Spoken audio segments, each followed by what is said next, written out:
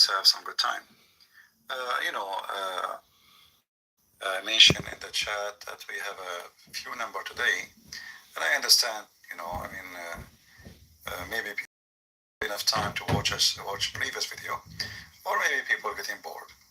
However, for me, I do my duty, and I'm not complaining, but I don't like to waste my time. For me, what I do here, I'm the last one need to talk about Islam or to listen to what Islam is about. So people need me, I do not need them, not in this case. So when I say invite your friends, it's more people, not the opposite. You don't help me, and I do not need your help. And you know that, right? As you know, I am a one-man army. I have no assistants. I have no secretaries. Even the admins need them. So I come here to help people, not the opposite.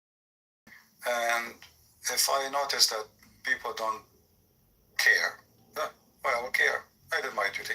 I mean, isn't it enough? Almost 20 years going online almost every day. Isn't it? Do I feel guilty not to go more? People don't appreciate, and this is actually our topic today. Our topic today is about depression. I fight. All what I do is I fight. People, they threaten me. People want to kill me. People want to find me. And I never go through depression, not even for a second. But there is a reason for that. I mean, if you are me, for 5 minutes, you will feel a lot of stress. With the huge amount of people want to kill you, literally, not just kill you by like we don't like you, And we are talking about literally. And I laugh, I enjoy my time, I enjoy my day, and I care less for all this their threat. But there is a reason for that. And today we are going to help people to understand why and how you can fight your stress. But before we go that, talk about how to fight stress, we are going to expose some of the lies of the Muhammadan about Islam is the best to fight stress. And actually, this is why today I decided to speak about this topic when, I don't prepare for a topic actually. I open my YouTube to see what is going on, and YouTube suggests to me, So YouTube suggests to me a video about stress. Okay, depression, sorry. So I said, okay, that's a good thing. Let us talk about it then. And then I searched the topic and I found this. 5 verses about depression in the Quran. And this guy, supposedly him and his wife, she is a doctor. And as you see the wife, she's smiling. So obviously she is not depressed, right? She is not depressed for sure. Look at it. She must be very happy. And she had makeup, and which is not allowed in Islam, by the way. But anyway, according to Islam, according to them, Islam will make you happy. I don't know how this woman, she will be happy when the husband next to her tell her tomorrow or today or afternoon that he will have a second wife. For sure, she will not suffer from depression. But we will go with their, a propaganda machine.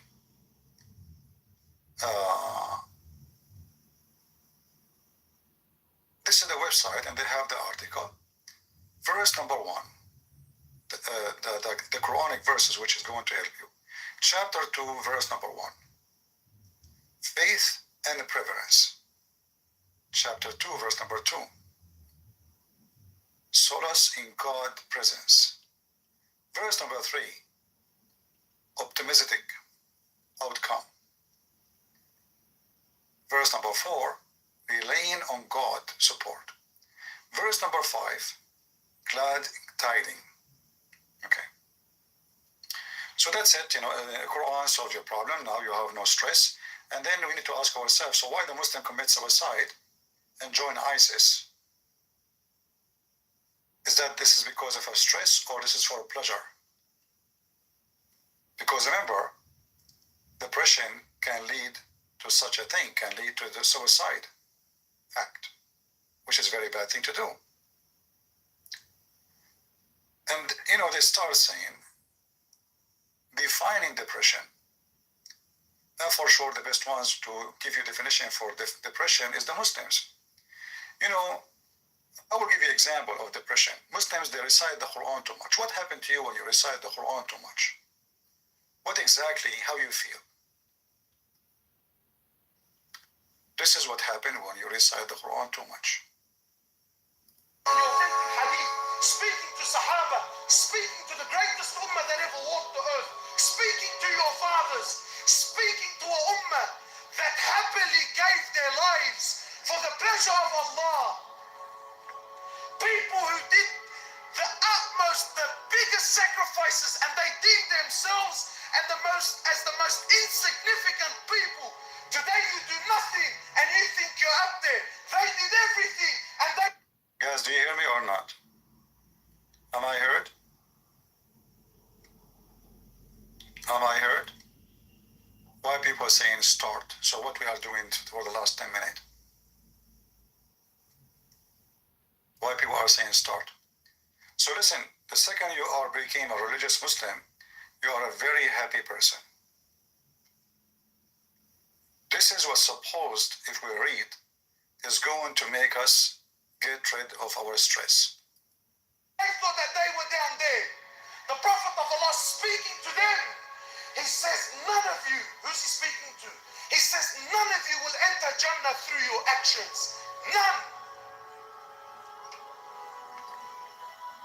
People walking around like he's already from the people of Jannah, mashallah. People now, they worship their mashayikh. 100% brother. Especially for those al-A'la. The Prophet of Allah said to Sahaba, none of you will enter Jannah through your actions. None. Okay, I will stop here. I will go back to the website. The website speak about reading the Quran and the verses which will take you out of depression. And verse number 5 is the glad tiding. What the glad tiding? You will go to heaven. This is the glad tiding. But this guy, he just told you, in Islam, none of you can go to heaven through his action. So how we can go to heaven, in Islam?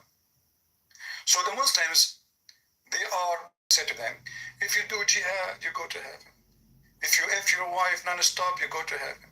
If you make more babies, you go to heaven.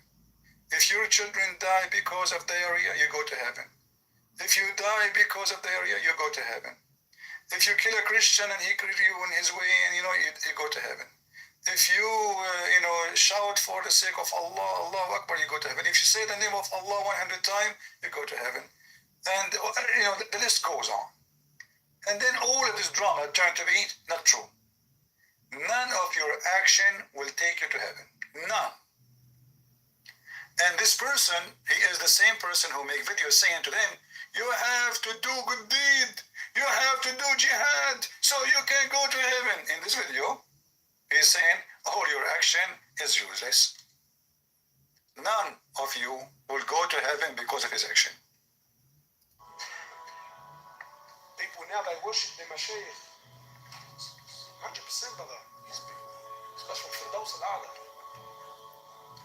The Prophet of Allah said to Sahaba, none of you will enter Jannah through your actions. None. So they asked the Prophet of Allah, even you? Even you? He says, yeah, even me. And here the depression will start. Obviously, Muhammad, he was in a state of depression when he said that. His mental capability is collapsing, if you have any.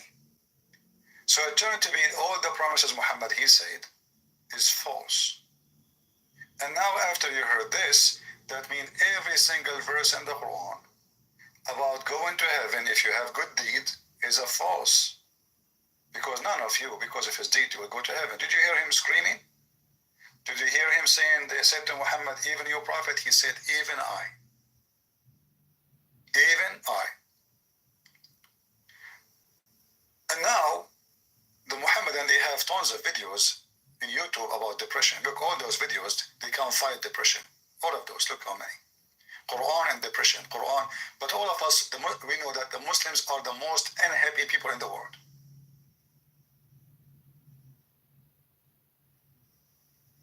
If you don't believe me, go to Muslim countries and see.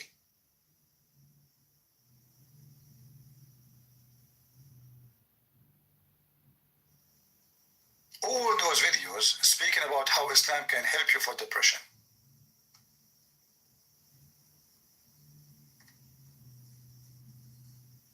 Look at this woman. She will teach you how she can fight depression. Let us prove them and get them busted. Because if the Quran could not help your prophet, Quran could not help you. This is your stupid book.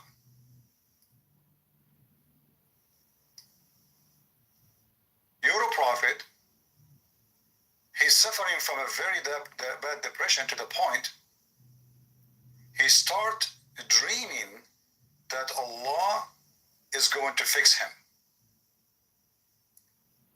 And he have an illuminated dream, which is, he claimed it is real, not dream, that two angels, they came and they opened his chest and they installed a dish of faith and dish of wisdom.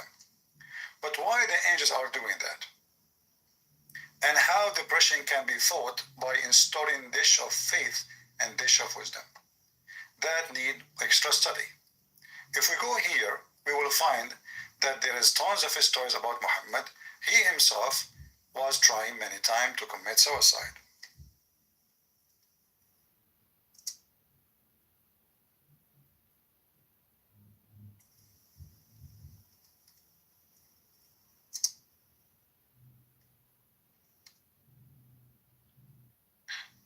And this is al-Bukhari, so the Muhammadan cannot say this is a weak story and rejected and not accepted, etc. Here you will see Muhammad, not only he tried once or two or three, many times.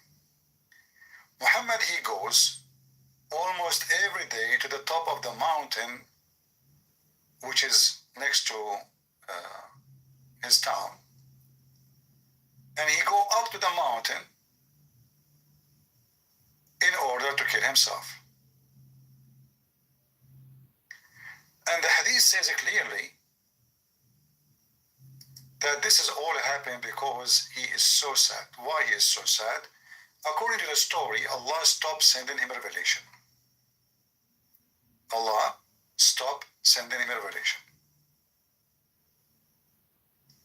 Waraq ibn Nawfal, he died, and I believe strongly that Waraq ibn Nawfal is the real father of Muhammad. He died. And the divine inspiration was also paused. And here you need to ask yourself, why Quran stopped coming by a death of a man? He is not even a Muslim. Simply he is the one who was making Quran for him. For a while, and the Prophet becomes so sad. So the word here, so sad, is what? How sad? We will find out. As we have heard, he intended several times to throw himself from the tops of the high mountains. Here you will notice with me that Muhammad, he tried to do that several times. Several times. I will open my Skype and I want to see all the Abdul who don't like what I say. If any of them dare to call me and tell me why Muhammad, if his religion and his Quran can help against depression, why Muhammad want to kill himself and why he is so depressed? Remember, according to the Muhammadan, the Quran can help you to fight depression. Actually, the Quran is a cure for depression according to them. So why Muhammad himself trying to kill himself many times? You see, to kill yourself is a person who like went to a point of no hope. In other way, you lose your mind. That's it. You can't take it no more. So you decide to get rid of your life.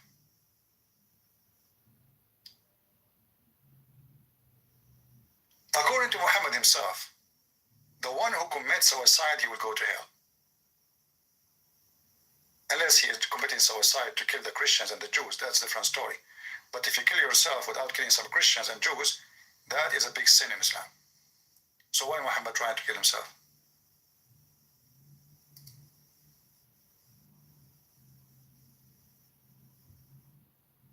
If you are a Muslim, you like to join us, feel free. So here you find in 2 seconds, we find that the most happy person in the world, Muhammad, is any happy person.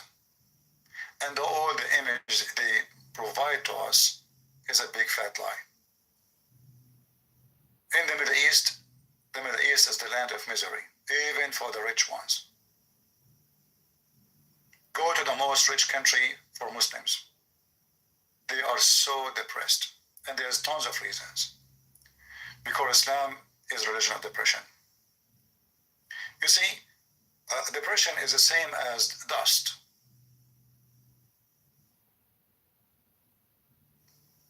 The dust, like I have my table here in front of me. If I don't clean it for a week, I will see dust, and the dust will get thicker if it's 2 weeks, if it's 3 weeks, 4 weeks. The more nobody attend to clean, the more the dust will grow. Human being, he have dust in his life. And if he is unable to clean his dust, the dust will grow, and the dust will become sand, and the sand will become a mountain, and then the mountain will crush you. And Islam caused all of that. And now we will go and differentiate between two kinds of stress or depression. Depression for women and depression for men. Those Muhammadan, when they speak about how the Quran can help you, like this guy and his wife, if you search and check and see how women, they react when they hear that their husband, he had the second wife.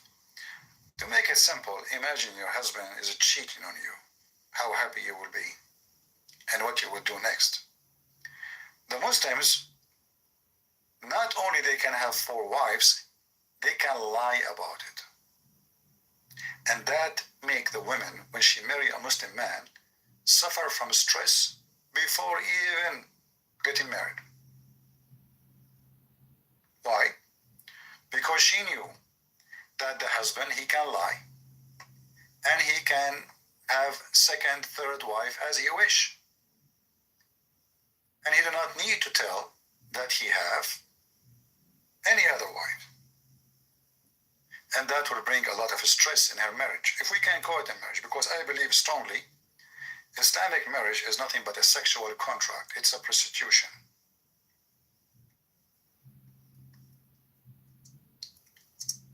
All of us, we heard not long time ago,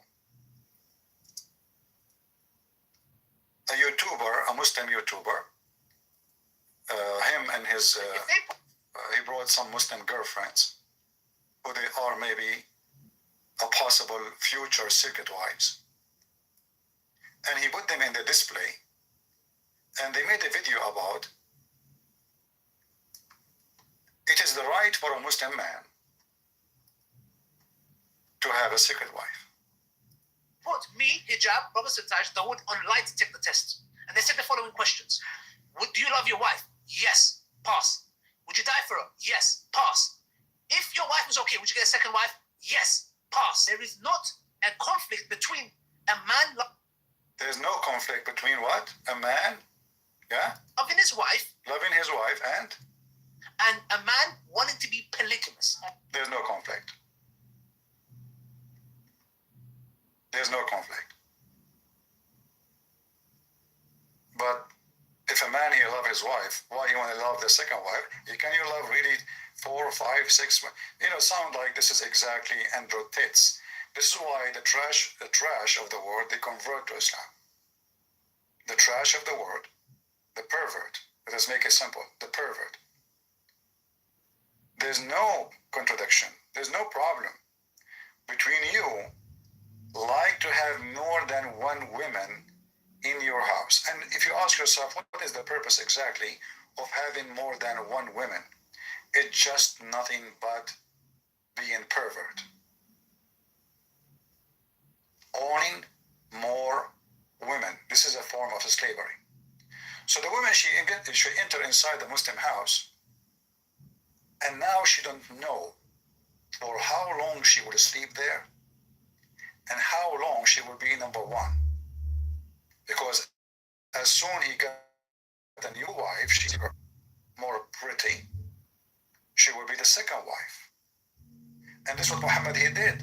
Muhammad he prefer Aisha more than all his wives. In fact, Muhammad he consider Aisha is his best dish.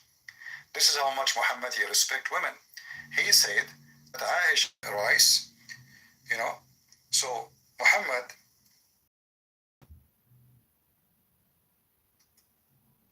he see Aisha as a dish of food. Do you see it? The Prophet said the superiority of Aisha to other ladies, he's talking about his wives, is like the superiority of the thread of the reed over to other kind of food. Do you see it? Muslims, they lie and they say the Quran says that you have to treat them equally. This we hear them always saying that. They say the Quran saying that. That's a lie. The Quran did not say treat them equally by love. No. Like you feed them the same. Like you cook the same dish, feed them the same. Not one eat baklava and the one eat pupu, That's it. The Quran in the same chapter says, and nobody can be fair with, just with his wife. Nobody. Muhammad here, he is speaking about how he see his favorite wife. She is nothing but a dish to fill up his stomach. Food is one of joys we have in life. It's give us energy, maintain our health, especially if we eat healthy, and nutrition to stay alive. And there's a joy when you taste it. For sure, Aisha is not a nutrition to Muhammad. She is just a sexual joy. And he see her as a dish. And he see all the other wives, but she is the favorite dish. Now imagine yourself, you are married to a Muslim man, or you are a Muslim woman if you're listening, and now your husband, he just see nothing on you except a dish. Today he's eating you, tomorrow he is eating someone else. If you say I'm lying, I'm showing you the hadith, it's in front of you, and this is Al-Bukhari. This is Al-Bukhari. This is not me.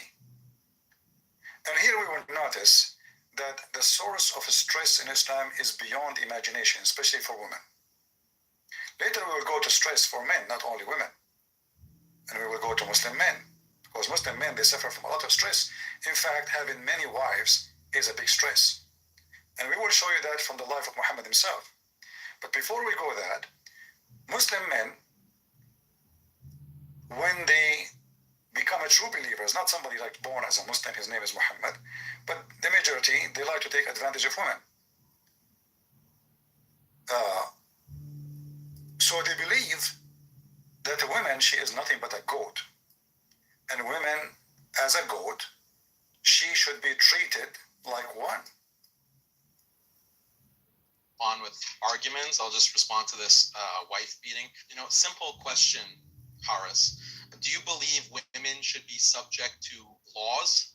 If you do believe that women should be subject to laws, then that means you believe women should be subject to all kinds of violence, including being beaten, jailed, even executed. That's what it means to be subject to the law. So there really is no difference between... So guys, it's very simple. The Islamic law says beat women, be violent with them. The question now is not about how the woman, if she is a human being or not. She is just subjected to law. And the law says beat them, do violence for them. So now he's explaining that in order to have a real marriage as a Muslim and a real family, you need to beat the hell of every member of your family especially the females one. Why? Because we have a law subjugating females to beating. Very simple. How in the world that will not help the women to be more happy in her life? See the liars, they say to you that Islam make you stressful. Obviously, it's not true. Islam will make you very out of stress. Few verses from the Quran, like chapter 4, verse 34. It says, beat them, jail them, stop having sex with them. All those three things will lead into stress. Imagine you have a spouse, and maybe if you are suffering from that already, don't want to sleep with you, don't want to talk to you, and not only that, they lock the room on you. This is what the Quran is saying in chapter 4, verse 34. And I find it very disgusting and very silly from the Muhammadan when they say that Islam fight oppression. That is the oppression itself. So now the woman, obviously, she have a problem with her husband.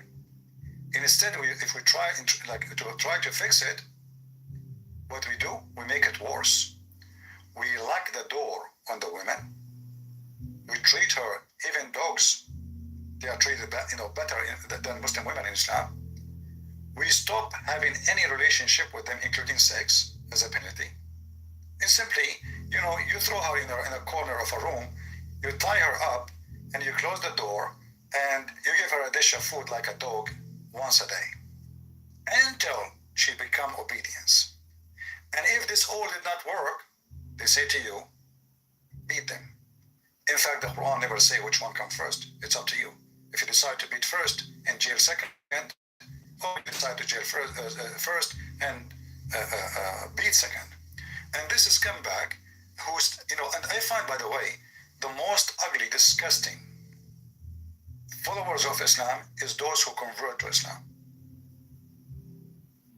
And the reason you find them more disgusting because they are more truthful, usually, especially if he studied Islam very well. This guy, he studied Islam very well. And by the way, you will notice this guy, he is willing to debate somebody, not me, anyone. I offer him many times this potato. If he dare to speak to me for 10 minutes, he will never dare. Never. But now he is saying, well, it's very simple. Everybody have to be subject to law. And the law of Islam saying, beat them, rape them, kill them, destroy them, spit on them. And the Muslim, they say to you, we beat our wives lightly, which is very false. I will show you the reference where even Muslim, in the time of Muhammad, they beat the wife until they made her skin greener than her clothing.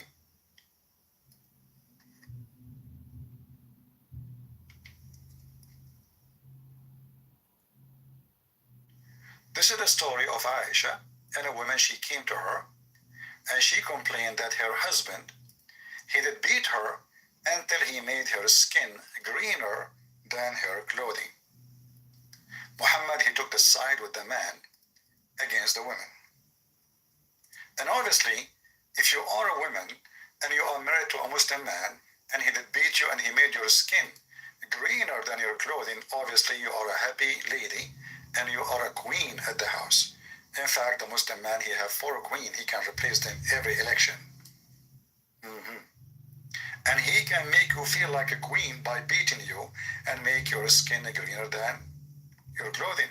And if you read the whole story, you will see Muhammad taking the side of the man who he did beat the wife against the women. And not only that, he encouraged him to rape her, because the whole beating is about what? She don't want to have sex with him. And here that will take us to other stress reason and depression reason. This poor woman, she was married to a guy, his name is Rifa. Rifa divorced her for the 3rd time.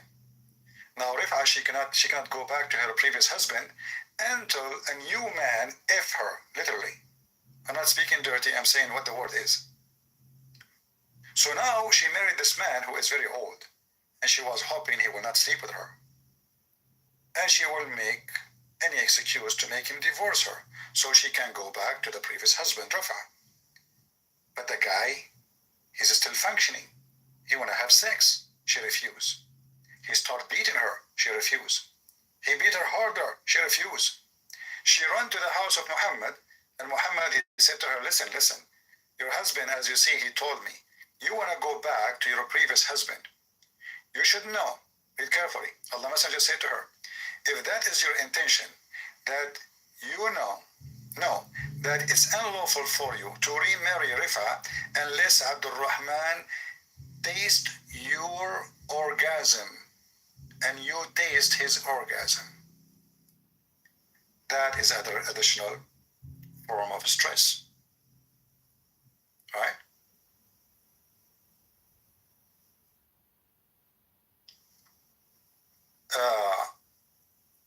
Imagine now you are a woman, you have a children, your stupid husband divorced you 3 times, because in the Quran it says if a man divorces his wife 3 times, she cannot go back to her previous husband until she has a new husband. And here you ask yourself, is Muhammad really a person who is suffering from mental illness or not? Obviously he is, because as you see, this does not fix the problem. This is make more problems. So now Muslim women who get divorced from previous husband, they go and find a new husband to F them for 1 night. And then second night they ask him, divorce us, man, I did not marry you because I like you. I want to go back to my previous husband. And Muhammad now, he knew her intention, that she don't want you to marry this man. He said to her, okay, no problem. You don't like to marry him, but now you are married to him, you have to F him. You F him, you can go back to previous husband. That's why it says in front of you. Which means you can cheat. Because the Muslim, they say to you, well, this is what Islam intended to do. Islam intended to teach the man not to use divorce as a toy. But as you see, Islam make it so easy, so it became a toy. Because why Muhammad make it so easy, divorcing your wife by 1 message or 1 word, even by text message, you can divorce your wife. It's so easy. You throw her out of the house. Now, for sure, if you live in the West, good luck with that. She will screw you, right? So Muslim women in the West, and this is why I mention this, Muslim women in the West, they have way less stress than Muslim women in the Middle East. Why? Because Muslim men in the West, they don't enjoy the privilege of beating and 4 wives and jail them in the room and spank them and treat them like dogs. You know, the privilege is gone. 1 phone call to the police, you are going to have a lot of fun. So if a Muslim woman, she live in the West and her husband did not marry the second wife yet, that's because he live in the West and he will go to jail if he do so. Not because he's nice. And if he did not beat her yet, not because he's nice, but because he's afraid 1 call, she will bring the police for him. But if she live in the Middle East and the woman, she called the police, the police will say to her, why you are calling?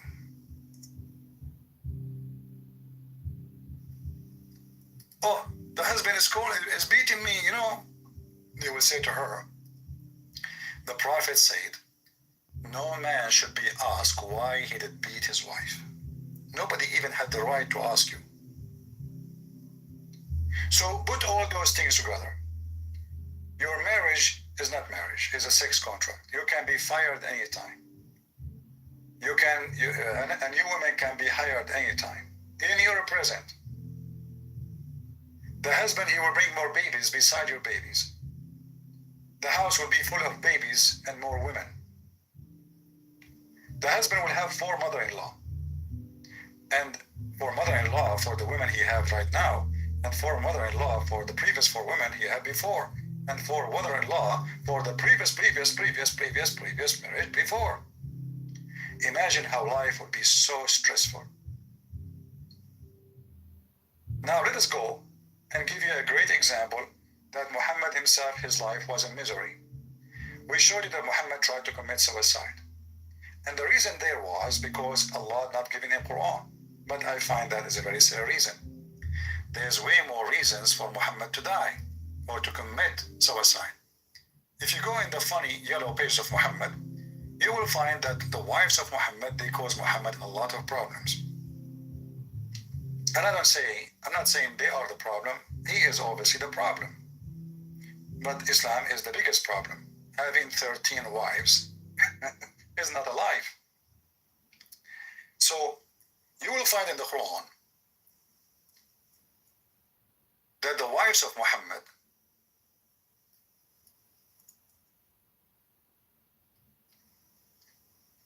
they've been threatened by Allah that Allah is going to wage war on them and He will protect Muhammad.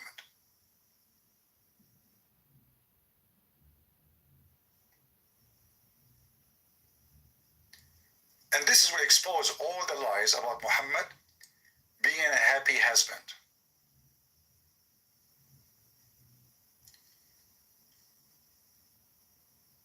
And the verse before it, by the way, you will see that the one who wrote the Quran obviously is a person with low IQ. And obviously it is Muhammad. Chapter 66, verse number 3 says, and when the Prophet disclosed matter of in confidence to one of his wives, so when she told it to the other wife, Allah made it known to him. And Allah, He informed him apart and He left apart. Look at the mystery, suspense. Then He told her thereof, she said, who told you this? I mean, do you see how strong the Quran, the language, the story, the author, it's God. This is from God. So remember when Mumu said to one of his fufu, a confidence matter. And then she told that to the other women. And then the other woman, she told that to the other one. And then Allah, and Allah is all-knowing, He informed him some of it, not all of it. Part, only part. And He left the other part. True story. I mean, I see the stress is building now. And then He told her, oh, like, what the heck? And then, and this God is talking, remember, this is not the BBC. And then He told her, thereof, she said, who told you this? And then He said, the all-knower, Allah, He told me. What a story. I mean, you have to be a genius to write this. I don't know how many hours took Allah to write it, but it's complicated. I'm getting dizzy already. Let me drink some water. I'm sweating. That's a lot of knowledge here. A lot of, like how many characters in this movie. Like, who is the first one? And then the Muslim, to fix the stupid story, because you get dizzy, they added a bracket to tell you what's going on. So in the first bracket, remember, why? Because it doesn't make sense. And when the Prophet, when the Prophet, what? Suddenly, and when the Prophet, okay. So we have to add, remember. And then the Prophet is in the video because you have to praise Muhammad, come on. And then you have to say Hafsa because we don't know which wife. So we have to tell them Hafsa. Allah, He forgot to tell us. It's confusing. And then Hafsa, she told the other wife, which one? Aisha. So the whole story is Muhammad was busted in his house having sex with one of his servants. He told his wife Hafsa to go to visit her father. She went to visit her father. Her father told her, why are you here? She felt something suspicious. She thought he is the one who asked her to come. This is what she understood from Muhammad. So she went back home right away. And when she went back home, she found two legs around the neck of Muhammad in her bed, and he was effing literally his servant slave who he received as a gift from Amazon, which is from Egypt at that time. And remember, Muhammad is against slavery. He just effed them, and he received them, and he owned them. But he is against slavery. So now Muhammad, he promised one of the wives, I will make your father the caliphate. And then he promised the other wife, no, I will make your father the caliphate. So now the wife starts, no, my father will be the caliphate. No, your father will not be the caliphate. And now they start putting the hair of each other. And now Muhammad, he is out of control and he do not know what to say. So he now threatened them that Allah told me this. Allah said to the two wives, if you two don't turn to repentance to Allah, you better turn and repent. Actually, the sentence isn't making sense. I mean, even in English. So you better repent to Allah. If you don't do that, you know what? Your heart is really indeed inclined. You became kuffar. But if you help each other against him, against who? Muhammad, then Allah is his protector, and Jibreel, and every righteous among the believers, and furthermore all the angels, which means nobody left in the heaven and the earth, except, as an exception, he is not involved in this fight with those two women.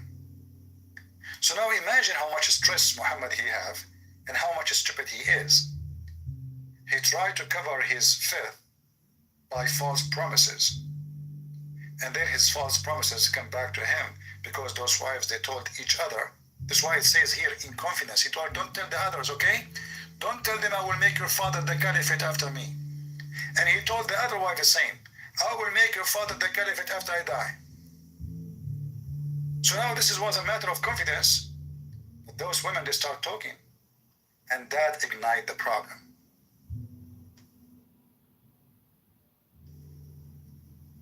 And then you will see that Allah is threatening the wives of Muhammad to be exchanged, divorced, and or exchanged.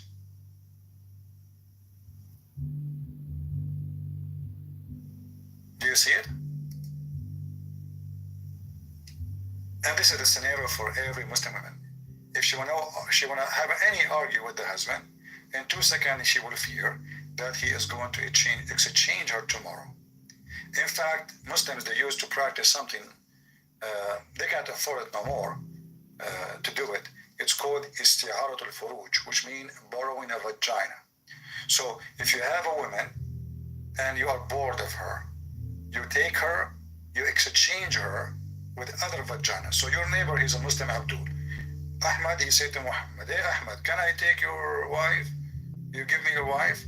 The Muslim, they say this is not about wife, this is about slaves. Suppose you know they're fixing it. So you if his slave and he if your slave.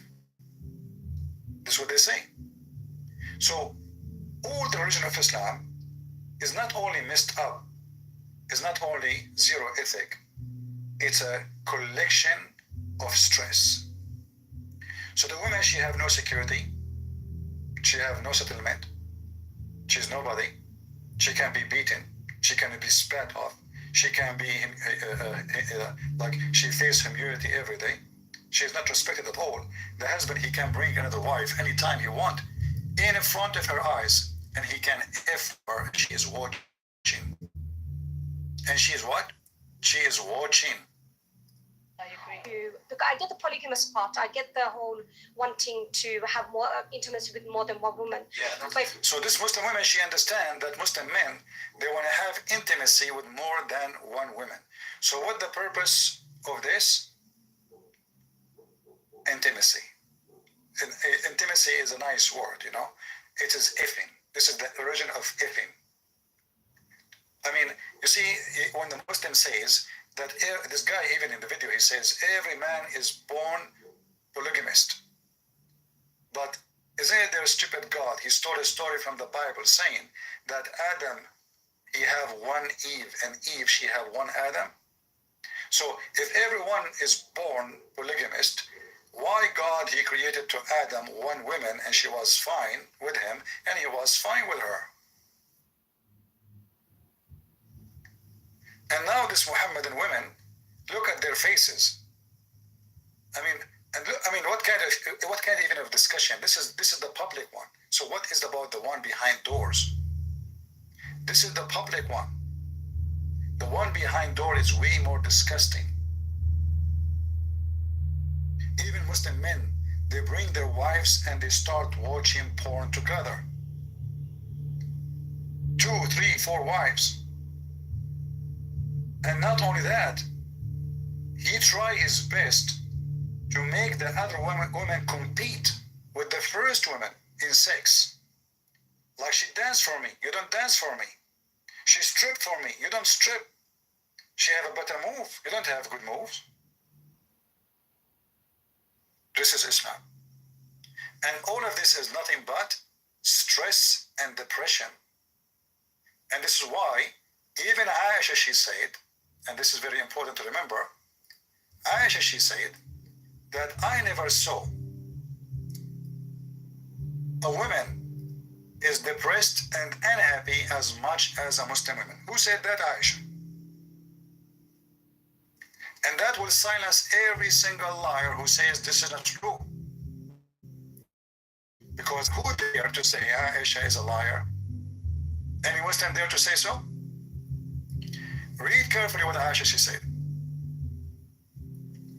Aisha she said, I have not seen any women suffering as much as I believe in women. Look, her skin is greener than her clothing. Who said that? The wife of the first terrorist in the world, Muhammad. Do you see it? Is that the Christian Prince saying that Muslim women are the most suffering? No. This is Aisha. And this is the reference. And this is the hadith number.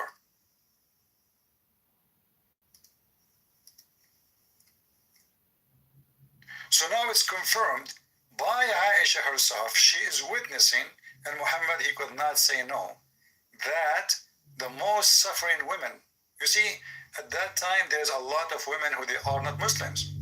But the most suffering women, Islam did not make women enjoy their life.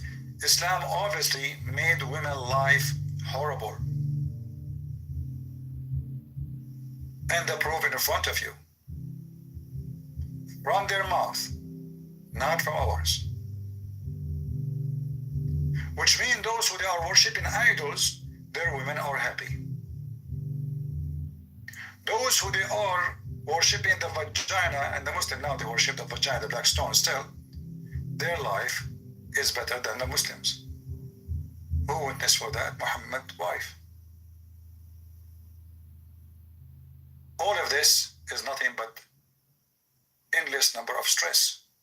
Now, not only this, there's more stress. A woman, she cannot be witness in the court. A woman, she is not equal in inheritance. A woman, she cannot even be witness for a crime. Muslim women, they can be witness only in the case of borrowing money. Not only that, there's conditions. And the condition is 2 women and 1 man. If there's no man, even if there are billion Muslim women, they cannot be witness for any case of borrowing money. In the case of murder, women are not approved to be a witness at all. Any capital punishment. Muslim women, she cannot, even if she saw her husband being killed by somebody, she is not approved witness in the court. For she is not equal to the man. She is half a brain. And the Quran actually mentions something very funny, showing you that Muhammad is mentally ill and stupid again. Muhammad, he claimed that Muslim women, or women in general, they have lack of intellect and intelligence.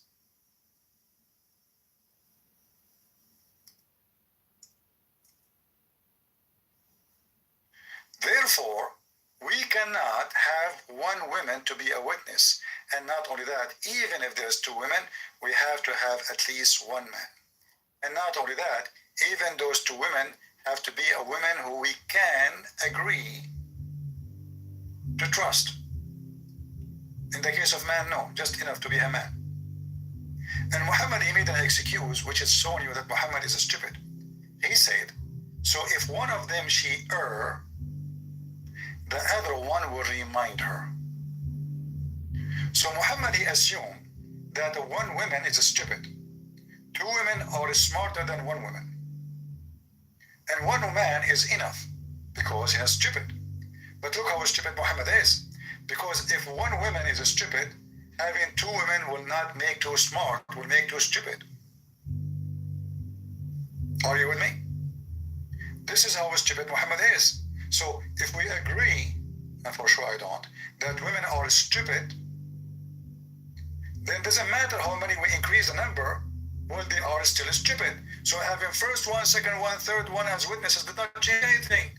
If the first one will err, the second one will err, because the second woman the second one is a woman too, and the third one will err, and the fourth one will err, and the fifth one will err, because all of them are women. Because what the problem? They are women. So Muhammad, because he's an idiot, he considered the subject is the gender, and the gender connected with the brain. But if you ask yourself, and you have little honesty, you know that maybe you will not remember what you ate today at lunch if you're a man, but your wife, she remember. If you take her to a party, a wedding party, your wife, she will tell you what they were wearing, what is the earring, what is the nails and their color, what is the shoes color, what the bracelet, what the food, what she said, what he said, who entered first, who entered. The man remember nothing. Remember, come back from the party, the man asked him what you saw. I said, I saw the broom, the wedding. Yeah, I was there. Yeah. He don't remember nothing. He don't remember which suit he was wearing. The women should describe for you everyone what they were wearing. So if it's about memory and remembering things, women, they can remember way better. Again, Muhammad proven to be idiot, stupid. Not only they can tell you what they did, they can tell you what they are wearing. They can tell you what kind of perfume they have. Women are too much into details, especially for appearance or event, witness, something happened, like, around them.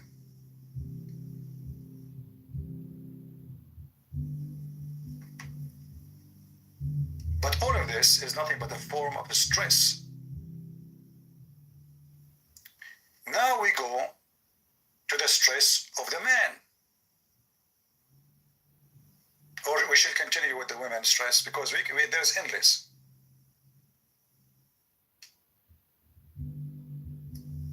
In fact, I'm going to use a hadith.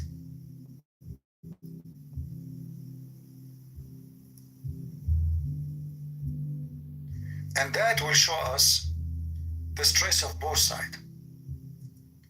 But here you will see Muhammad is relaxing, enjoying women's fight.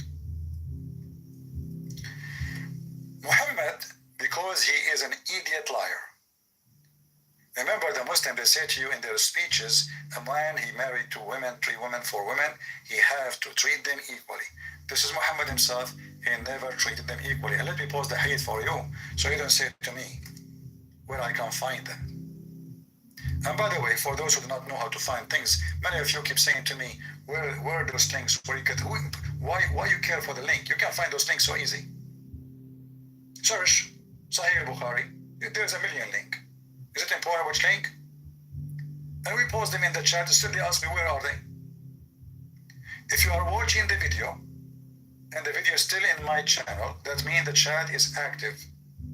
And when I am talking, I post links, and the admins post links too. Click on them, save the reference. Here Muhammad, wives, asking Muhammad to be fair between the wives. The fake daughter of Muhammad, remember Muhammad has no daughters. Muhammad has 0 daughters. Muhammad cannot have kids. The Muslims, they say, well, at least Fatima is his daughter. That's a lie. Muhammad have none. Muhammad is an impotent man. He cannot have babies. The Quran says, mention your daughters, but those are his stepdaughters. Never Muhammad have daughters. However, Muhammad here, he have a daughter, her name is Fatima. And Fatima considered as a daughter from Muhammad because she was the youngest from the daughters of Khadija. Khadija, she have a previous husbands before Muhammad. 2 men, she took their money, and then Muhammad, he took her money. So they came to him asking for justice. And they keep sending his daughter to him, saying to him, can you please treat us equitable with regard of the matter of the daughter of Abu Quhafa? Abu Quhafa is Abu Bakr, the father of Aisha. The Prophet said to her, do you love me? She said yes. He said, then love her. He ignore. See, they are asking him to be nice, to be justice. What's happening here, all the bribes come to Muhammad, go to the house of Aisha. Muhammad receive bribes. Anyone want to do anything, he have to pay Muhammad. You give him a gift in the house of Aisha, your problem is solved. If you send it to the house of other wife, Aisha, she will make Muhammad reject your request. So look what happened now. Everyone who want to bribe Muhammad, he will wait until Muhammad he go to the house of Aisha. And then he will send his gifts to the house of Aisha. And Aisha, she is a very young girl. She sit in the lap of Muhammad, and Muhammad, he melt anything she want.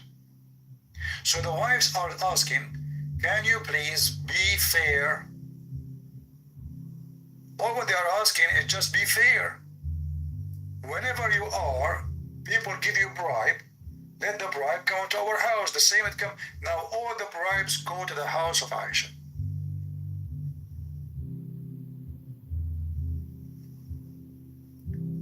And then Muhammad, he ignored the request.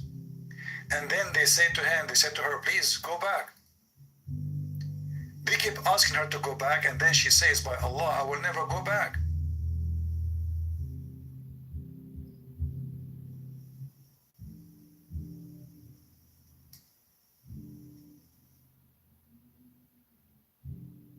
He don't want to treat them equally.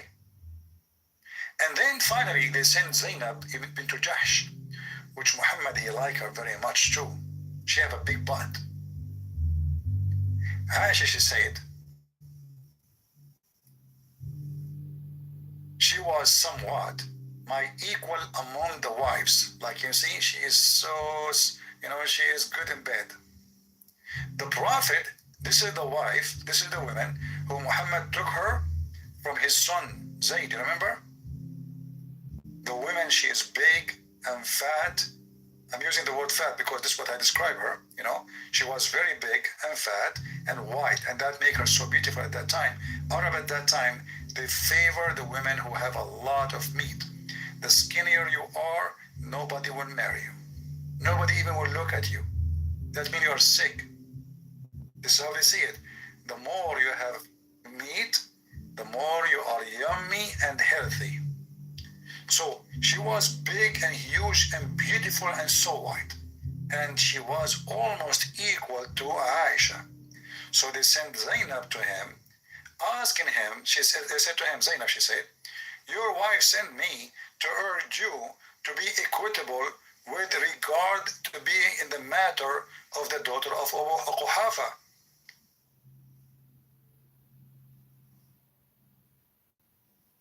And then she swapped on me and she abused me. This is Aisha saying. She started calling her names. And then I start watching the Prophet to see if he would give me a permission to respond to her. Aisha, she is ready to jump on the women, to put her nails in her neck. She is waiting for a look from Muhammad to say, go for it. She insulted me, and I started to think that he would not disapprove if I respond to her. So I insulted her, and I soon silenced her. And then the Prophet said to her, she is the daughter of Abu Bakr, which means she is filthy, the same as her father. And Muhammad is sitting, and he don't care. He is not being generous. He is not being justice. He is not being a good man. Wives are fighting over money. He don't want any of the bribes to go to the house of other women except Aisha, because Aisha is his favorite dish, remember.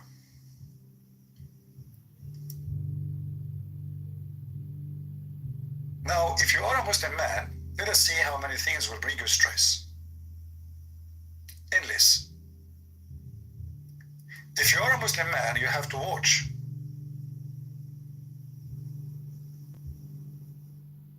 There's many bad things will happen to you. As an example, when a Muslim man, he have sex,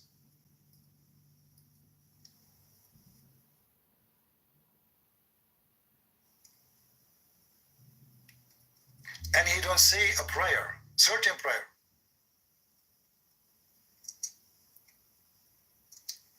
Shaitan will round himself around the penis of the man. And he will be the one doing boom, boom to his wife.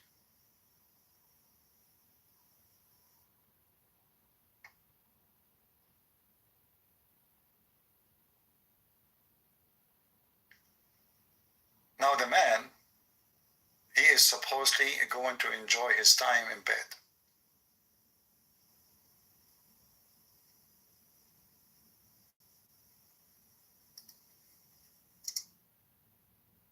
And now he is worried. Shaitan might take a chance, an advantage, and round himself around the penis of a Muslim man. And he will be the father of his child. Imagine what kind of a stress that will be.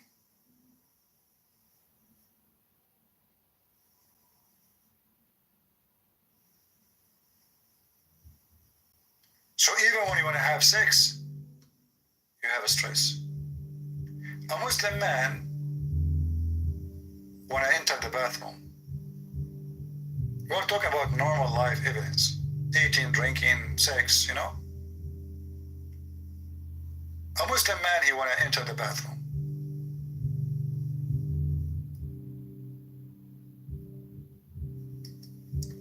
You enter the bathroom.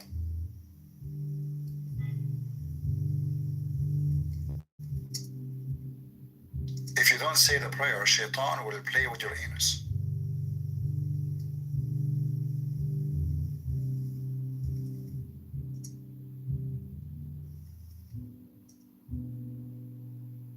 Let me see if I can find some videos.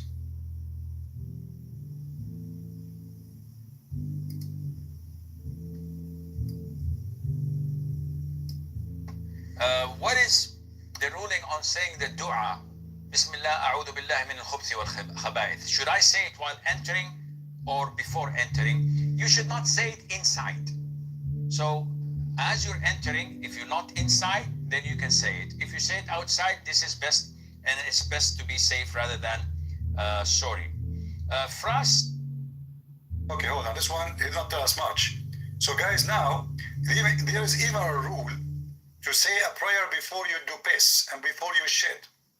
Why? Because Shaitan will play with your anus. We did not hear much from this guy. Let's hear from somebody else.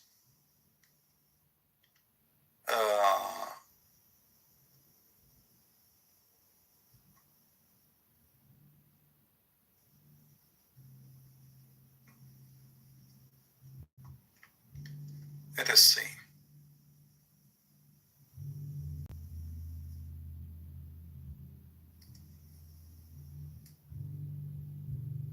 I'm trying to remember. There's tons of videos. I'm trying to remember the right one to show you.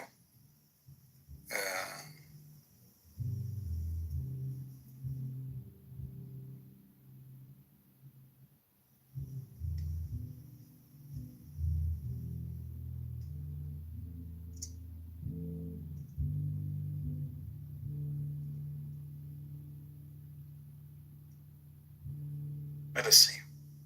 All of those is nothing but stress. Anything you want to do.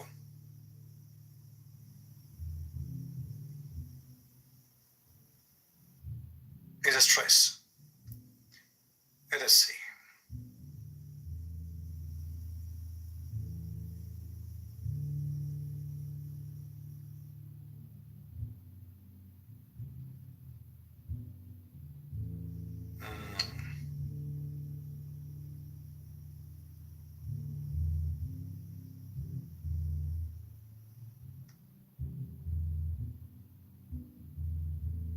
I mean, look, I'm looking at the. I mean, look at this. A prayer for entering, leaving the bathroom. There's a prayer to enter the bathroom, and there's a prayer to leave the bathroom. Do you see how much stress this religion will bring to you? Because now you are paranoid about anything you do in life. If you enter the bathroom Before you do a prayer, shaitan will play with your anus. If you leave the bathroom without saying a prayer too, shaitan will do the same to you. So now what we will do? Well, there's a prayer before you enter the bathroom, and there's a prayer before you leave the bathroom.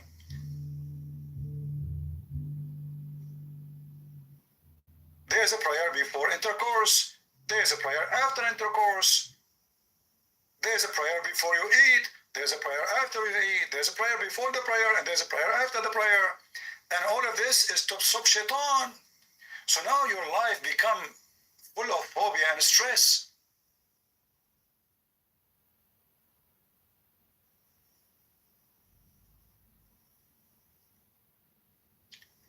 When to say the dua before I enter the bathroom? Look how important the question. Don't do those three things in the bathroom. What a topic. How our Prophet used to go to sleep. More stress, you have to do it the same as Muhammad do. How Muhammad used to do, he used to put a dish under his bed and he piss in it, and imagine the smell in the room. Try to piss in a dish and put it underneath of you under your bed, and let us see how your room will smell. Try it.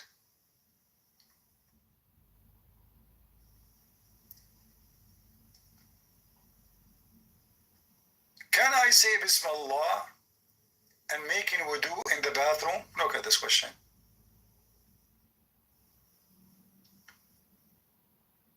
Let us show you more reasoning of stress. This religion is a religion of stress, because Muhammad, he made their life horrible. He don't want them to think about his stupidity. He wants them to be tied up with rules, funny, stupid rules.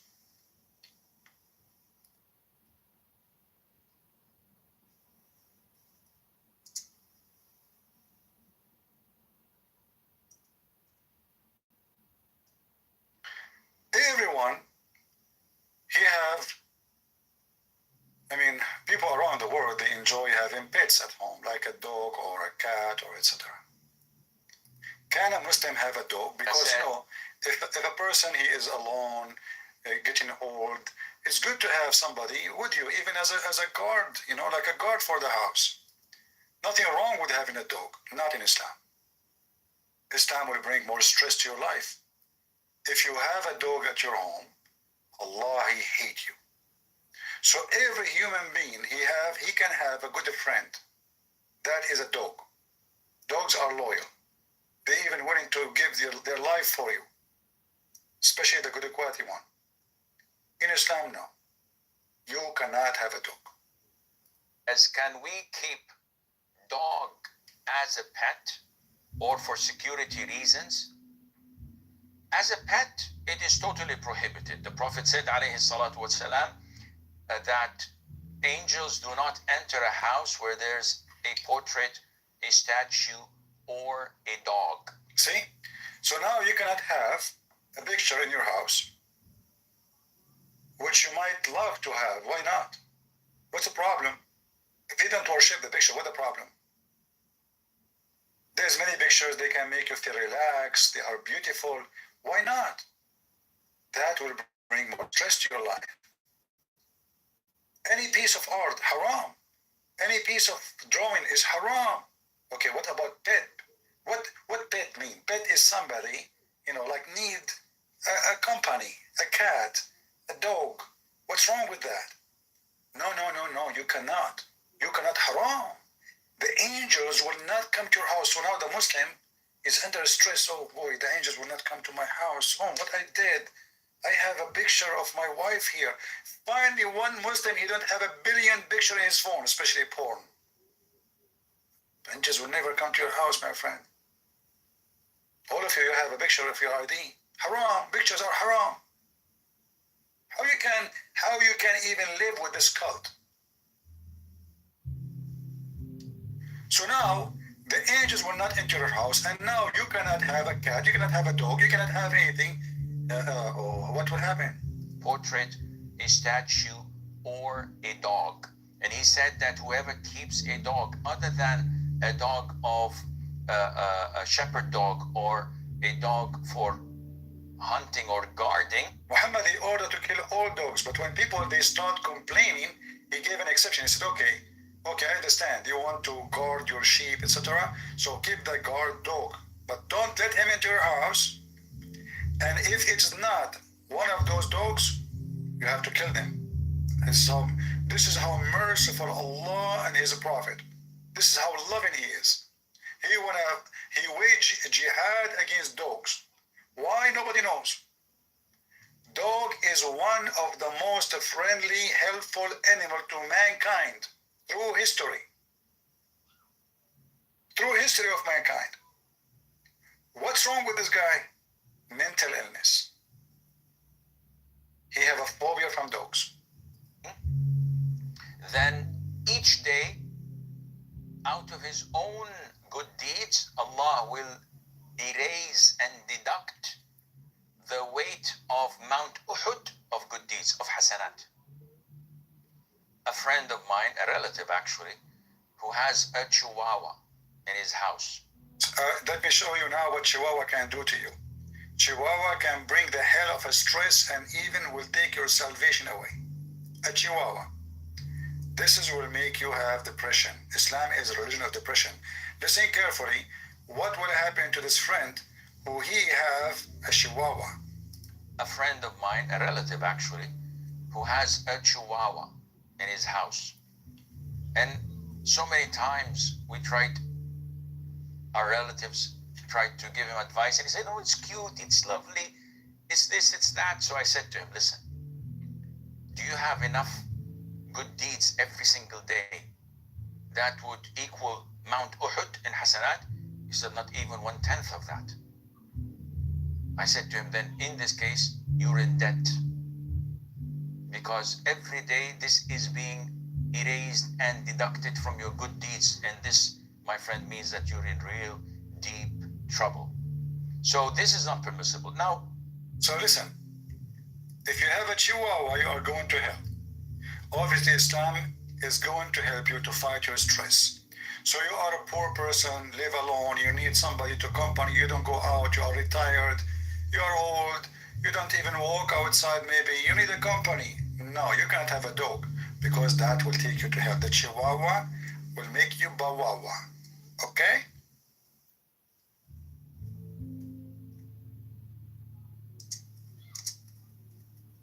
Islam can release all your stress. I'm telling you. can we keep hamsters as pets? The Prophet ﷺ instructed us to kill 5 types of animals, whether we find them in the hill area, which is out of the haram, or inside the haram. And he also ordered us in different hadith to kill mice, because a mouse is a type of an animal that is evil by nature. By nature.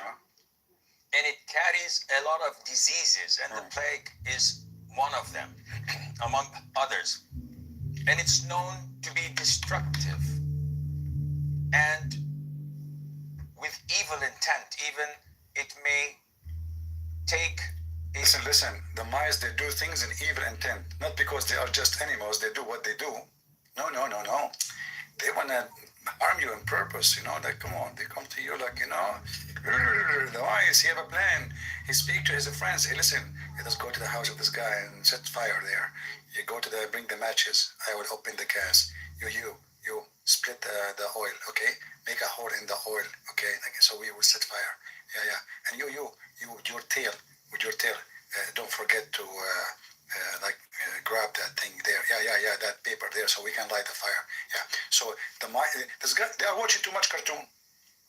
So now the mice is doing conspiracy, and he do things with evil intent. I understand the mice can be dirty, especially the sewage one, yeah. Even their piss can be dangerous. They can have bacteria and viruses. This is true. But what evil intent? Conspiracy.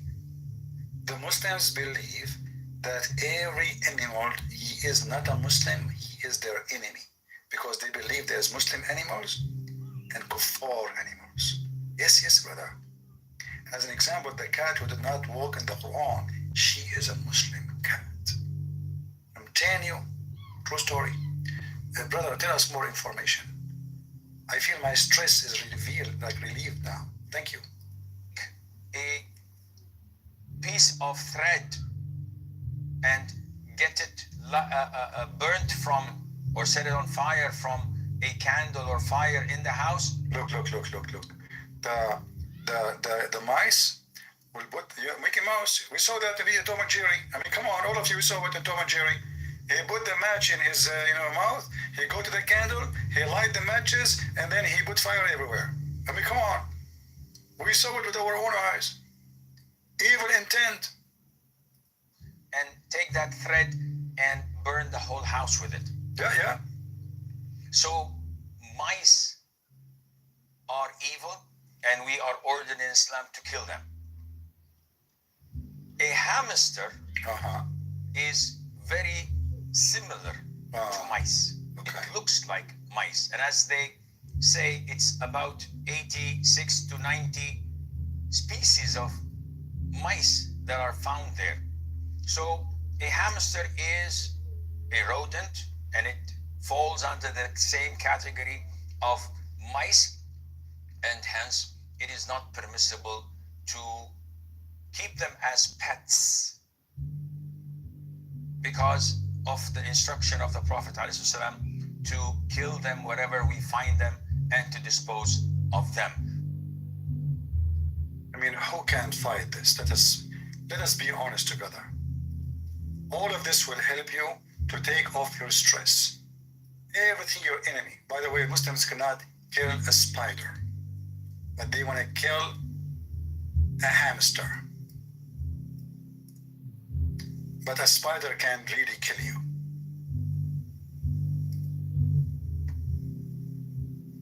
Literally. Aisha says, can you please explain the hadith about why we should kill the house lizard? First of all, the house lizard, I think they call it salamander or something like that. I'm not sure. The house lizard is an insect. It's an insect. An insect that is harmful. Hey guys, if you are not good in biology and astronomy too, you learn from everything from Muslims about the anything in the space, in the earth, in the deep sea, anything. So lizard is an insect. Insect like that. I'm not sure. The house lizard is an insect that is harmful. Some of it cause a lot of diseases, and some say that it intends to walk over the food and the drinks and to poo, where it puts a lot of its illnesses and diseases in people's food. So in general, it is a dangerous creature that only brings harm to the people in general. And if you notice that anything that is harmful, Islam tells us to kill. Yeah, this is why I want to kill the Christians, the Jews, the Hindus, the Buddhists, the atheists, because they are harmful. It's not the same, they're insect, right? That's why I want to kill them.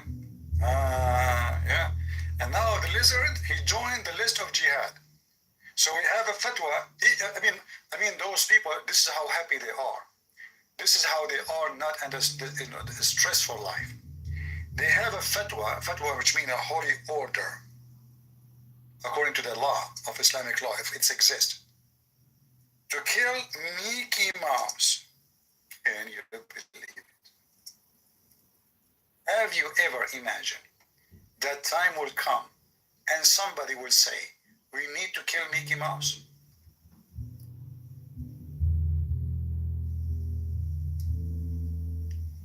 Mickey Mouse is the enemy of Allah.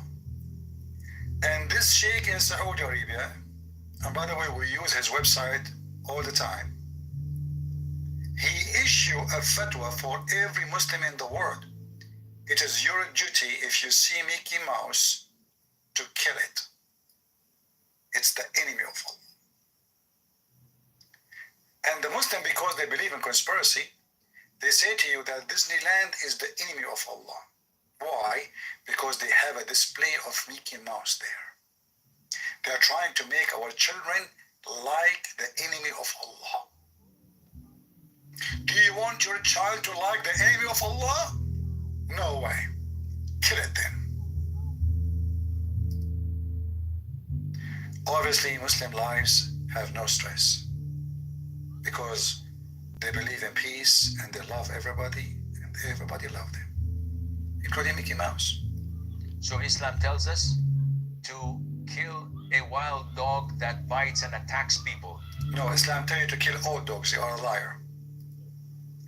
It tells us to kill mice because they spread all types of diseases. Plague is one of they are most infamous for. And also they cause fire in houses. Right. As in the hadith of the Prophet ﷺ, it tells us mice do heinous things. Though people nowadays are so fond of them. We're told to kill the crows. The crow. Do you know why they want to kill the crow? Anyone knows? Because it is black. All the crow in the Middle East, they are pure black. When Muslims, they see a crow in the Middle East, they have to kill it.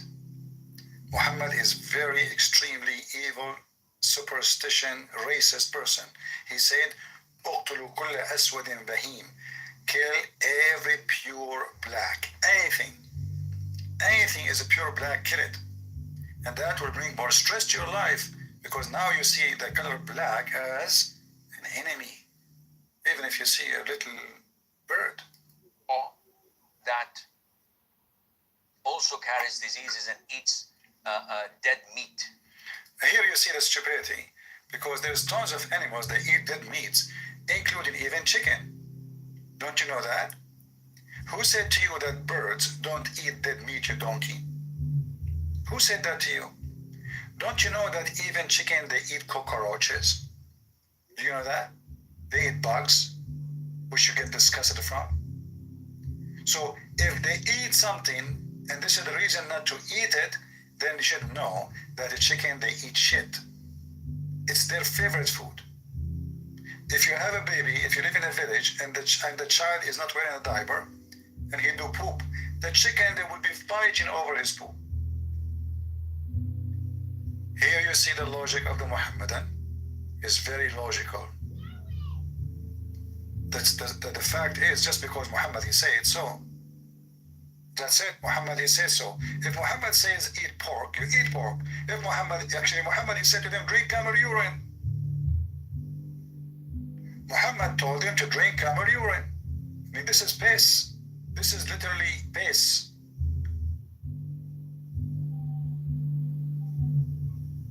Nobody question why in the world you want to have, instead of having a cup of beer, you have a cup of urine. Urine is nothing but a liquid shit. Shit have two forms. One is solid and one is liquid. Your urine is the liquid one. We're ordered to kill snakes. We're ordered to kill scorpions. And just to remind you that killing snakes, if they are dangerous in your house, that's fine. But the snakes can be very useful creatures. They control the population of this guy. He was talking about how harmful the mice are, right? If you have a place, have 0 snakes, what will happen? Mice, all kind of this kind of animals, they will grow, multiply so fast because no one is eating it. When God, he created things in balance for a reason. destroy one thing, that will affect another thing, and at the end will affect us. Everything exists for a reason, including mice, including bugs. We don't like some insect, but they are necessarily needed. They are there for a reason. But when we make religion focusing in a few animals, and those become the animals of that religion, the enemy, that is telling you how stupid, filthy, dummy the founder of this cult. So now he is telling you why we need to kill lizard. All this introduction, why we need to kill lizard. Tell us more. Why we need to kill lizard? Until now, I understand. And these, by nature, are harmful for people. So killing them is justifiable. And well, aren't you harmful for us? What is the benefit of you? What does guy do for a living? What is the benefit of this Abdul? Aren't you, harming the children with your stupidity? You are the harmful one. It's not the lizard. The lizard is a very useful animal. He is helping, or it is helping, to control the insect population. Because that's what they eat. Lizard, they eat insects. So if we take the lizard away, if we take the frogs away, and by the way, the frog is an enemy of Allah too, just wait. The frog is the enemy of Allah. The lizard is the enemy of Allah. The dog is the enemy of Allah. The hamster is the enemy of Allah. The mice is the enemy of Allah. Even donkey is the enemy of Allah. Who's left? that's a legitimate thing to do. Likewise with the house lizards. And there is a hadith in Sahih al-Bukhari where the Prophet told us, alayhi salatu wasalam, that when Prophet Ibrahim, peace be upon him, was thrown by his people in the blazing fire, all the creatures of Allah used to try and put off the fire, with the exception of the house lizard. Disgusting. It used to try to blow so that the fire would grow. See, brother, I'm telling you, Muslim person, now he learned all those stories, his life is happy. He everybody walk around, he's fine. He see a frog, he see a lizard, he sees fine. A Muslim, he is paranoid. The Christian are the enemy. The Jews, they want to kill us. The Hindus, the Buddhists, the atheists. Pork, there's pork there, pig. The Messiah will come and kill the pig. And the crow, we need to kill the crow. The black dog is the devil. Shaitan play with the anus. Shaitan take care of his anus when he pray. So now the lizard is the one who set the Prophet Abraham in fire. To kill scorpions. And these, by nature, are harmful for people. So killing them is justifiable and it's a legitimate thing to do. Likewise with the house lizards.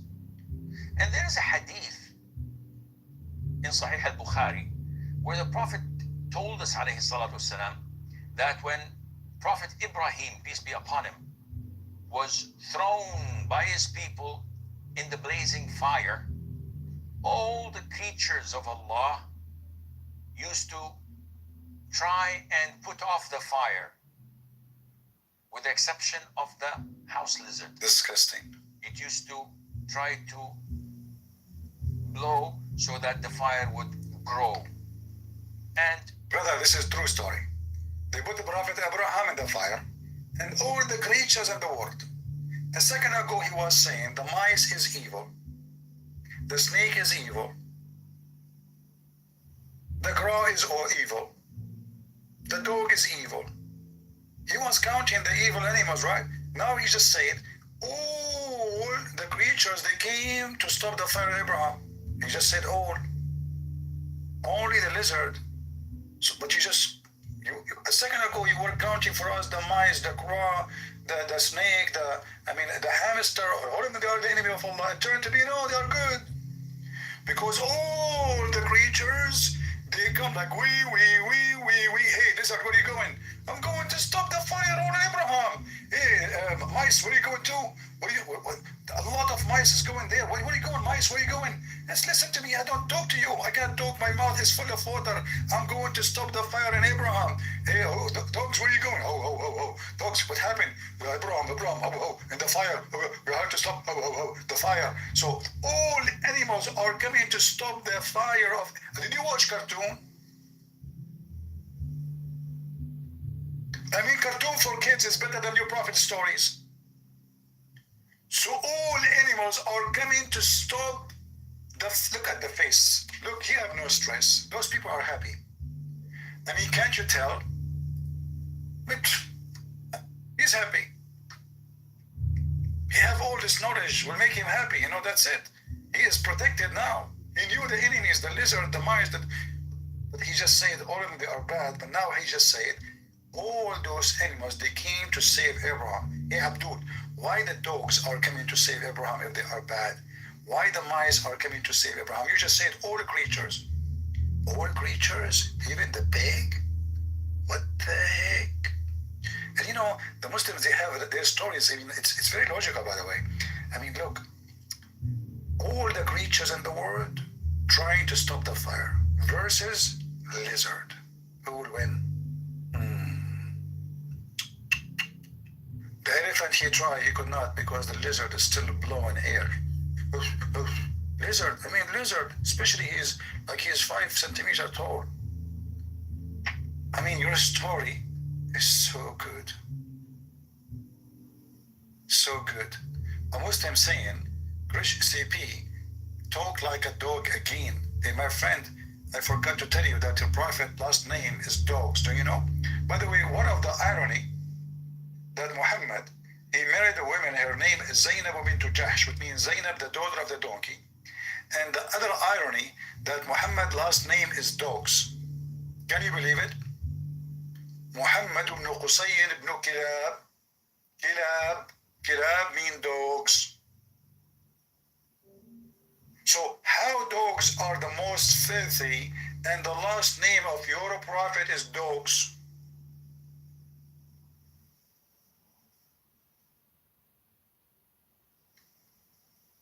And he married a woman, her last name is Jahsh, which means donkey.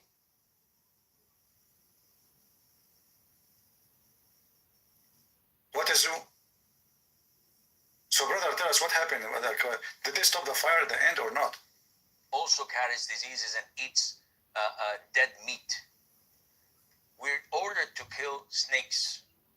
We're ordered to kill scorpions. And these, everybody, by nature, are harmful for people. So killing them is justifiable and it's a legitimate thing to do, likewise with the house lizards. And there is a hadith in Sahih al-Bukhari where the Prophet told us, alayhi salatu wasalam, that when Prophet Ibrahim, peace be upon him, was thrown by his people in the blazing fire, all the creatures of Allah, all of them, used to try and put off the fire, with the exception of the house lizard. It used to try to blow so that the fire would grow. And this shows you that our relationship, not only with people, with everything else, is dependent on our belief in Allah Azza wa Jalla and our allegiance to Him. Our relationship with anything around us is dependent on Islam. And this is why Islam is very stressful, because Islam is full of superstition. You go to the bathroom, Shaitan is going with you.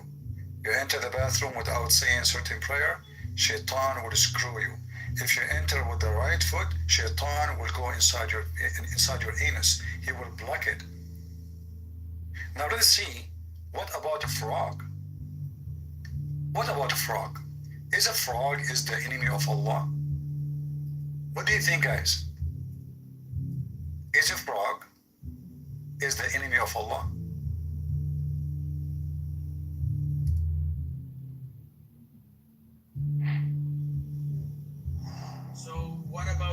amphibious animals such as frogs, for example.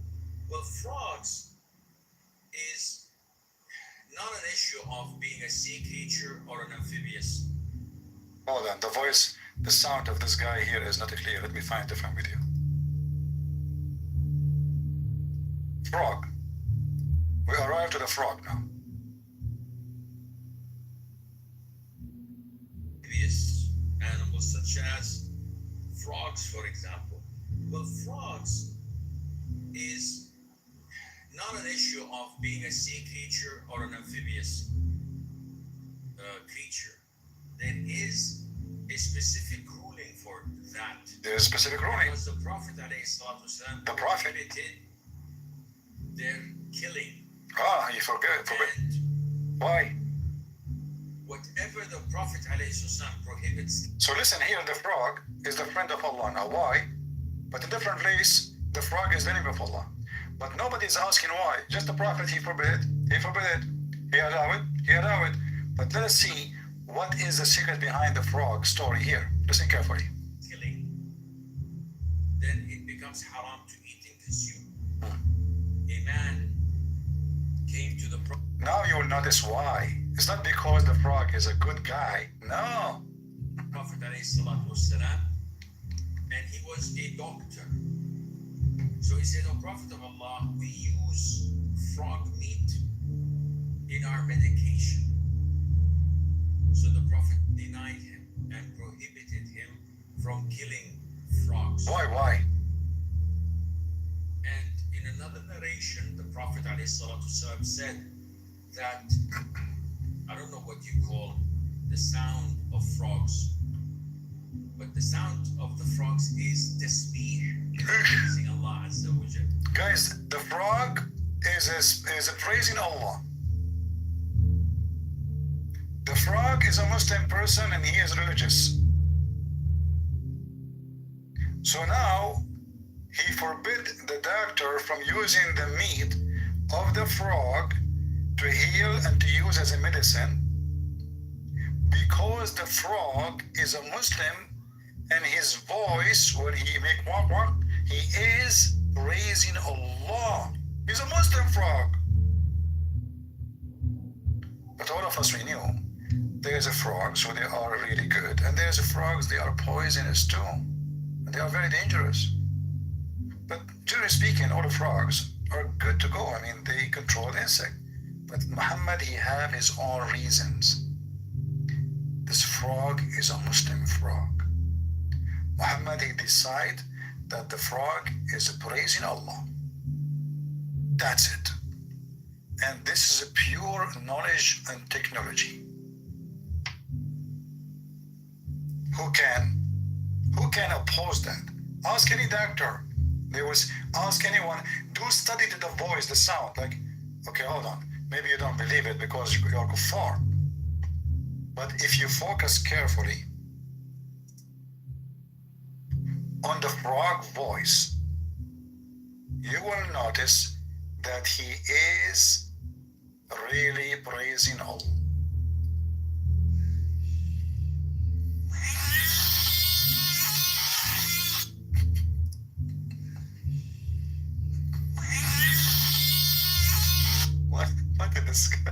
What kind of a frog this frog is? I found a video on YouTube. I searched for a frog voice. I mean, the sound is really annoying. Let's see this one.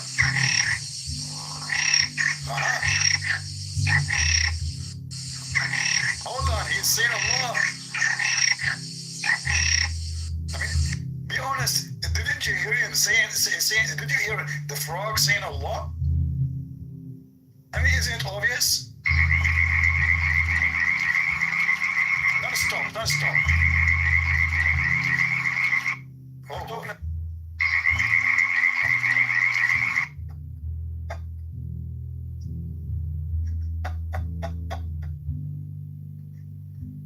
What a stupid religion. So, to make it simple, Islam make your stress go. At least if you are a Christian, because you come here, you laugh. You enjoy your time. Islam gives you entertainment. But this is not the scenario if you are a Muslim. If you are a Muslim, you believe in all this garbage, and your life will become a chain of stress.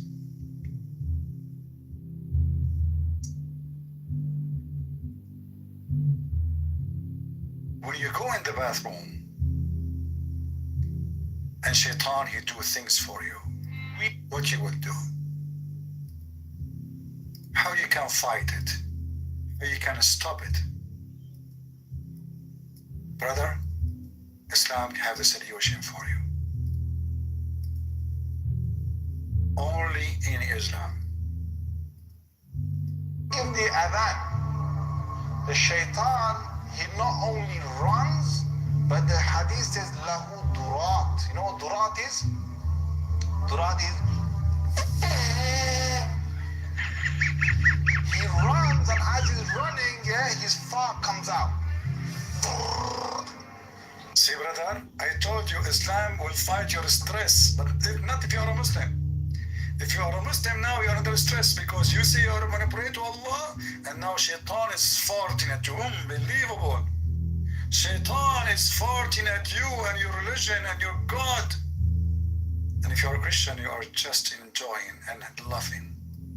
So Islam can fight stress, but not if you are a Muslim. Listen carefully. What else? Lahu durat. I'm not making this the hadith. Yeah. So you said that shaitan made me do sin? Get up. Yeah, just get up. Just give the... And do you notice the music in the background? The Muslim always they put the music, but as I know, music is haram. And this is additional stress way. Musical instrument is totally forbidden in Islam. The one who play music, Allah will send him to hell straight. But I don't know why the Muslim, they added this, especially the topic is about farting. Listen, like that's why this is holy, you know.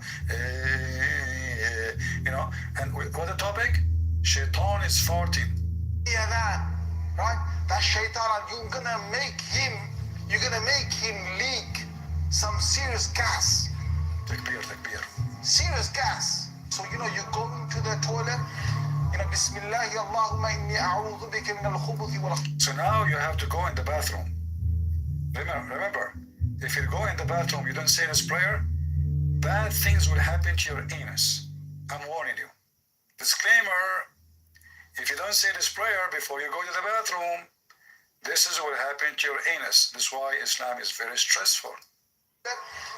Bismillahi Allahumma inni a'udhu bika min al-khubuthi wal khaba'ith. So Allah protect me from these devils. You go in there with your left foot. The left foot you went in, you get a reward for that. The dua you said, shaitan will not see you. That's it. You want to enter the bathroom, brother. Now you say the prayer before you enter the bathroom, and you have to enter with your left foot. Remember, don't enter with your right foot. I am not responsible for what will happen to you. Disclaimer, don't do that at home. I warn you, don't enter the bathroom with your right foot. Very dangerous, extreme, unless you are a homosexual. Bismillahi Allahumma inni a'udhu bika min al-khubuthi wal khaba'ith. So Allah Ta'ala, you're gonna make him leak some serious gas. Serious gas. So you go into the toilet, Bismillahi Allahumma inni a'udhu bika min al-khubuthi wal khaba'ith. So Allah protect me from these devils. You go in there with your left foot. The left foot you went in, you get a reward for that. The dua you said, shaitan will not see you. You're in the toilet, shaitan can't see you anymore. That's in a hadith, right? If you don't say the dua, what happens is the shaitan not only comes inside, but the hadith of Tirmidhi says he plays with your bowels. He plays with the bowels. So you're inside there, you're thinking you're going to be out there in 5 minutes. He's taking you 20 minutes and you're still not halfway there. Man. You know why? Because shaitan is going, ooh, la la.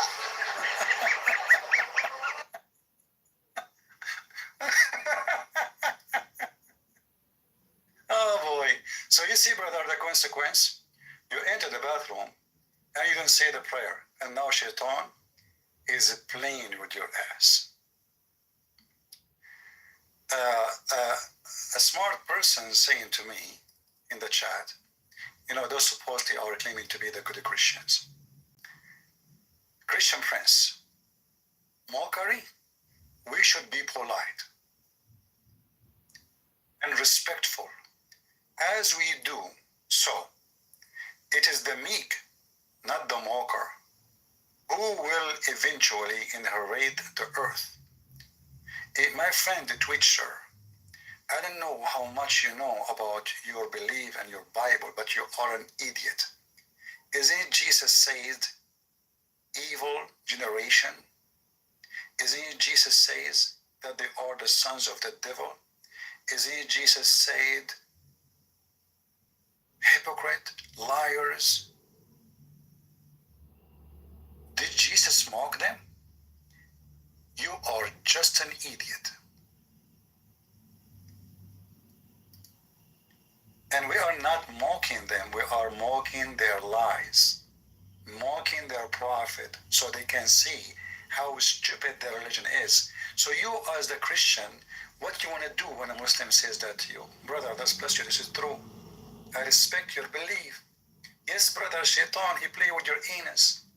You have to enter with the left foot. But you don't want to say your prophet is a liar. Because you are a good Christian.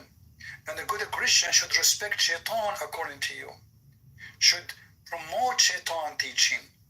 He should not make a mockery of Satan. That's not right. This is what a good Christian like you do. Mockery, Christian Prince. Mockery. What Jesus said to the Jews, and they are Jews, you donkey. They are Jews. They worship the same God we do worship.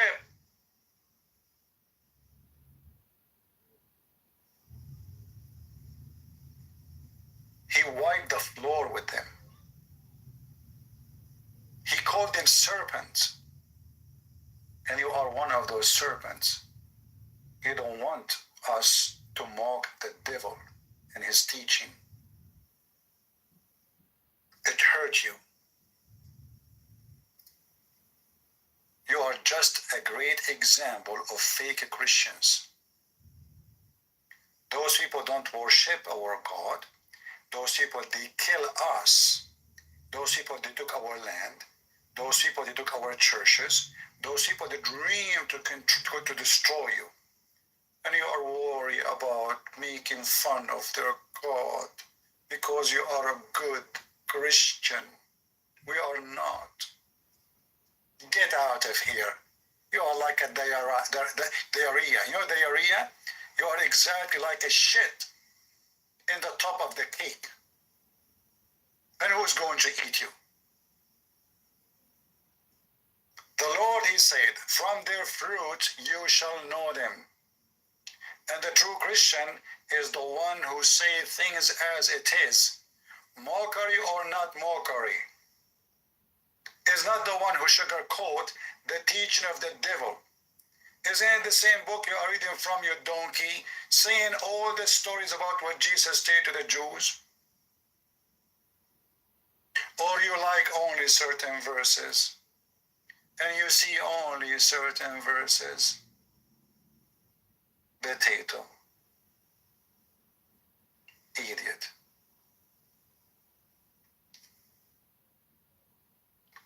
Do you want the Muslim to go to hell? Look like it, because you don't want us to show them how stupid the religion is. So how a person like you will make a Muslim leave Islam? Will say to you at him, Jesus love you? He will say to you, we love Jesus. Okay, thank you very much. Did you solve the problem? You are just an idiot. Actually, the problems in our churches is people like you, who they are very much politically correct, and they try to make Jesus as a hippie man. Jesus for those people is a person who goes in the street and give hugs. He have an earring in his ear. He have a red dot in his forehead. He is the guru of love. That is not Jesus, my friend. You are just a liar.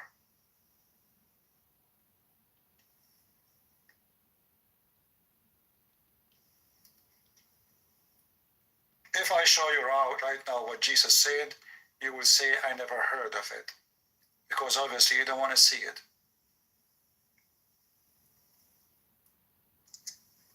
And by the way, we are talking about depression. People like those in our churches, they are a source of depression. The same as an Islamic cult. Why? Because in order to fight depression, you have to be truthful with the person. You don't fight depression with lies. You don't.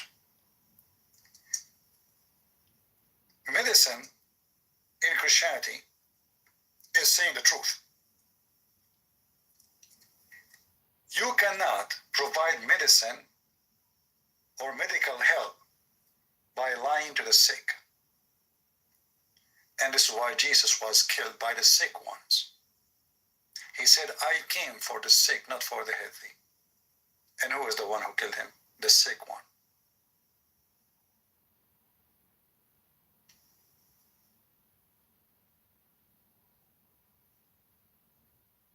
Why they killed him? Because he told them they are sick. He showed the rabbis they are hypocrite. Hey, Messiah, should we pay tax to Caesar? And this guy is doing the same to me. He is the same as those rabbis. They want to make me look bad. Hey, Christian Prince, don't you know what the Bible say? Huh? Yeah, we know what the Bible say. And we know what the Bible say about people like you. You don't even dare to speak against Muhammad one word. Do you know why? Because you are a fake Christian. You will be shitting in your pants if you speak one word. You will be worried about your life. You will not dare to put your hand or your head outside the window. This is how. And you prefer to protect the devil from being exposed. And that will make you supposedly a good Christian.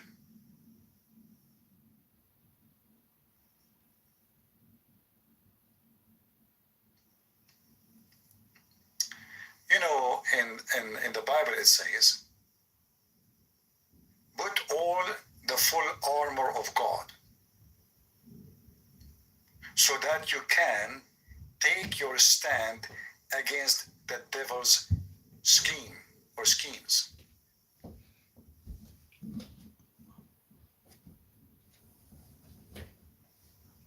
And this is a religion, one of the religion of the devil.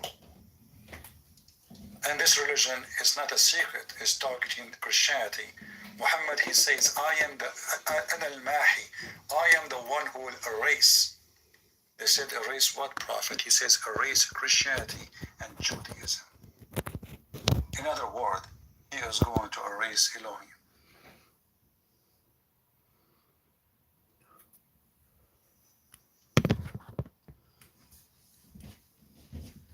And this person, he don't want me to make a mockery of Muhammad teaching.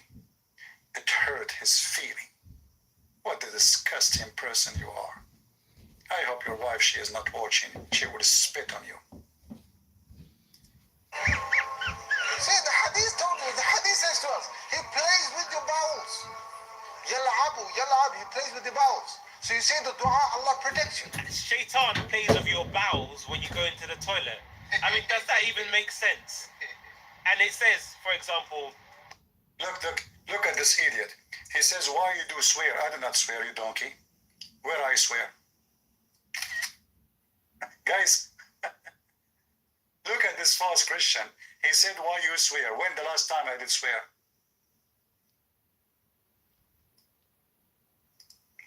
What swear? Do you know what swear mean? You are just a stupid. I was playing a video and saying what will happen to those people if they don't enter the bathroom, and you're the areas dropped in the floor.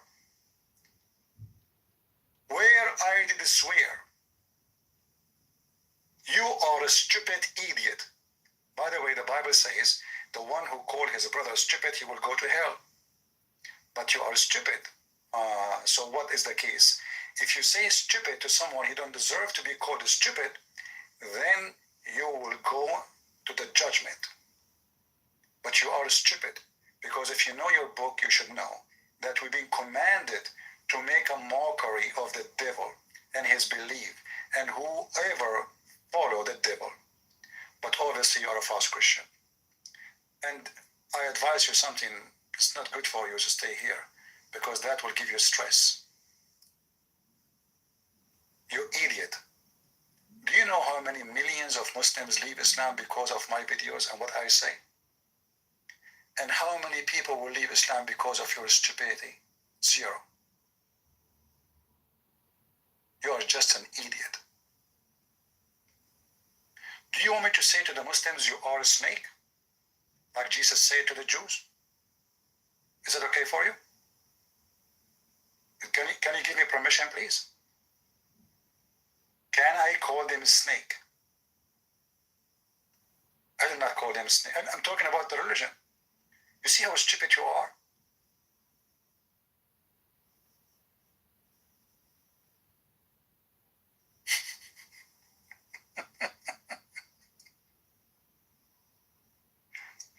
Oh boy. Anyway, we continue. And please just leave. Don't stop here. You know, there is no need. And you know, the funny is you are quoting for us the book of Matthew, chapter 5, but you don't know Matthew chapter 12. Do you know? Have you ever heard of Matthew 12? No. Jesus called these Pharisees a brood of vipers. What he called them? And those are the Pharisees. Do you know who's the Pharisees? The Pharisees are not people who believe in Allah or they worship a man, his name is Muhammad. No. They are people who believe in the God of the Bible.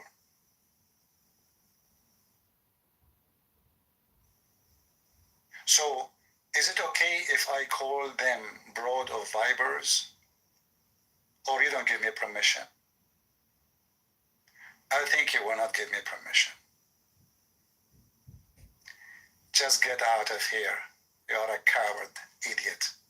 Explain Roman then. Yeah, the Bible is not one verse. The Bible, you put it together. So when somebody is evil, you say to him, you are evil. It's not you who take a verse and you leave the rest.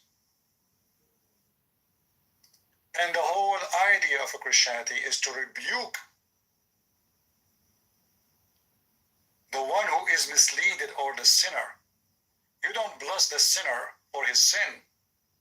You bless the sinner by telling him the truth. Don't ever come here again, you coward, liar, Satan. You respect Allah. You respect Muhammad. And the Bible says who is the Antichrist. People, who is the Antichrist is the one who denied the Son and the Father. So should I say to the Muslims that Muhammad is the Antichrist?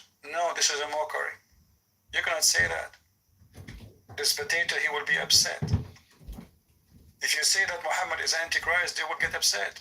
You will offend them. Those people who they claim to be Christians, they are the most dangerous one between us. They are the one who bring homosexuality to our churches. They are the one who says, God made them homosexual. No, God did not. And remember, when they say that to you, that means what? Anything I do in life, I can say, God made me do this. Why you rape this woman? God made me rape her. Why you are a child molester? God made them child molester. Why you are a thief? God made me a thief. Why you killed this one? God made me a killer. Why you are, God made me. So now I can blame any behavior I do in life, saying God made me. But all of us, we knew what Jesus said. Christ forbid us from being nice. In which mean? Nice by being sugar-coating people.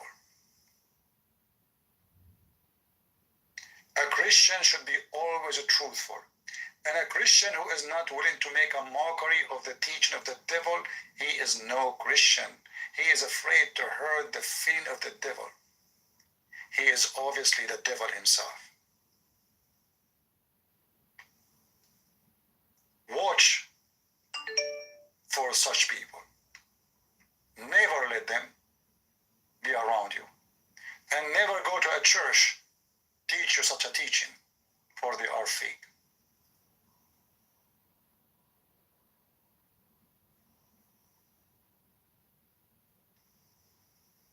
Don't call me in Skype, please, if you are a Christian. And if you have a comment 21, post it in the chat. Somebody's saying, don't you think that the farting of the shaitan is the reason for global warming? We mentioned that before. So, Christianity, my friend, is the way to fight stress. How? We spoke now about Islam. Maybe we should make it just another video just for Christianity. Christianity can fight your stress, but not the form of a Christianity like this guy we saw in the chat. Those sugar-coating people, they will never give you comfort. They lie to you. That is temporary comfort. A person who is not truthful with you, he is not there to help you. And that has, Jesus is always. He is truthful with you. That's why he said to them what they deserve to hear. Not because he hated them. No, he never hated them. Even in the cross, Jesus says, forgive them, Father, they do not know what they are doing. Imagine they are crucifying him. They are shouting, kill him, kill him. Here's the blood in our hand, in our children's hand. And Jesus, what is his response? Forgive them, Father, they do not know what they are doing. So Jesus, when he called them vipers, evil, hypocrite, liars, if you are the sons, the children of Abraham, you do the work of your father Abraham. He just stripped them from everything, even from the child lineage to Abraham. He stripped them from honor. He took their honor of being children of Abraham from them. And those are the Jews. Why? Because he is being truthful with them. Because being a child of a person will not grant you to go to heaven. You don't earn heaven by inheriting bloodline. You earn heaven by believing in the Messiah and by following him. And every single Muslim will go to hell unless he believe and accept the Messiah. And the stupid you worry about the mockery, you are not worried about the Muslims. But guess what? My mockery make thousands and thousands and thousands of Muslims leave Islam. And your hugs never made one Muslim leave Islam.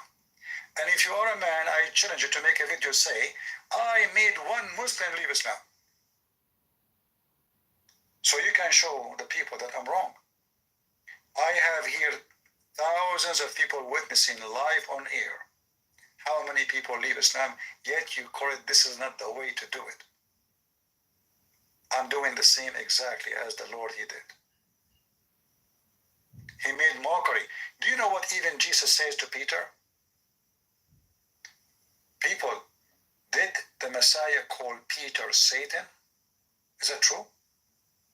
Did he say to him, stay away from me, Satan? Correct me, please, if I'm wrong. Stay away from me, Satan. Who? Peter. Is that a mockery? I mean, this is way more than a mockery.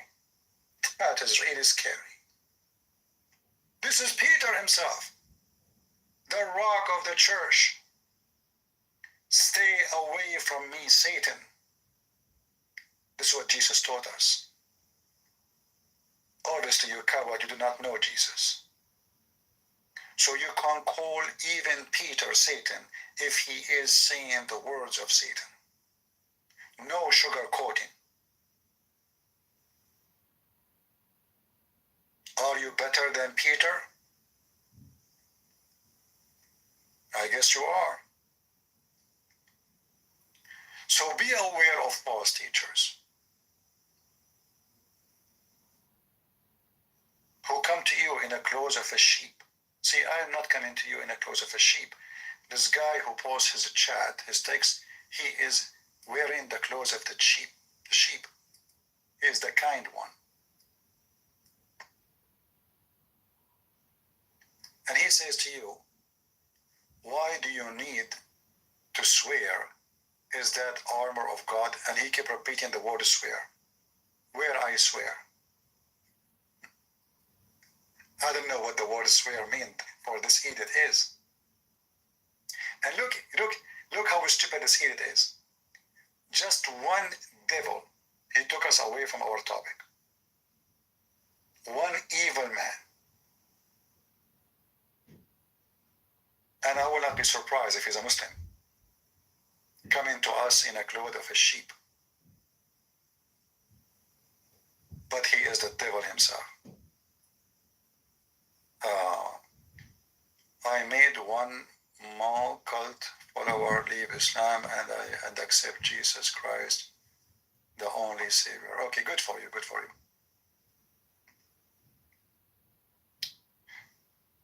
All right. So as you see, all those things will lead to what? I mean, the Muslims, they believe in conspiracy. They have a phobia in life. The women, she have a phobia from the husband. The husband, he have phobia from women too, because women in Islam, they don't act like normal wife. I will give you an example. We have a neighbor, and she's a Muslim. Every few months, she change her furniture. She buy new couches coming out in, and the older one is leaving. My mom asked her, she said, didn't you buy those couches just a few months ago? She said, yeah, there is some cigarette, holes on them. I said, you should tell your kids not, or guests not to smoke in the room. They're expensive. And then she told my mom, listen, this is not about couches. If we don't make the husband spend money, he will have enough money to get married soon. So we have to make him exhausted. Spend as much as we can. In one hand, we save some money with my parents. In the other hand, he have no money in his pocket, because the second he have enough money to have a new wife, he will throw me and he will replace me with the new women. So do you understand now?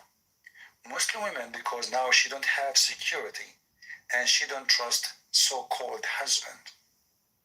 He's not a husband, he's just a partner for today. He might divorce her any second. It just take one little thing getting angry, he will say to her, you're divorced, and that's it. She's thrown out. She cannot even stay in the house. In the same time, my mother, we have couches. They are clean. They are beautiful. They have them for a long time. I'm born, I see them around me. Very clean. No damage. Christian women, she will not try her best to suck the blood of the husband, so he have to spend as much as he can so she can save money in the back of him. Same time, he will not go and marry second wife. Christian women, she trusts that she is an equal marriage person. Our marriage is called ihad, is not a contract. Ihad means unity with God. Their marriage is nothing but a sex contract. And the women, from the first second she married a man, she put conditions on him, how much he should pay her when he divorced her. And she tried her best to write in the contract the maximum amount she can. So if he decides to leave her, he will pay a lot of money. She put conditions. And usually, the number of the money is depend how much the man is desperate to have this woman. So let us say you are not that much, he don't need you much. You are just a woman. So you say to him, okay, if you divorce me, you have to pay 10,000. He would say, what, 10,000? Get lost. But maybe you are so pretty, maybe, or something unique about you. He wants you badly. Maybe your family are strong. They can give him a good position, like what Muhammad used to do. He marry women who they are important in the society, so he can get stronger. He used them, which means he used them. And then you can put conditions. You say, oh, if you want to divorce me, you have to pay $1 million. But the man, a Muslim man, even if you tell him, you make him sign, he will pay you $10 million. You will get not even a penny. Why? Because all what you need to do, he keep beating you until you drop your rights. In Islam, women, she sign a contract, she can drop the contract, which means she can say, okay, I don't want the money, divorce me. Because at the end of the day, he is the only one who can divorce her. So he will keep her home, beating her, treating her like an animal until she drop the money agreement.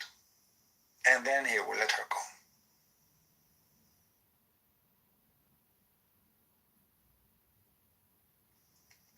So marriage in Islam bring depression. And then divorce in Islam bring depression. You see, in society around you, you see many women these days, they are divorced. Have you ever seen a divorced person is happy? Especially if she is a female and she have children.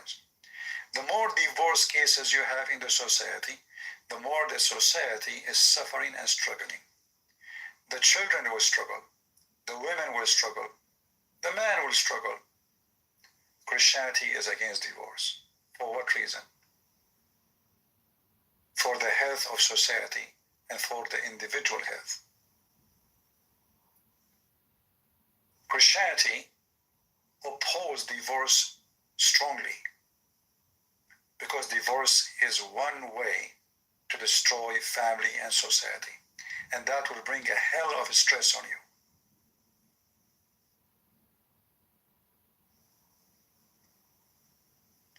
Islam opened the door for divorce by text message. What other things? When a man have a woman and the woman she have one man, there is a stability of trust. When a woman, she knew her husband, he can have more wives, there's no trust. Trust is a comfort. Imagine you live with a person you don't trust. How horrible. You can't even close your eyes. Maybe she will kill you. Maybe he will kill you. Trust is extremely important. So inside the Muslim family, there's no trust. Inside the same house, under the same roof. Another issue. I remember once I went to Muslim family house. I was a kid, I went with kids from school. They come to my house. I go to their house. And then the kid, he starts saying dirty word to his brother. He said to him, why you are saying, shame on you. Is it his mom is your mom? At that time, I did not know that you can have the same house. There's many mom. In our house, we have only one mom. So then I noticed that Muslim children, they hate each other, brothers and sisters. Why? Because they are not from the same mother. Each mother, she teach her children to take money from his father before he leave the house. Go and ask your father, ask him for some money. Ask him, do you want to buy a sandwich? Ask him, you want to buy something? Ask him, you need books? Ask him, you need clothes? Ask him, sir. So each woman of them, she is competing with the other women. And each one of them, she want her son to inherit. The other woman, she want, no, my son should inherit. Her son should not. And they will fight and evil will happen inside the house. So children who they are from the same father, they grow full of hate. Very broken family.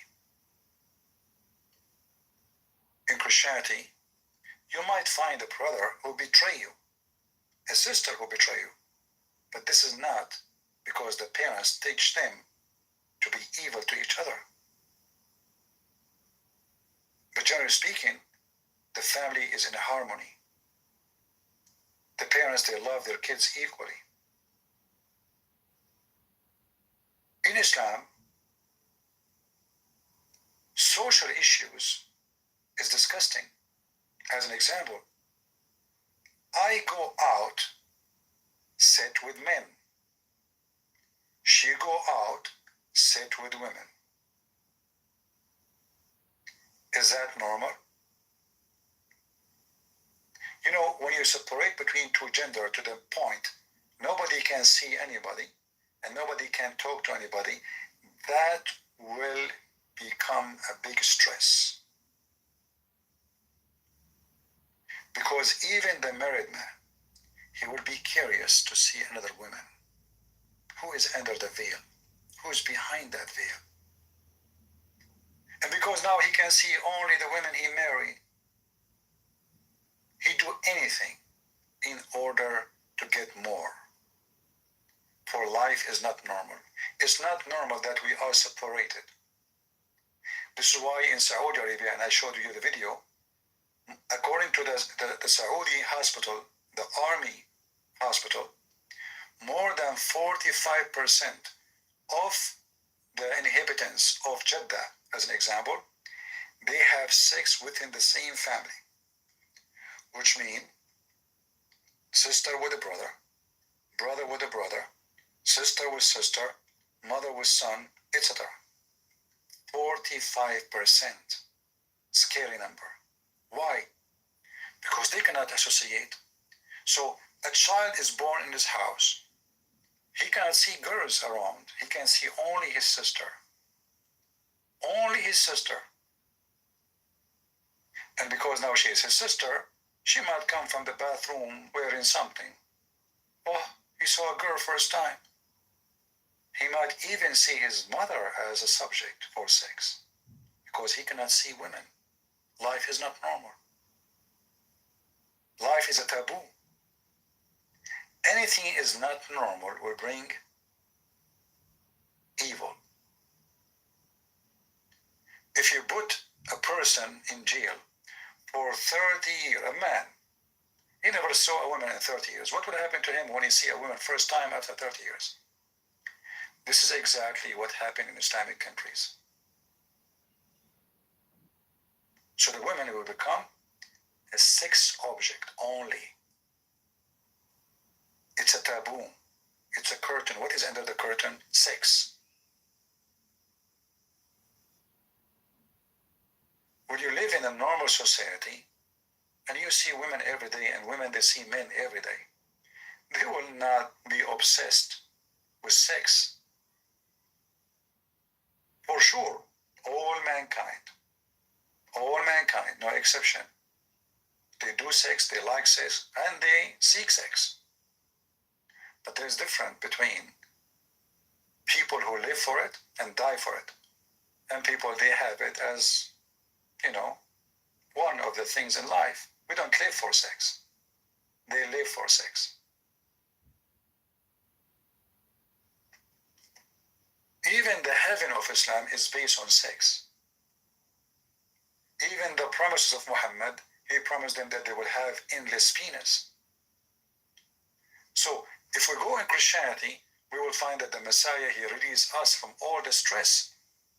One man, one woman, one family. The man, he gave himself the same as the Messiah, he gave himself to the church. So the Messiah, he made the women as if she is the church. She is not to be abused, and she is not to be used. She is to be respected, trusted, loved, and even to sacrifice yourself for the church. The women, she is not about to betray, to cheat, to lie. And even when she obeyed the husband, for the husband is the Lord of the house, she obeyed him for he is a man of God, not because he's a pervert. Which means if the man is a pervert and he is asking the women to be a pervert, you obey him not. You obey the man the same as the church obey Christ. And Christ never ordered us to do wrong.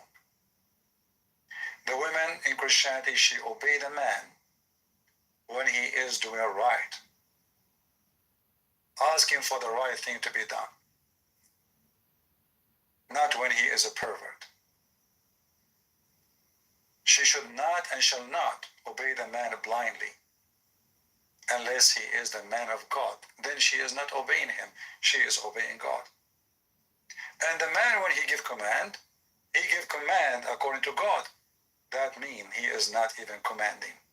He is just practicing the teaching of the Lord.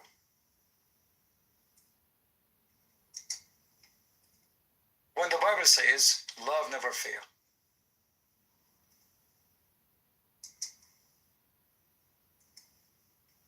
that will take us to a great reason to fight stress.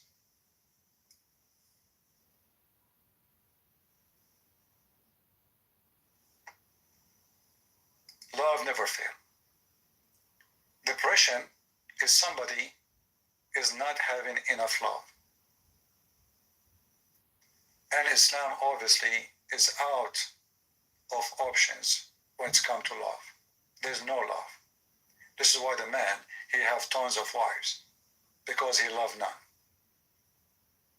Man, husbands, love your wives as Christ loved the church and gave himself up to her. And when you give love, you will receive love. And your depression will not be there. Depression is simply a human being. He feels he is left alone. He feels that nobody loves him or love her. He feels he is not wanted. She is not wanted. Nobody likes them.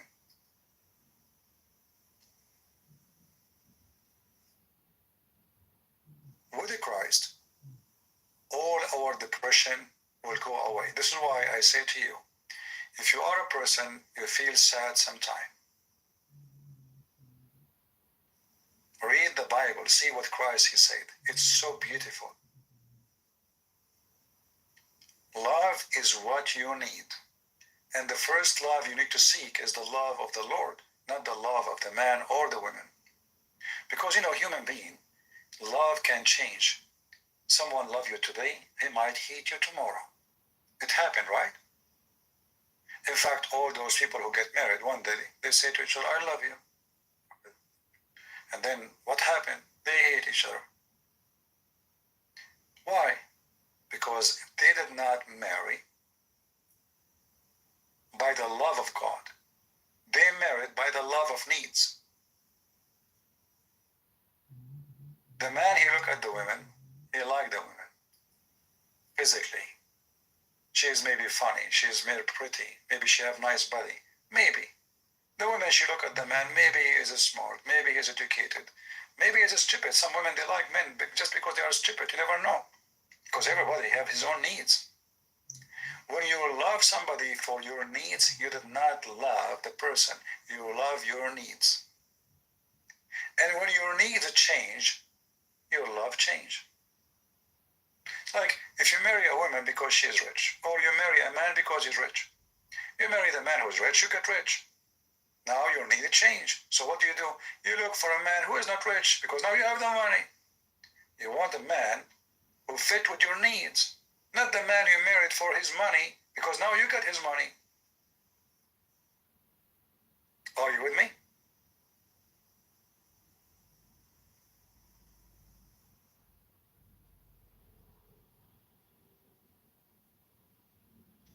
Are you following with me?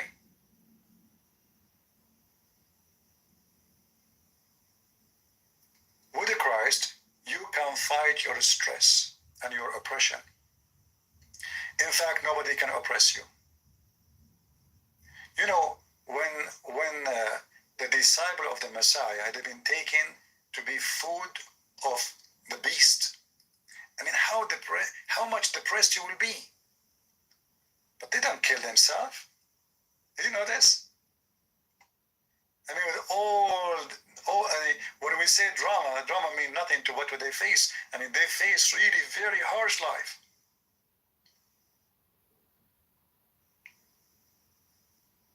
When they want to go and preach, not like us now, I'm sitting behind my computer, I can drink my tea, I can make coffee, you know. No, their life is very, very aggressive. Torture, capturing them.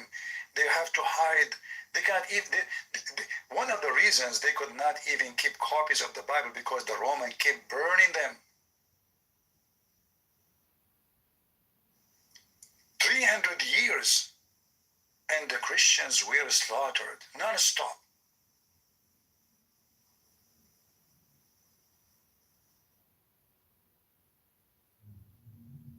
But you will find those disciples teaching you about love,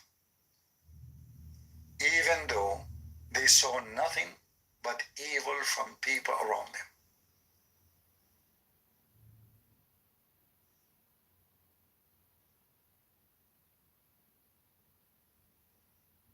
In Matthew, when the Lord he spoke about the vipers, he said, how can you, being evil, speak good things?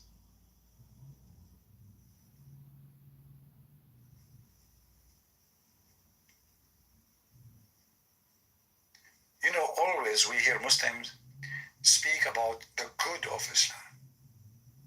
But the good of Islam can be examined in 2 seconds. From their fruits you shall know them. And the bad or the good of Christianity, if there is any bad, the same. From their fruits you shall know them. And when we say from their fruits, this goes for everybody. But when we want to judge a teaching and a belief, we have to judge the founder before the follower. So if I'm a bad person, you cannot judge Christ by me, even though I call myself Christian. Not everyone says to me, God, God, will enter the kingdom of my Father, but the one who does his will. So you have to do the will of the Father. In Islam, the Muslims are doing what? The will of their prophet. So we have to go and check the will of Jesus, and we have to go and check the will of Muhammad. And then we will find out that the will of Jesus will bring you happiness, for you hate nobody.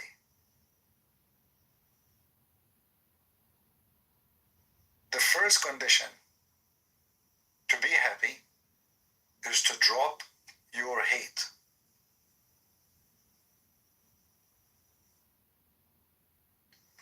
The God of the Quran never hesitate, like a Muhammad, to say he will spread hatred and enmity, specifically between the Christians and the Jews. The God of the Christians, he himself is love. So how he's going to spread hatred and enmity? And that's why Islam is nothing but a depression. Islam itself is depression. For it teaches hate and based on hate. Christianity is anti-depression medicine, for it is based on love and about love. And God himself is love. So we have totally the opposite concept of God, understanding of God, nature of God.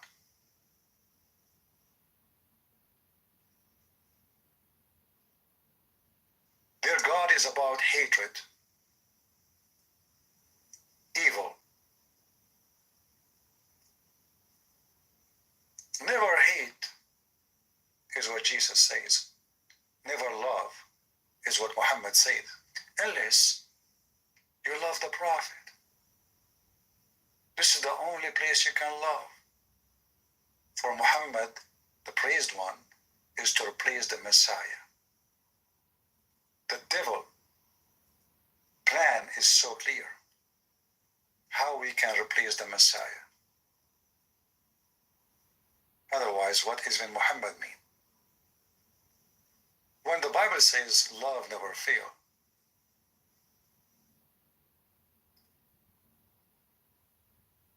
how much confidence in that statement. Like, I mean, it's a challenging to say love never fails. Never? How you can say such a thing? How much trust you have in the word love, and why they trust it so much? The answer is very simple. They live it and they have their own experience. And this is what the Lord, He taught them.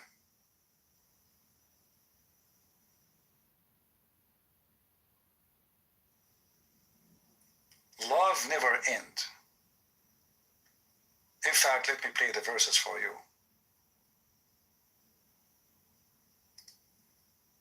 so we can hear them together.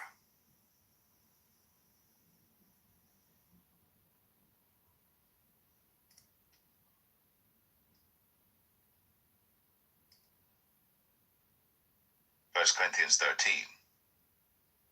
Though I speak with the tongues of men and of angels, and have not charity, I am become as sounding brass or a tinkling cymbal. And though I have the gift of prophecy, and understand all mysteries, and all knowledge, and though I have all faith so that I could remove mountains and have not charity, I am nothing. And though I bestow all my goods to feed the poor, and though I give my body to be burned, and have not charity, it profiteth me nothing.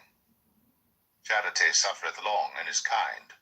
Charity envieth not. Charity vaunteth not itself, is not puffed up, doth not behave itself unseemly, seeketh not her own, is not easily provoked, thinketh no evil, rejoiceth not in iniquity, but rejoiceth in the truth, beareth all things, believeth all things, hopeth all things, endureth all things. Charity never faileth, but whether there be prophecies, they shall fail. Whether there be tongues, they shall cease. Whether there be knowledge, it shall vanish away. For we know in part, and we prophesy in part. But when that which is perfect is come, then that which is in part shall be done away. When I was a child, I spake as a child, I understood as a child, I thought as a child. But when I became a man, I put away childish things. For now we see through a glass darkly, but then face to face. Now I know in part, but then shall I know, even as also I am known. And now abideth faith, hope, charity, these three. But the greatest of these is charity. Which is love. You see here in translation, they are using the word charity for the word love, depending on translation. So, the disciple of the Messiah, they went through a lot of stress, and they should be very much depressed. They are being chased. They will be killed. They will be tortured. And later we knew what happened to them one by one. Very unhappy life, if we can say. But yet they are wise. Yet they are happy. Yet they are speaking about love. Yet they are teaching about love. After all what's happening, they did not go around and ask people to kill each other and seek revenge. They did not say, hey, the Jews killed Jesus, let us go and kill the Jews. They did not teach the Christians to go and make revolutionary and kill the kuffar, the infidels. What is the reason? Trust me, everybody can kill. Everybody can kill. A child can kill.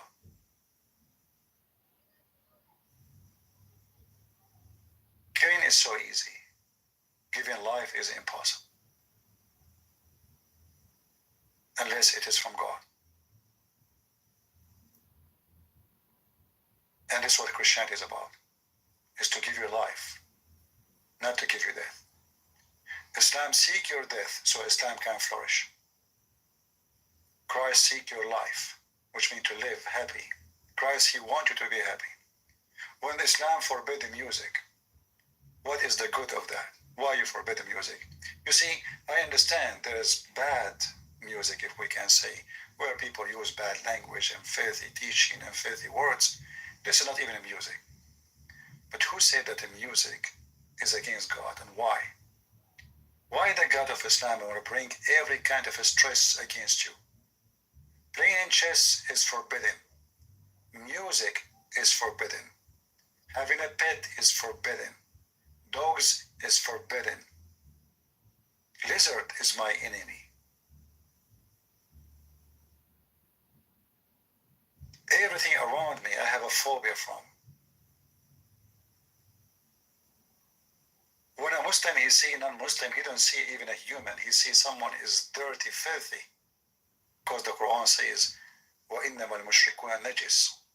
Those who they are not Muslims are najis, which means filthy. That will bring stress to everybody in the society, Muslim and non-Muslims.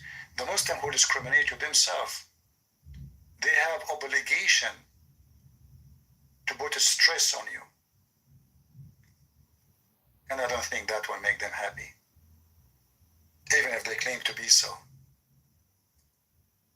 Because at the end of the day, a human being, he knew that what he is doing is wrong. A human being, he knew that being unjust is not right.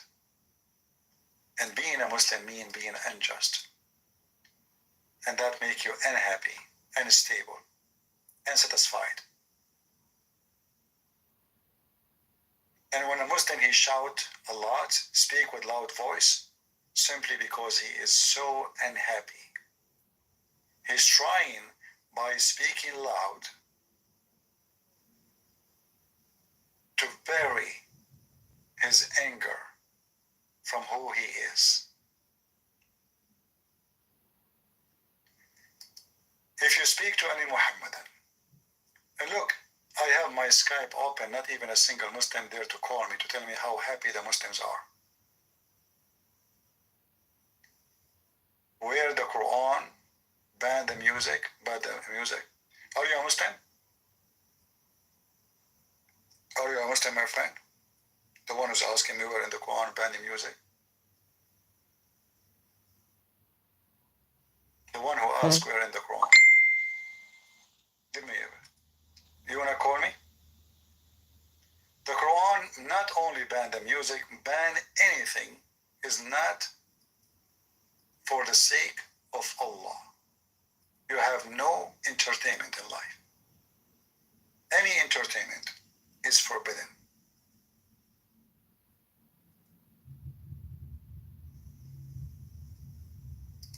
Even normal conversation.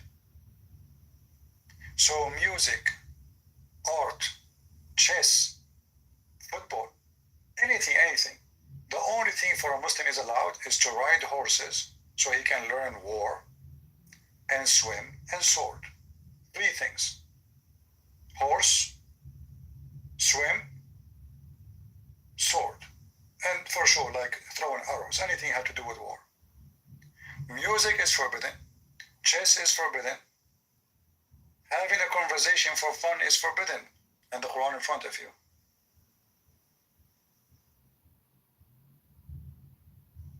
And you see the Muslim, by the way, they add some between brackets, but it's not really in the Quran, but just to tell you what it says. So, and of mankind is he who purchase idle talk. What does that mean? I.e. music, singing, etc. What does that mean? It's entertainment. All form of entertainment is forbidden in Islam. And that is nothing but stress. What is the word love in the Arabic and the Quran? Yes, it can be found. Some they say that you cannot find the word love in the Quran. You can find it, but even the word love in the Quran is not about being loving, it's about being hateful.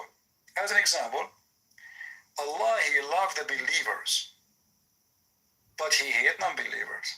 So even it's about hatred, not about love. In the Bible, no. love for the Father, he loved the whole world, so he sent his only begotten Son. He loved all. So when the Messiah came to this earth, he did not love the Jews alone, or a race, or like he loved the Asian, but he don't love the African, or he loved the African, but he don't love the. He loved the world. In Islam, no. Islam is religion of stress, depression. In fact, the Quran says, we have a Muslim trying to call me. Actually, this is the same guy, I think.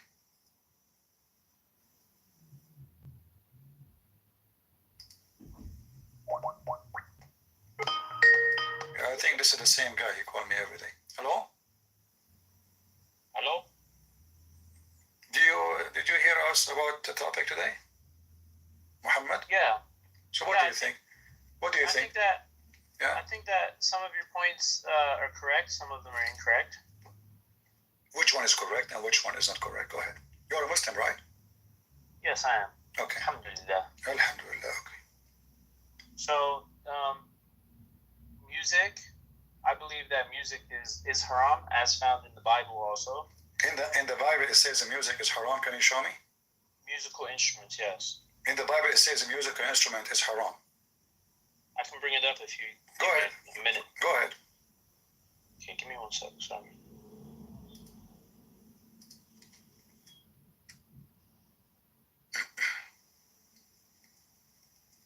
We want to learn from you.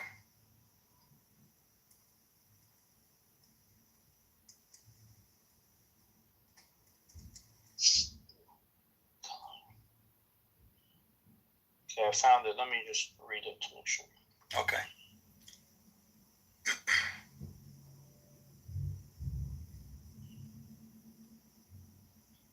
It talks about humming, clapping, and other wordless melody noise making are also forbidden. Give me the verse so we can read together. Okay. I can give you tons of verses about singing and rejoicing for the Lord. Actually, we have a book. It's called the Book of Psalm. What is that? Do you know what Psalm means? The Book of Psalm? Yeah, Ephesians 5:19-20. Okay, read it for us. That talks about no instruments. Okay, let me pull it up. Ephesians 5:19-20. Any particular version you want me to read, or Just read anything. Read anything you want. Okay. And maybe So this is the people, they can NIV. post the people in the chat, they can post the verses. Okay. Okay. Okay. So, speaking to one another with psalms, hymns, and songs from the Spirit, sing and make music from your heart, your Lord, always giving thanks to the Lord, the Father, to everything in the name of Jesus Christ. So this is forbidden music? Yeah, it says that you can't do it. It says you cannot. Correct. No instruments. Where it says you cannot do it? Right here. Let no one deceive. My friend, your English is better Let no than one deceive you. my English. Let no one deceive you. Okay. Sorry. Okay. Let no one deceive you with empty words, because of these things the wrath of God comes upon the sons of disobedience. Therefore, do not become partners with them, for at one time you were darkness, but now you are light in the Lord. Walk as children of light, and try to discern what is pleasing to the Lord. Okay. And Look carefully then how you walk, not as unwise, but wise, making the best use of time, because the days are evil. Therefore, do not be foolish, but understand what the will of the Lord is. okay.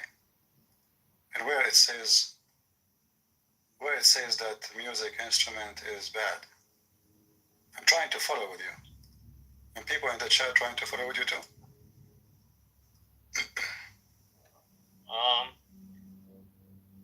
Well, I was reading this Yeah. from a Christian website. It's saying that there's no My instruments friend, allowed. I don't know what Christian website is that, but it says, as I see it, I mean, if you know how to read, as I see it, it says the opposite.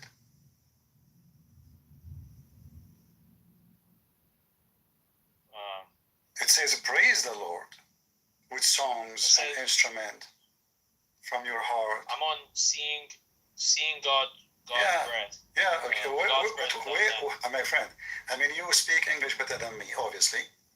How in the world you understood that this is against, not for?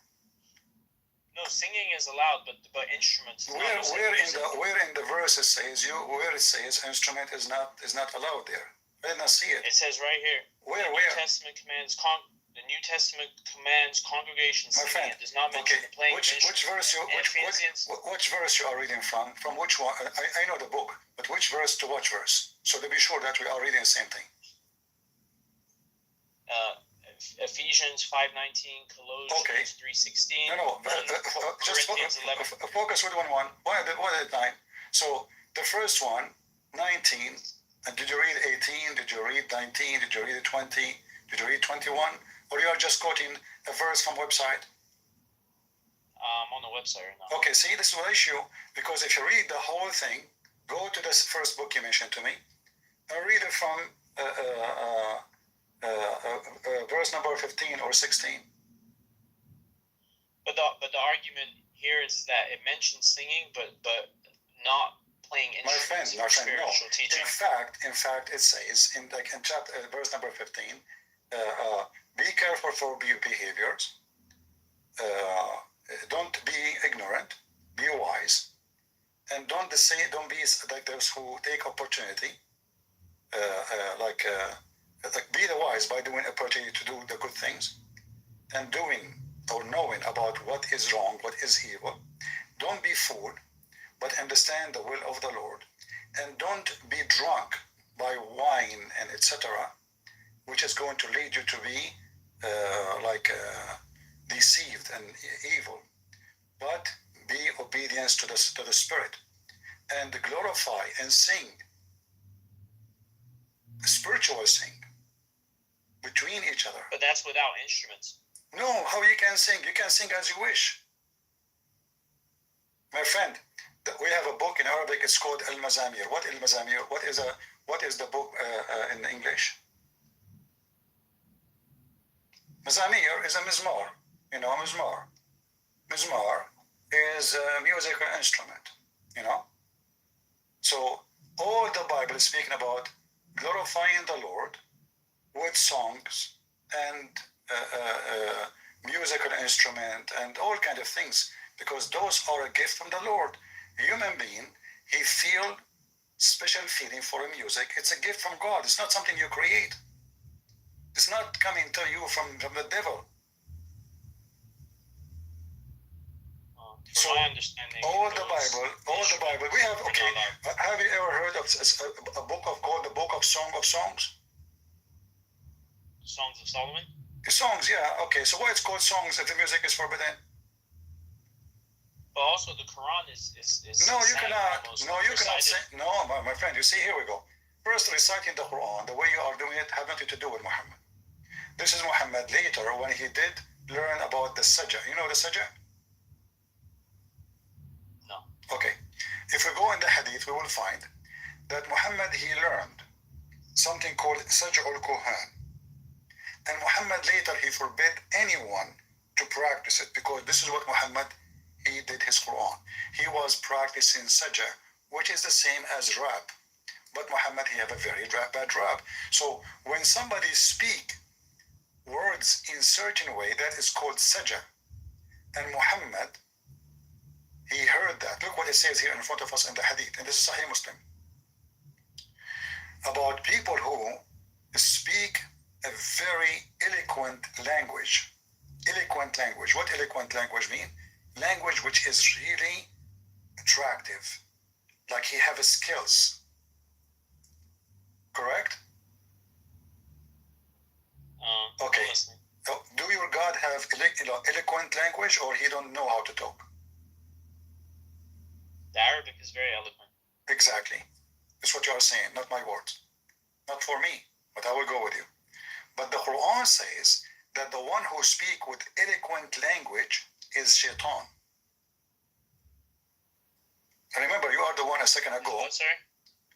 You said that the Quran, Allah, he speak very eloquent Arabic. Everybody heard you, correct? What Well, yeah, because they brought literature poets. Okay. Chapter and 6, the prophet was exactly. Chapter 6, verse 112, speak about eloquent language. Muhammad, he was trying to copy the eloquent language of the devil.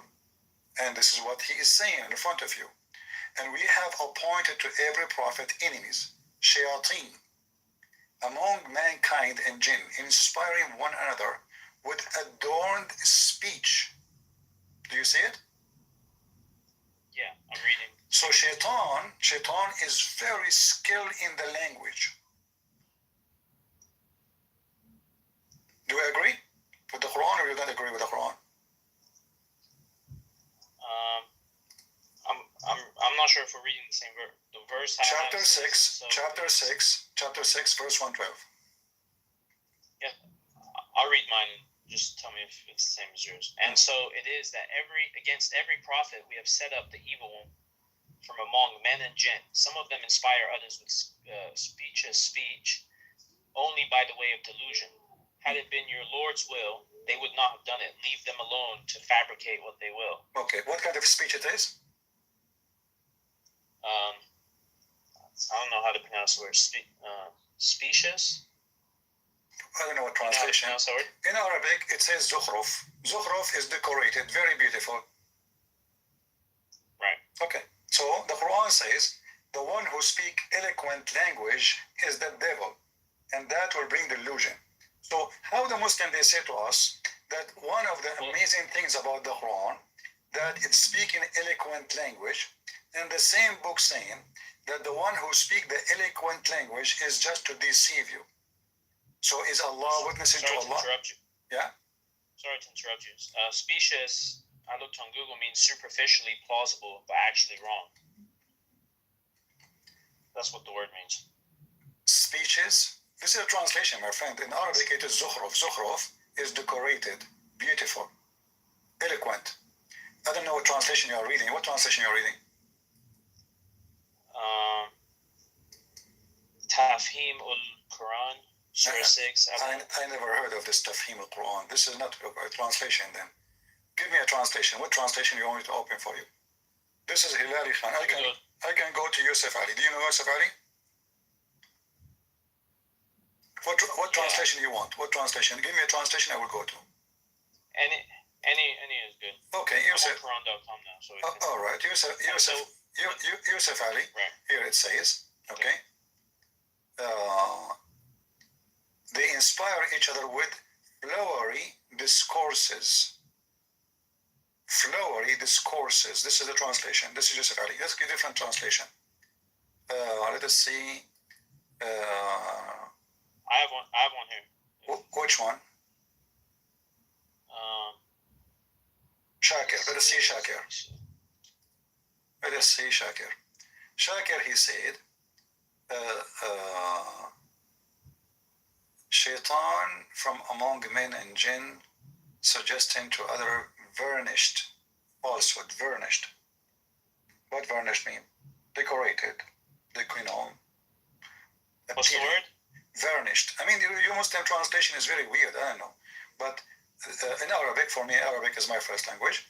Zukhruf is decorated, beautiful, eloquent. It's something very high quality.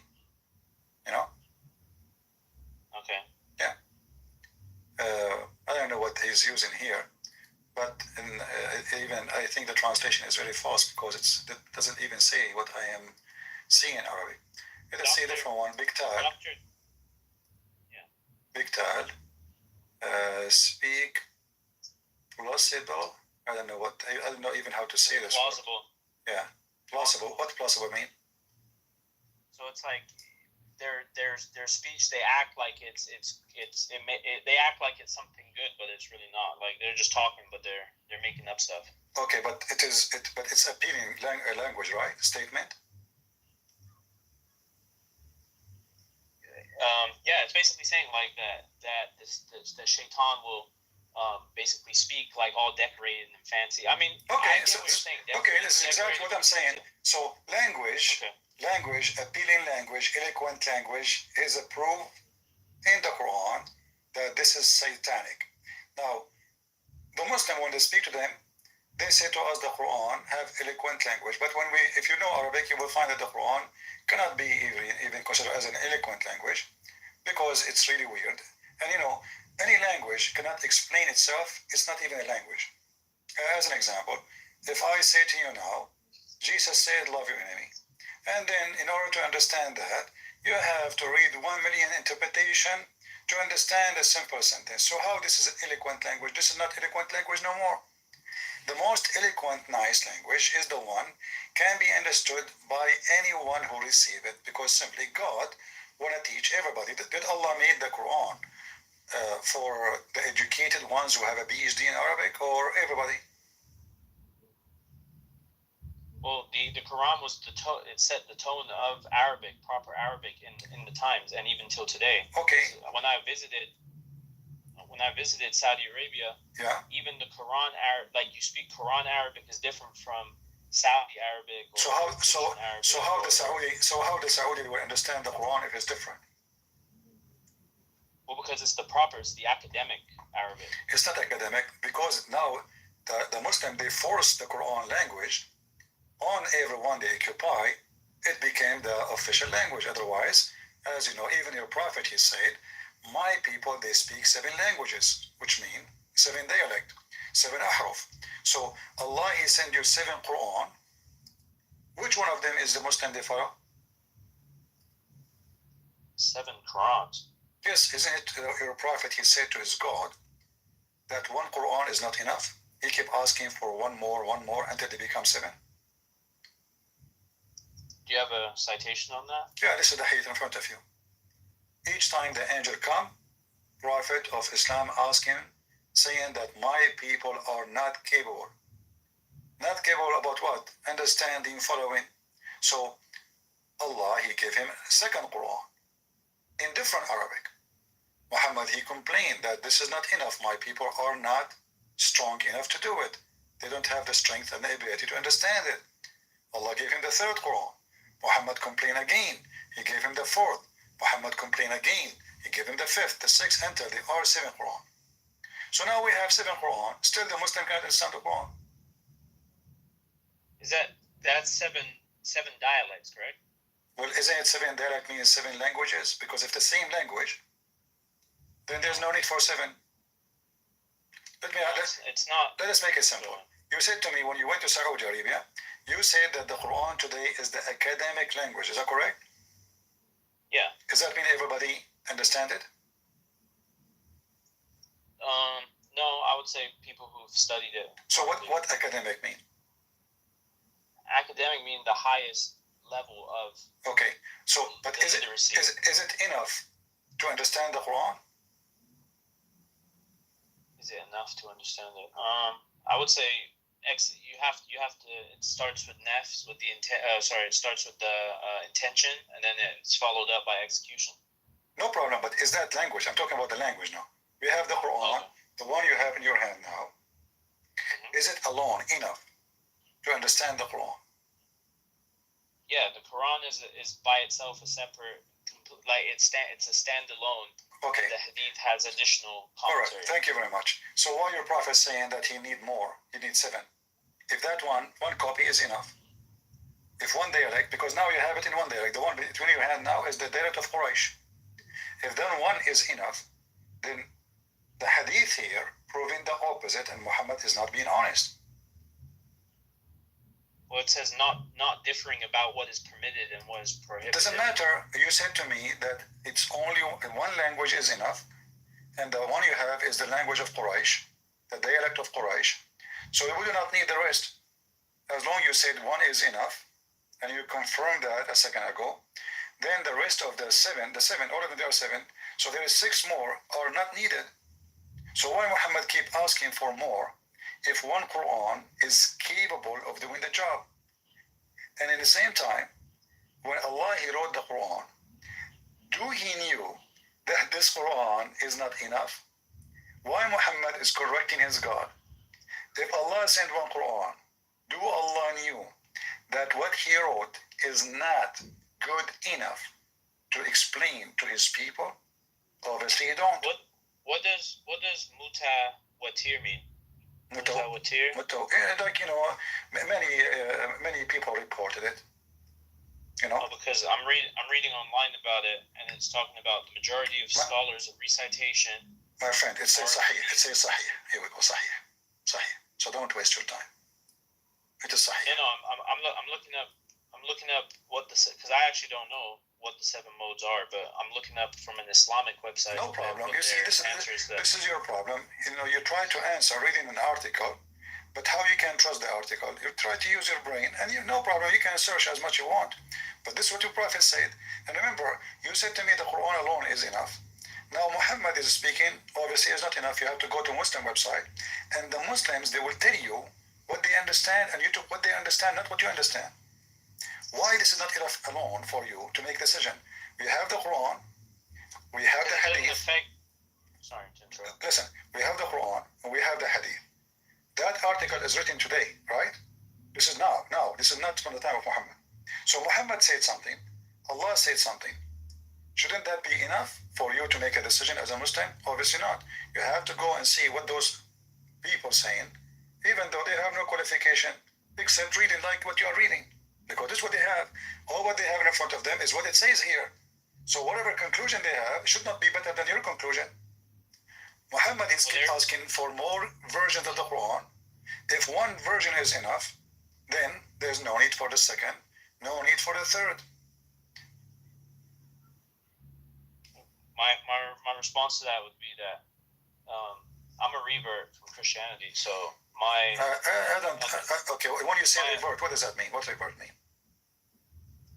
Okay, can I finish my answer to the other thing? I'll answer this, but okay. my answer is that whatever, that's like a backstory, but whatever these 7 modes are, that these are scholars who have understood that. I'm still navigating my way around the religion, and it's honestly changed my life for the better, but it doesn't affect my belief. No, it's fake. It's fake, my friend. It's fake. Actually, this hadith here destroy all your belief, regardless where you're coming from. And I will show you why. Because I wrote 4 books, and if I need to write another 6 books to explain the first book, that means I have a big failure to explain myself in the first book. Do you agree with me? Can you give an example of 2 different modes from the Quran that would be different? I will give you an example, but focus with me with what I'm saying. Why Allah need to rewrite his book in 7 dialects if he is God and he is capable to give us the best language to understand? The Quran says Allah never sent a messenger except in the tongue of the people, which means he have to be from the people and he have to speak their tongue. Correct? Why? Because in order to understand, the Quran says so. So now we understand, which is very logical, by the way. I like this verse. I'm not against it, but it doesn't match with Islam. Why? Because, well, how Muhammad will be a prophet for you and you don't speak Arabic? And we never send, chapter 14, verse number 4, we never send a messenger save with the language of his folk, that he make the message, between bracket, clear for them. Wonderful. So Allah, he wrote the Arabic Quran, and the Arabic is a language spoken by all the Arab. So different dialect does not make any difference anyway. I mean, what a big deal. Why you want to have different dialect? One dialect is enough. They understand each other. But Muhammad, he insists that he needed 7 dialects in order his people to be able to be Muslims. Now, if Allah could not make the Arab understand what he is saying until he wrote 7 Quran in their language, 7 Arabic Quran, to make them understand, how Allah will make you the Quran, understand the Quran by somebody translating to English? Go ahead. So my response to that, I have 2 responses. My first response would be, from me understanding what we're talking about, it's about the recitation of the Quran, not the changing of the words.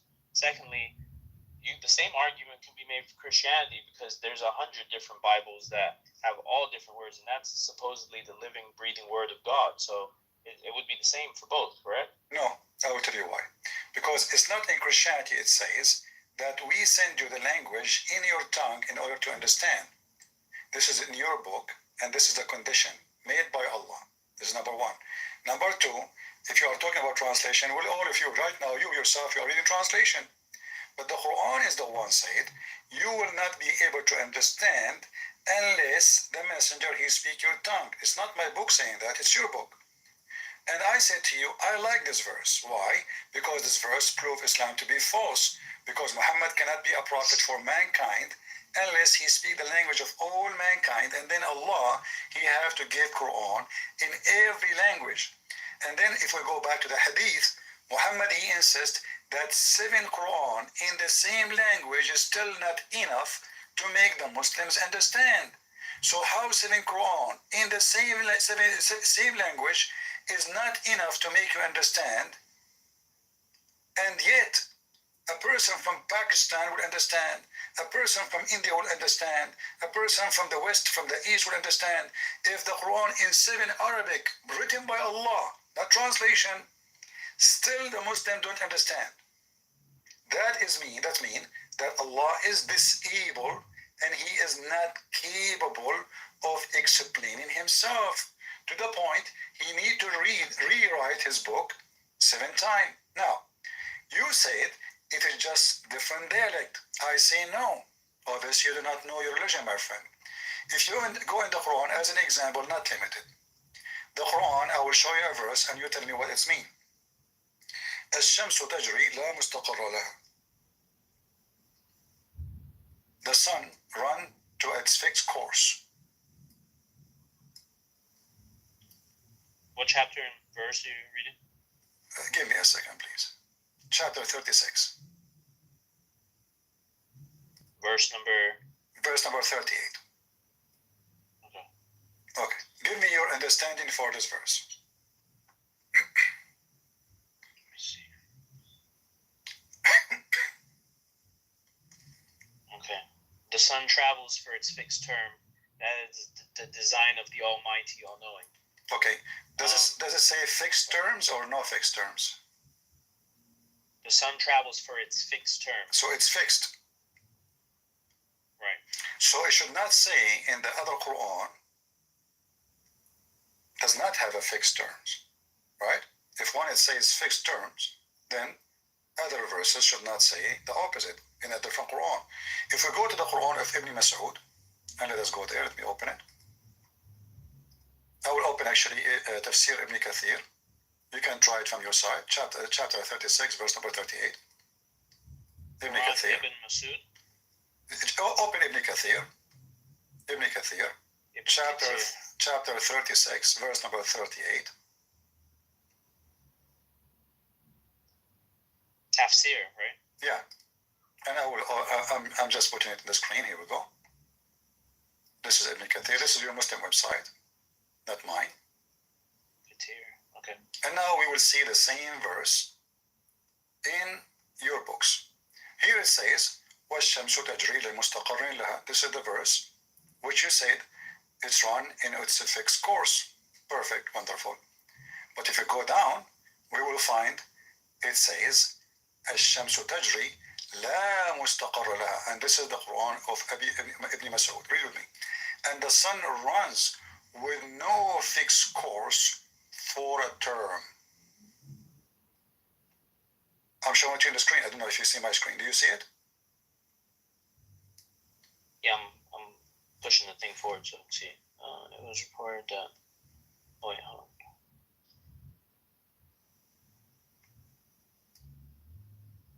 And the sun runs, meaning that it has no destination.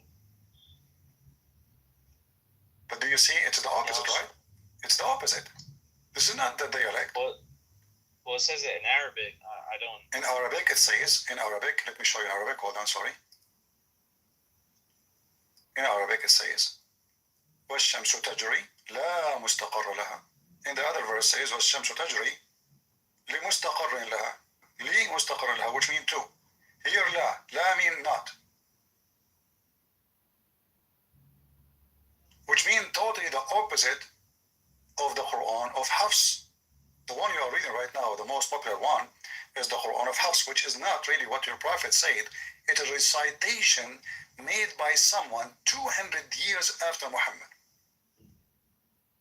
So now which one is correct? Because now we have opposite. And this is one of many examples. It cannot be both the correct. One says the sun runs to its fixed course. The other one says, and the sun does not run to its fixed course. And here you will see that when the Muslim, they say the Quran is preserved, that is a big joke. Because this is not a preservation. This is nothing but confusion and madness. There's no way God, he says the same thing about the same object, two opposite things.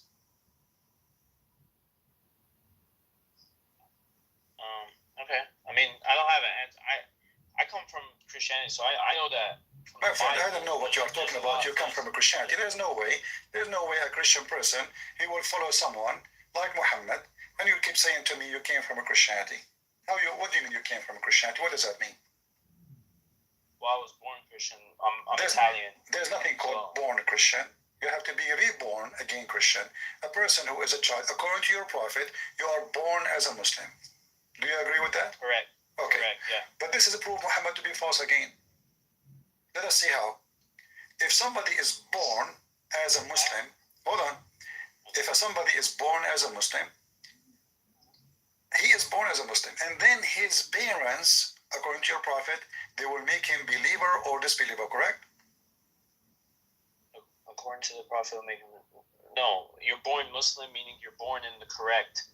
You're born believing in the pure religion, one God. But then your parents, if they're Christian, they raise you and sway you to be whatever religion they are. Hindu. Exactly. Christian. That's what I'm saying. Why you say to me no then? Okay, listen. But that means Muhammad, his parents, they made him pagan. Because his parents are pagans. Correct, right. So Muhammad was pagan, right? For 40 years. Well, no, because he went against everything pagan. What do you mean? A second ago you said, his parents, they made him pagan. Now you're saying no? No or yes? He was born into that. He was born into that, but he never personally believed that. It's like. But a second ago you said the prophet said that everyone is born as a Muslim, but his parents, they will make him follow their religion, correct? That's correct. Okay, so is that the case for everybody? Yes, is the case for everybody. It's what Allah told him supposedly. But isn't he one of everybody? Not necessarily, because parents don't. Some parents force the religion on you. Some parents don't even talk about the religion to you in 20 years. So with him, in particular, he went against everything pagan. He used to fight with them. Okay, hold on. I will play for you a video clip from a guy whose name Sheikh Uthman. You heard of him? Yeah, Uthman from San Diego, yes. Okay, he said Muhammad was pagan, and he do not know who is Jibreel, and he do not know who is Abraham. He's not Abrahamic. He said, I will quote him actually accurately. He said he is not Abrahamic, and he do not know who is Jibreel. Did you hear him, or you want me to play it for you?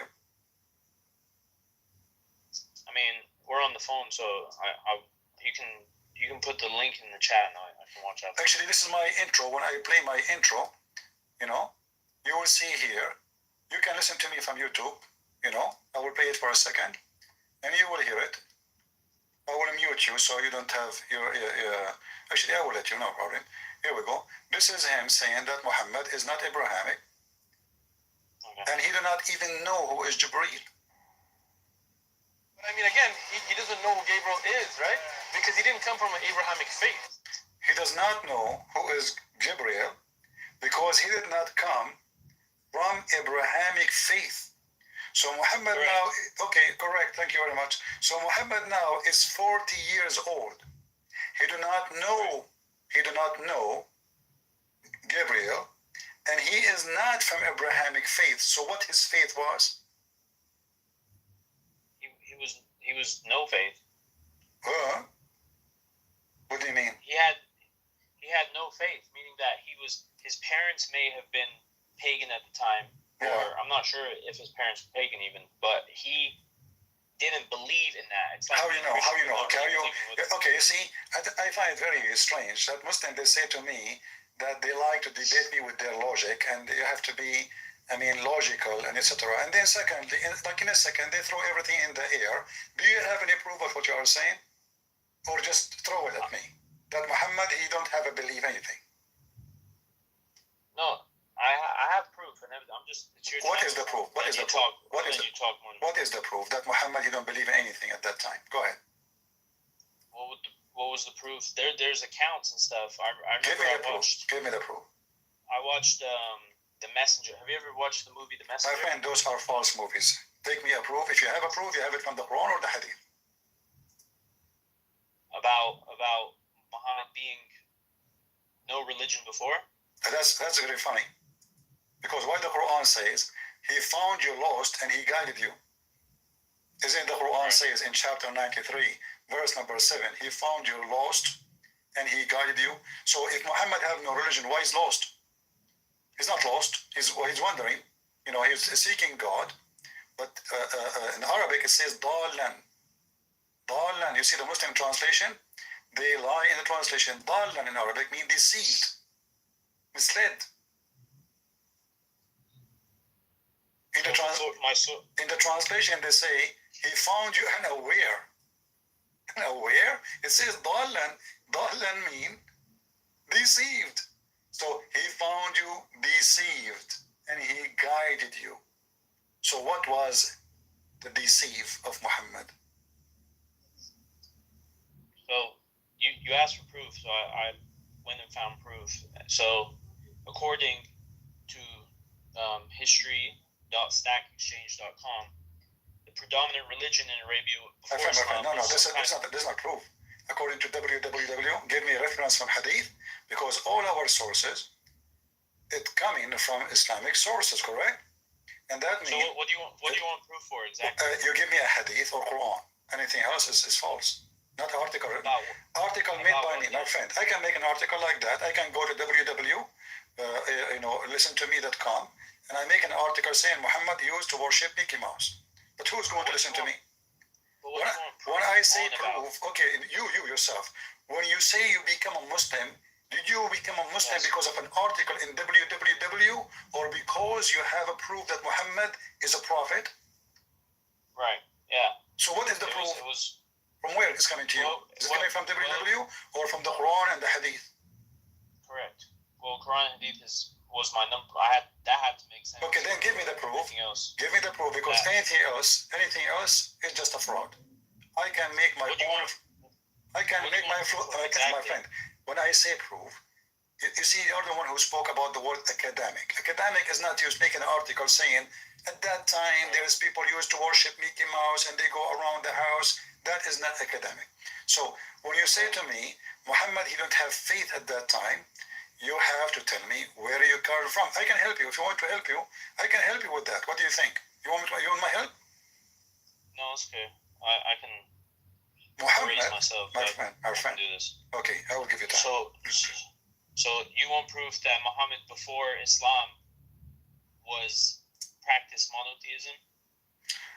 Monotheism means nothing to me, because many religions worship monotheism. Those who worship Shaitan, they are monotheists too.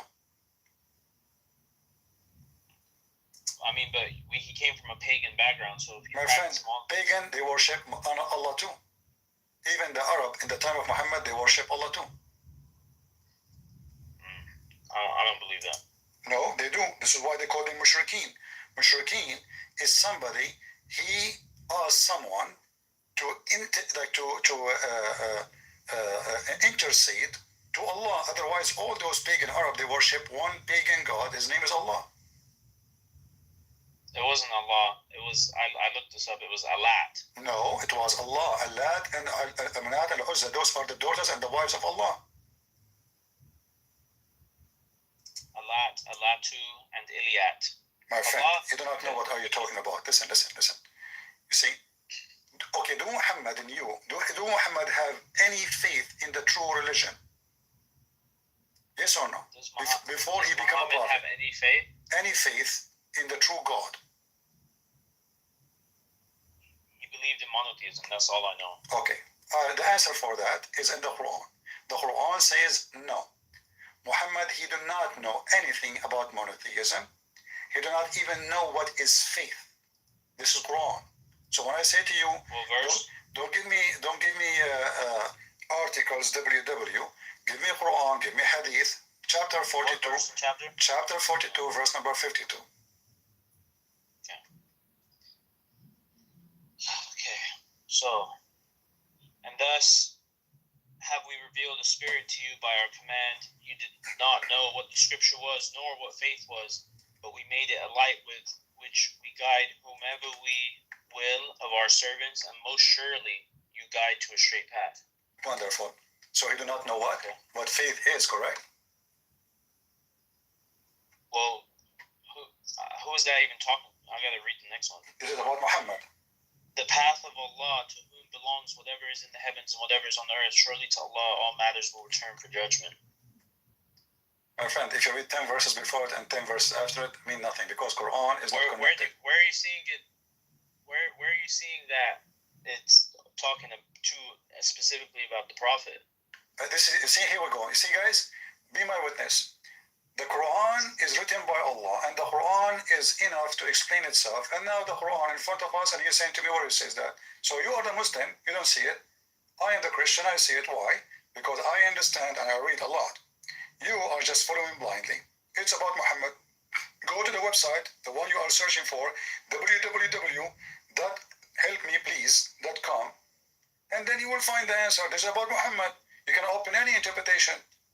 Muhammad, he do not know what faith is, and he do not know what is the book, which means he have no idea about any book of God. So for 40 years, Muhammad, he have no true faith. So what he was worshipping, all those people, they worship and they do tawaf around the Kaaba, all of them, and Muhammad is one of them. I did that too. Yeah, you're a pagan. Did you kiss the black stone? No, I don't. Why not? Why not? Why not? You don't want to follow the steps of the Prophet?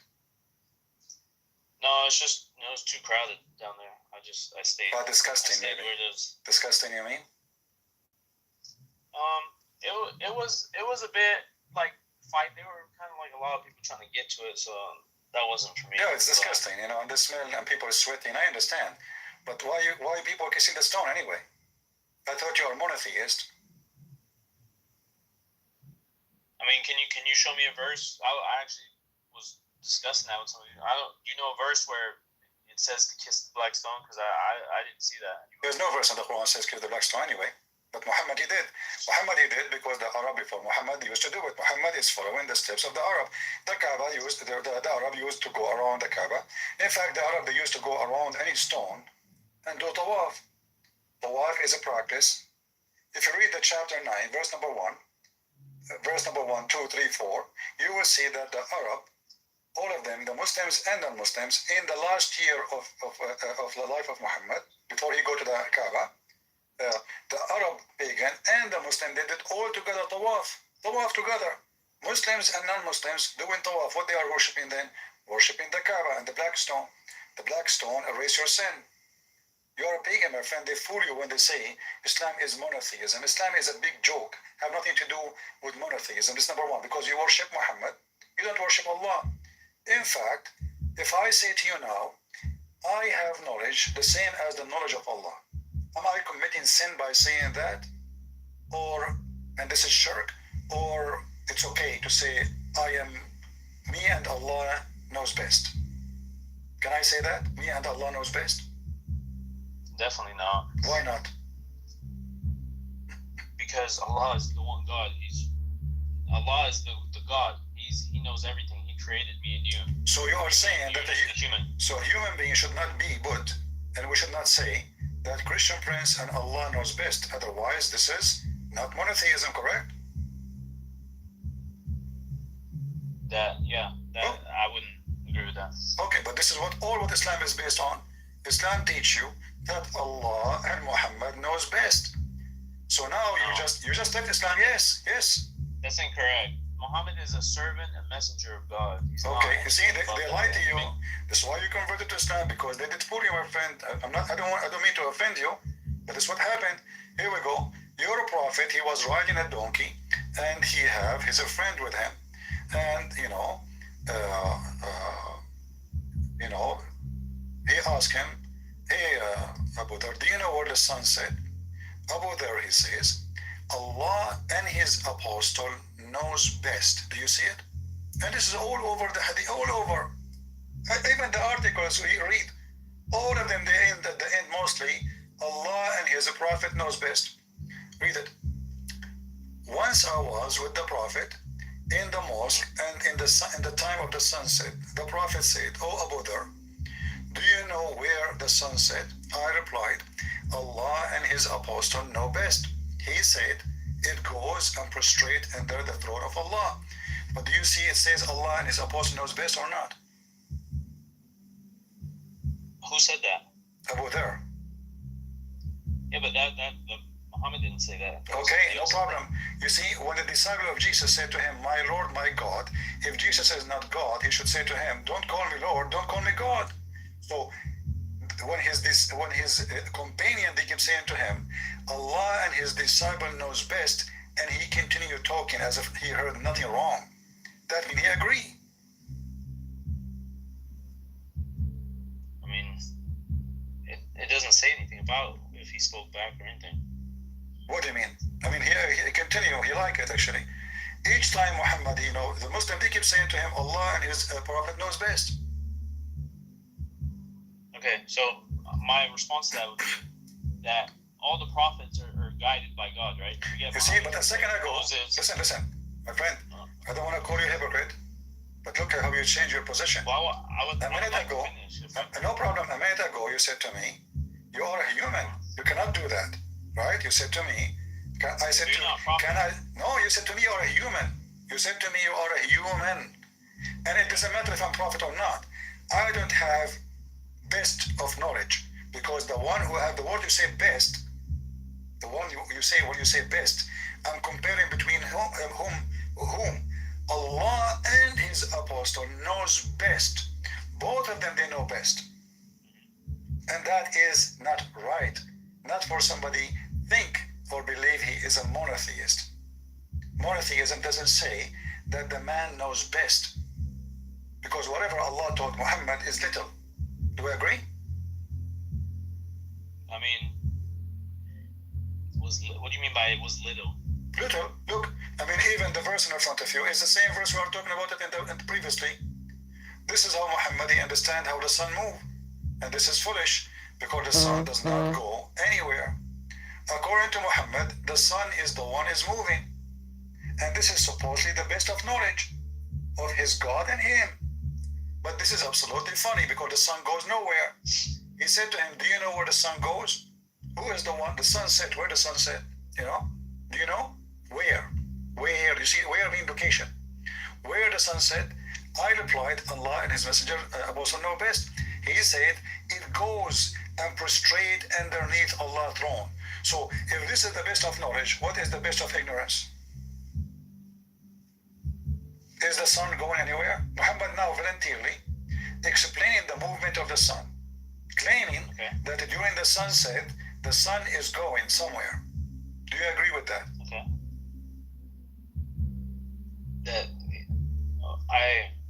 Okay, yeah, sure. Sure what? You said, do I agree with that? I agree with what's written on the screen. What do you mean? Do you agree that the sun move every day, and during the sunset to go under Allah's throne and sleep? Do you agree with that? No, the sun runs on its fixed course for a term decreed. No, this is about the sunset. Sunset. Sunset. Do you know where the sun? Okay, yeah. Do you know where the sunset? I replied, "Allah and His apostle." He said it goes and prostrates under Allah's throne. So do you agree that the sun every day goes anywhere? Every day during the sunset, the sun is going somewhere. Do you agree with that? Well, from what I understand from this is that in circles, right? The sun is on a fixed course, and it circles in that somewhere on that course, it's under Allah's throne. This is not what I'm saying.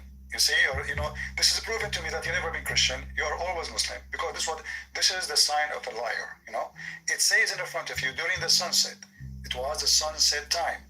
He said, I was do you know, listen, do you know where the sun set? Do you know where the sun set? The sun okay. set. So we are not talking about now the science of the sun moving in the orbit. He is explaining, and not only that, he says, this is what Allah meant, read carefully, and the sun runs on its fixed course for a term. So chapter 36, verse number 38 is about the movement of the sun every day. Okay. And going where? Under Allah's throne. This way it disappears. But this is absolutely false. And you know that. The sun is going nowhere at the sunset. It was the earth, or it is the earth, going around itself. So the sun appeared that the sun is going, but in fact it is the sun, it's the earth, which is running around itself. Do I agree? But this doesn't contradict that. What do you mean? According to your prophet, the sun is going. Not the earth. My friend, it says the sun runs to its fixed course. Who is running? Read. What's wrong with you? I mean, I never saw a Muslim. I mean, you see, I'm not insulting you, but I never saw a Muslim is not liar to the top of the bulb. It says in front of you, and the sun runs on its fixed course. Who is running? The sun. And he is explaining the sunset thing. He's not explaining that one day the sun will go somewhere. No, this is the sun going every day in the sunset time, saying the sun run to its fixed course. Where it goes during the sunset, it goes under Allah's throne. Is that accurate to you? I mean, I don't think you're gonna like my answer, but yes, I do. Guys, I don't think you like my answer. I don't care about your answer, my friend. People are laughing because anyone who had high school, he knew that this is false. How do you know that the sun isn't under Allah's throne? You don't. Where's God's My throne? friend, okay, I will go with you. You see, just to show you how stupid this religion is. Allah's throne is where?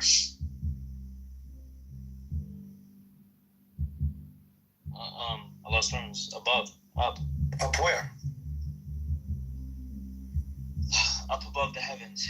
Where is the heaven? I mean, you see, if now, right now, I am in the state, the heaven in the top of me, but there is other side of the earth where heaven too.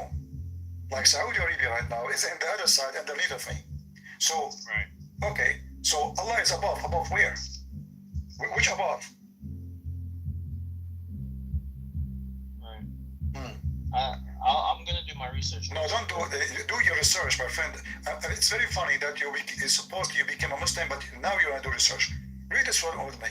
What do you do with this one? Let us see how you can fix this one.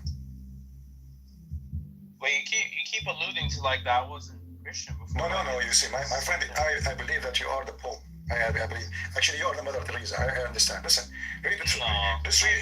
Read this one for me, please. Go ahead. You want me to read it again? I can do that. No, Okay, this is a different one. Oh, okay, hold on. Let me move the screen.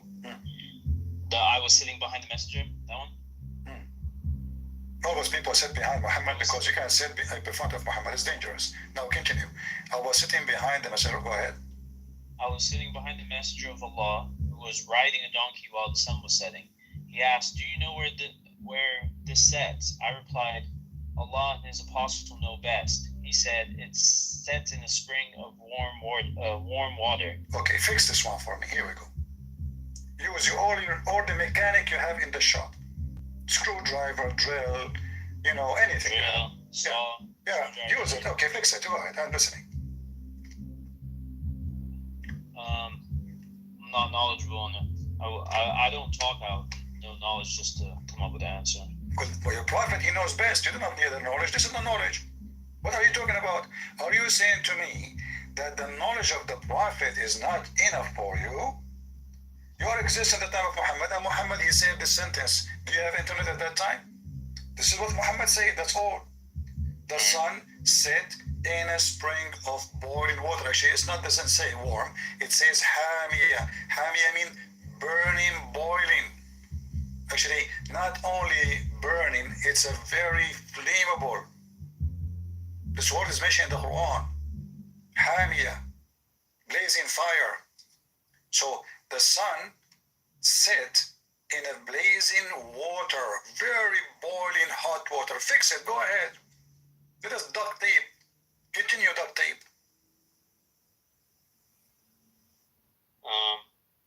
Well, just from Googling it right now, it says, and obviously I have no knowledge on it, so that's what I got right now. It says that okay, this is a weak hadith, unreliable hadith. That's false. Here we go. It says Sahihul Isnad. You see, they lie to you. Anything is embarrassing, they say it is da'if. It is Sahihul Isnad. And this is in Arabic too. It says Hukum, the ruling, Sahihul Isnad. So they lie. It's not da'if. Anything is embarrassing, they give it a grade as they wish. Where do you find that info? This is in your Muslim website, sunnah.com. Right. But where does it say, like, if it's good or not? Sahih. It says in the bottom. It says in the bottom, great. Everything is perfect about it. Yeah, Sahih and chain. Yeah, there's nothing wrong with it. Nothing wrong. Yeah. So, and this is not only that, this is in total agreement with the Quran. Isn't it the Quran says that Zulqarnain, he found the sun sitting in a muddy, hot, boiling water? Okay. So what, okay? So you're saying that because it's like this is false, or because what do you think? Is that what what do you think according to your knowledge, is that not false, or this is false? What do you think? Do you think really the sun goes every day and dump itself in the boiling water? You are asking me if I think it's false? Is that what you are saying to me? So you think it's not false?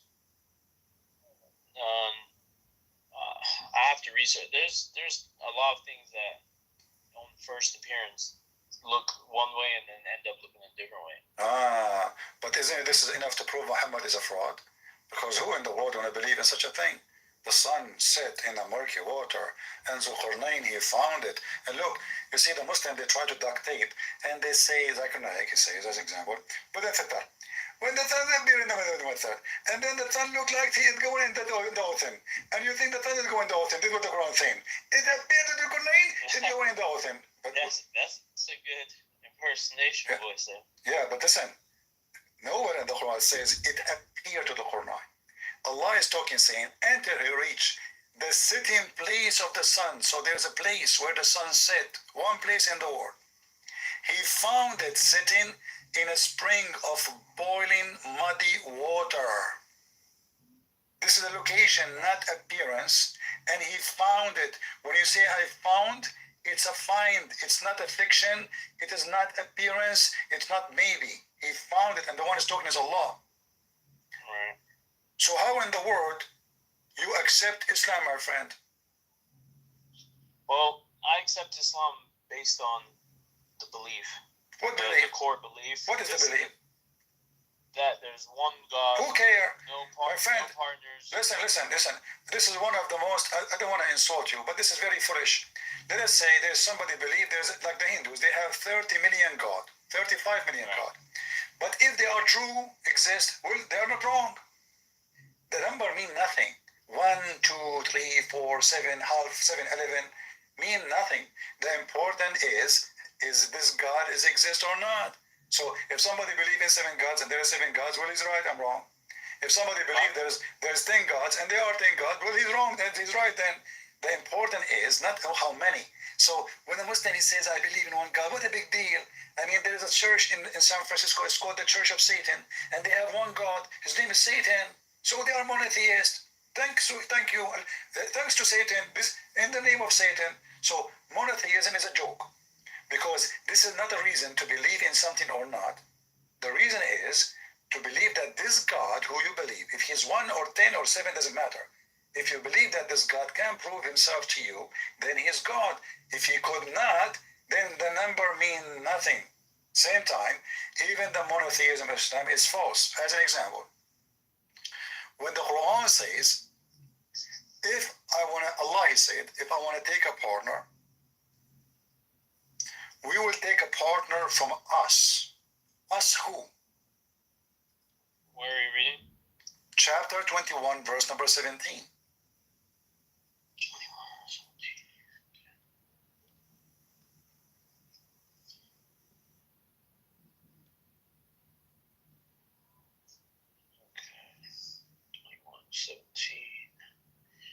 Had we intended to take some amusement, we could have found it in our presence, if that had been our will.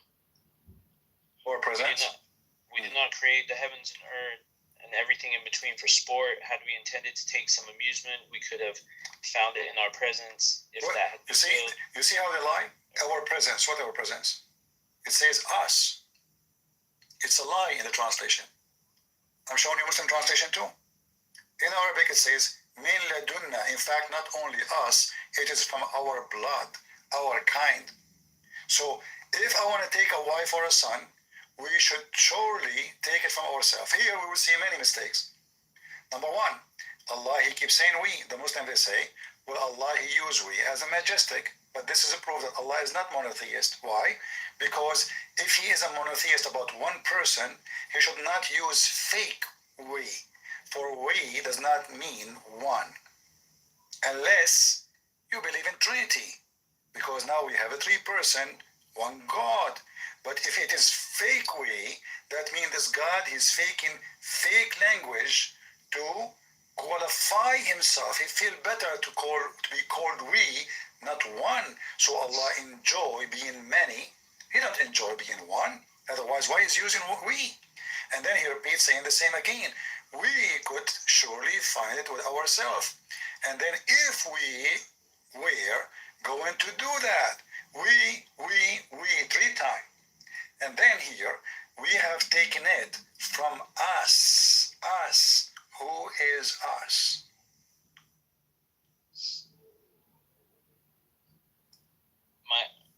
You want me to reply or? You cannot reply. I mean, you are just making things up, my friend. Don't you notice? You just heard this. You just heard this verse first time in your life, and you can't reply for it. Are you kidding me? Yeah, but that doesn't really speak to anything. No, speak for everything, because Allah, if He is monotheist and He is one person only, should not use we. For we is a fake language, fake glory. We exemplify exaltation. It's an exaltation. When they say we. Even in the Old Testament, they used we.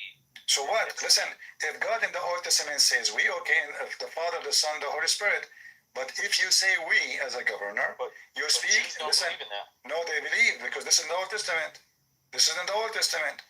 No, but the Jews don't believe in Trinity. No, they believe. Even your Quran, the stupid Quran says that the Jews, they believe that Uzair is the son of Allah. Yeah. Yeah. Ezra is right, but they don't believe in the Trinity. But, okay, how do you believe the Son of Allah, but they don't believe in Trinity? They believe that God is a spirit. My friend, in the Old Testament, right away, God in His spirit. God, go to the book of Genesis, verse number 1, verse number 2, right away. God in His spirit. So there is God, and there's His spirit. And now they believe that God has a son. So now God has a spirit and the son. And the Christians, according to Quran, they believe the same. So what do you mean they don't? Same time, my friend. What I notice about you, you throw at me any answer you wish, just to duct tape with no knowledge. Here, if we go right now to the interpretation, the Muslim, they try to duct tape. Those are the scholars, not YouTubers. They say Allah, He meant by us, He will take a partner from the virgins. Can you believe it? Allah is going to have sex with the virgin if He like to have sex, if He like to have a wife. This is what us mean. Right. Us mean women. I just want to say one thing, because I gotta clear it up. Respectfully, when you diss the religion and stuff, it really doesn't help in your favor, at least with someone like me, because I look at it like the truth. When I look at the truth versus falsehood, you speak Arabic, I don't. You study this all day. I just seen your videos and content and books. Like you've studied this all day. I'm not gonna do like a lot of people online and act like I know just to keep up with you and stuff. Okay, we have a solution. We have a solution. We have a solution. Why you don't call right now the sheikh? He is teaching you about Islam and let him join us. He's welcome. A sheikh who speaks Arabic. Is that fair, guys? And you will be with us. Either he convince you, Right. or I convince you. Go right now. I'm not going to go, even though I'm staying here for many hours, just for the sake of helping you. As my younger brother. I'm gonna be honest with you. I'm not like I'm Muslim, you know, like, but I mean I do have some sheikh friends that would maybe like to talk to you, as long as Call it's them now. respectful. Call them. And I will Oh, call we don't have that. We don't have that type of. It's 10 p.m. These guys have families and stuff. But I can set it all up for the morning if they want to talk. Or tomorrow's Friday, but for another time. My friend. Islam. Are you an ex-Muslim? Muslim? No, I'm not. I'm not. My friend, I don't want to insult you. I'm not stupid to be a Muslim for a second. Have you ever imagined for a second that there is a prophet? He is sent by God, and he promised us that God will give us women, and their vagina never been effed. And he described the vagina. How in the world that is from God? I mean, I read the Bible. There's very bad stuff in there. Give me the bad stuff. Where is the bad stuff? I challenge you. The pornography stuff. Pornography. What is pornography? Can you tell me? Okay. The Song of Songs. There's a law.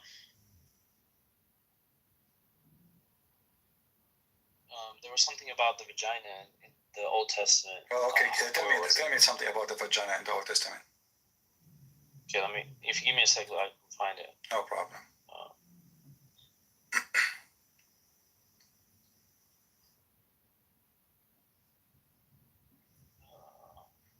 So in the Old Testament, God, he told us, if you believe in me, you will have a lot of vaginas. It was something. No, I don't think it was about that, but it was talking about a girl who was promiscuous, and she was basically doing a bunch of stuff. So, the Bible speak about many things. The Old Testament, my friend, speak about how many feet you have to go and defecate. Speak about if you find a man and a woman in the field, they are doing something wrong, what you do with them.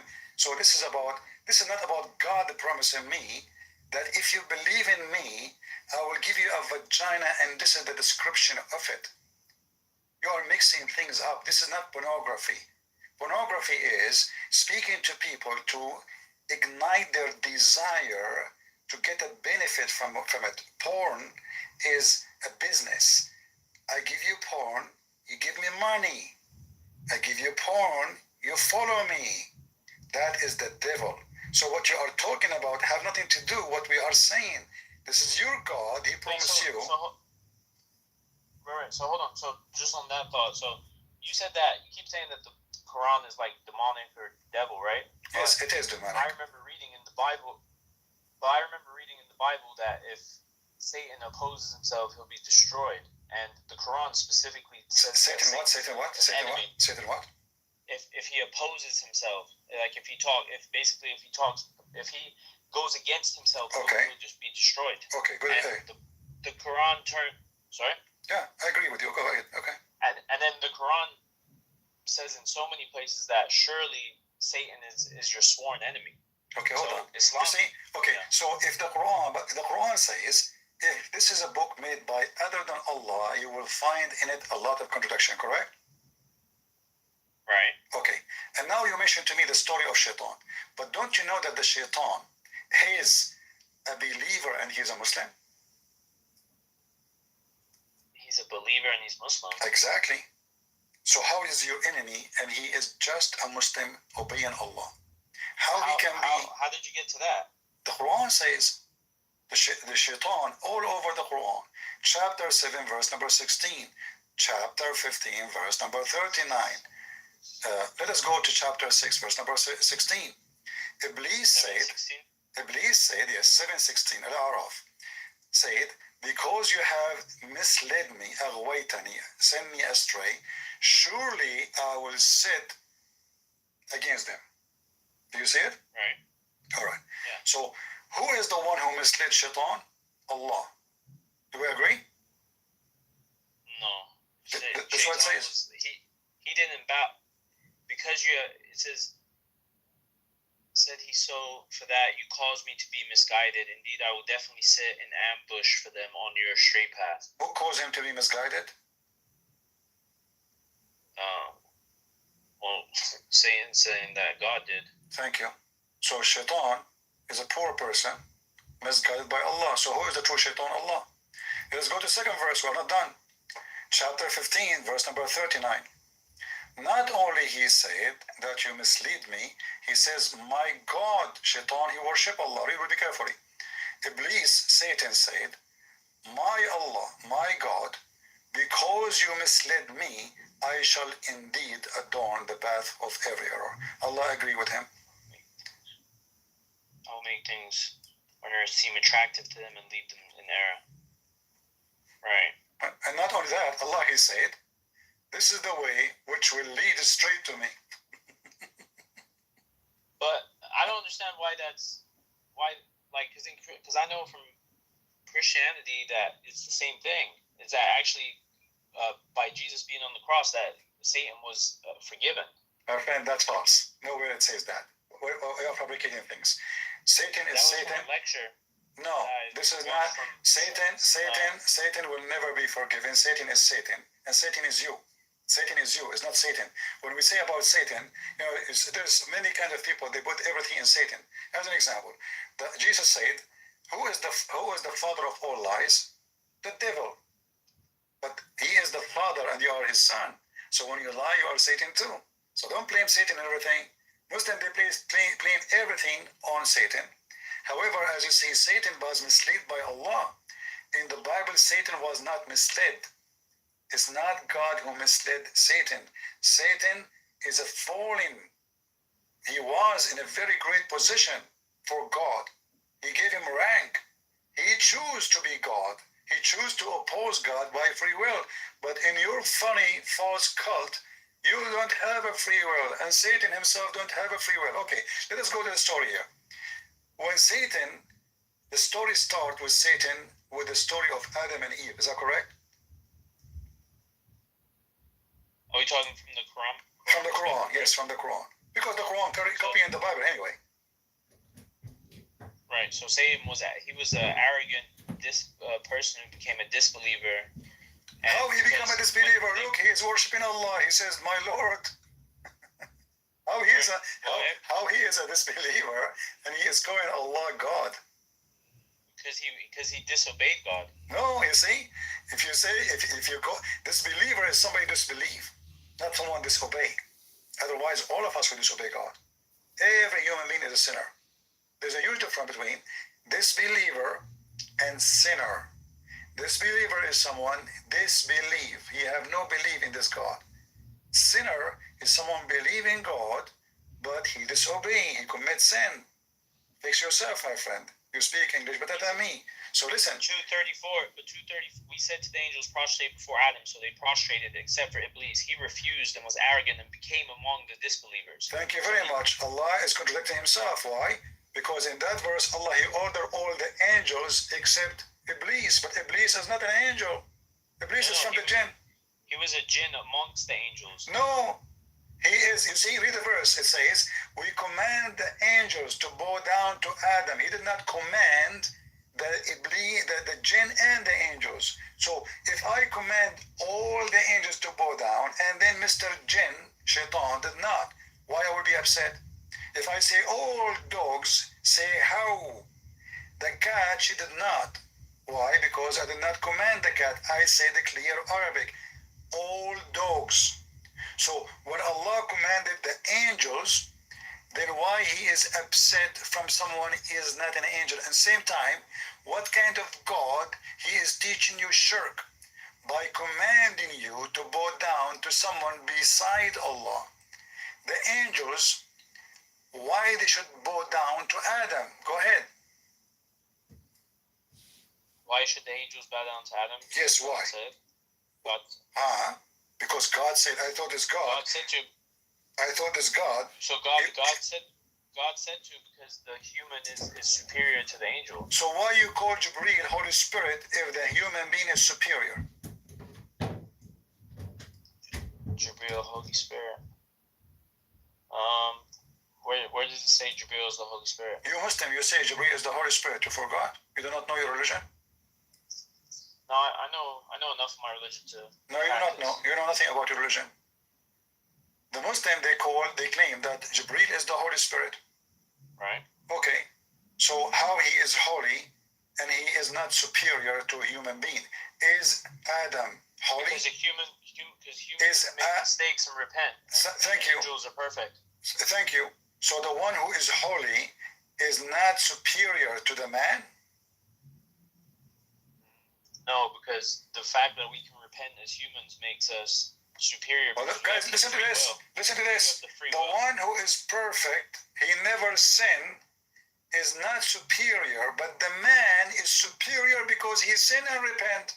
Have you ever heard of a cocaine, heroin, hashish answer like this?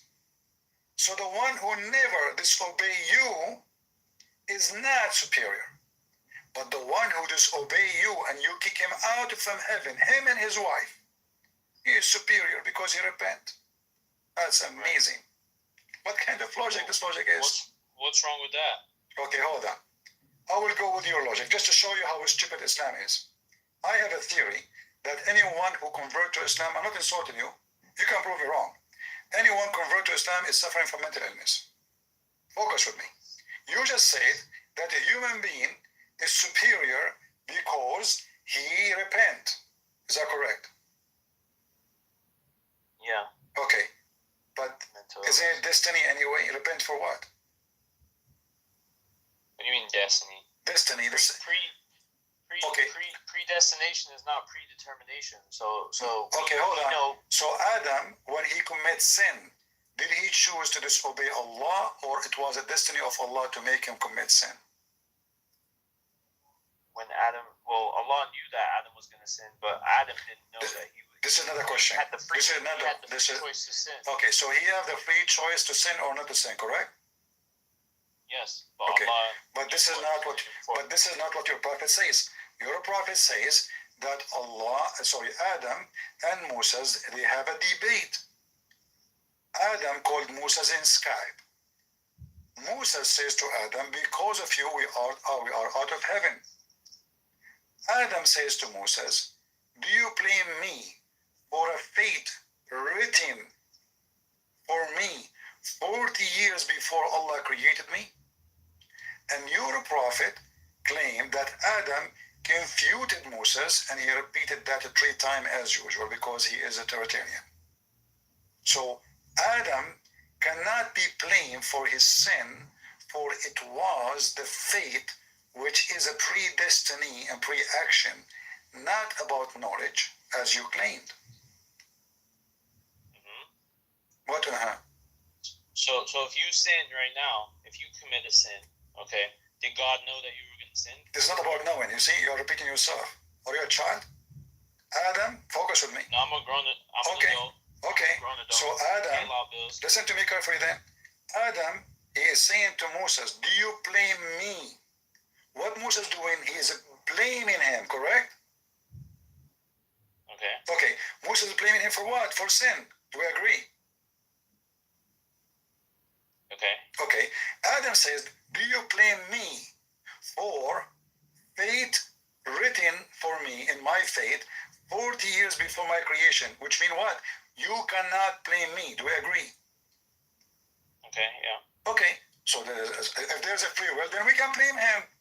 But we cannot blame him because he did not choose to do so. Otherwise, we can blame him. And your prophet, false prophet, he agreed that Moses got busted by Adam. So he said, so Adam confuted Moses. Adam confuted Moses 3 times. Okay. This is stupid religion. So every sin you do, it was a destiny. Insulting Muhammad is a sin. Well, it's a destiny. It's written in my fate 40 years before my creation. To say to you what I'm saying right now, this is Allah making me say those words. This is your religion. It's a stupid religion. There's no point. There's no point of a prayer. Satan himself, he did not choose. As you see here, the sin of Shaitan with Adam. Who is the one who misled Adam? Shaitan. But this is what. But listen. But this is a. Following the religion, stupid, and being like rude about it. I'm not being rude. I'm being truthful. Who care? I don't care if you like it or not. It's stupid, it's ugly, it's disgusting, it's funny, it's dummy, it's diarrhea, it's whatever you want. I don't care for what you're feeling. I'm just saying, I'm being truthful. You want me to sugarcoat things for you? It's just about being a man. No, I'm being a man, my friend. Trust me. Trust me. The man who says such a thing, he is the real man, because nobody dare to say such a thing about Islam. The coward don't dare to say that. I am the man. I am the man. Behind the screen. No, not behind the screen, my friend. I do seminars, I teach about Islam, and I get them busted everywhere. I wrote books about Islam. Do you dare to write the books about Islam? Where can I come see a seminar? If I'm doing seminar, you're welcome. I did seminars everywhere. I did seminars around the world.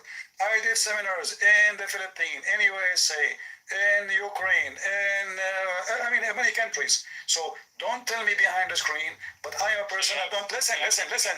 Don't change the topic. I am like your God, speaking from behind the curtain. Is that what you meant? Your God himself, instead of asking me to show myself to you, what about you ask your God who he said he will never speak to anyone except from behind a burqa? Is that in the Quran or making things up? Where do you have your next seminar? You're just being a kid now, trying to change the No, I'm not. Okay, I'm not doing any seminars right now, because I can have seminar. Right now I have seminar. 1,300 people are here. If I want to do seminar, I have to buy a ticket, fly, go there, prepare a place to rent. Here we go, free. 1,300 watching me now. Later 300, 400, 500,000. This is the best seminar. And everybody is laughing. And now I can show you reference. And now, and in a seminar, my friend, this is better than a seminar. Why? Because here, people will hear the voice of Muslims, and Muslims always get busted, and they will see the reference in front of them in the screen. If I'm doing seminars, I will do a few slides, etc. But it's not going to be. But you're not busting. I don't feel like you busted me. I just feel like how many things? So listen, guys. I did not get him busted. So listen. So the sun. So listen. No. You can't say something. I showed you the sun set in a boiling water. I did not get you busted. Answer that. Let's go back to zero. No. The sun set in murky water. What is that? Go ahead. You can't. You'd have to speak to somebody of your equivalent knowledge. Not me. Doesn't mean I got you busted. Not you. I got your God busted, because it's God, your God, who said that. And now listen. So now you are saying to me, you are not equivalent to me, and that means you put yourself underneath of me, under the bus. You throw yourself. You definitely have you've definitely been doing this a lot longer. Doesn't matter. You are the Muslim.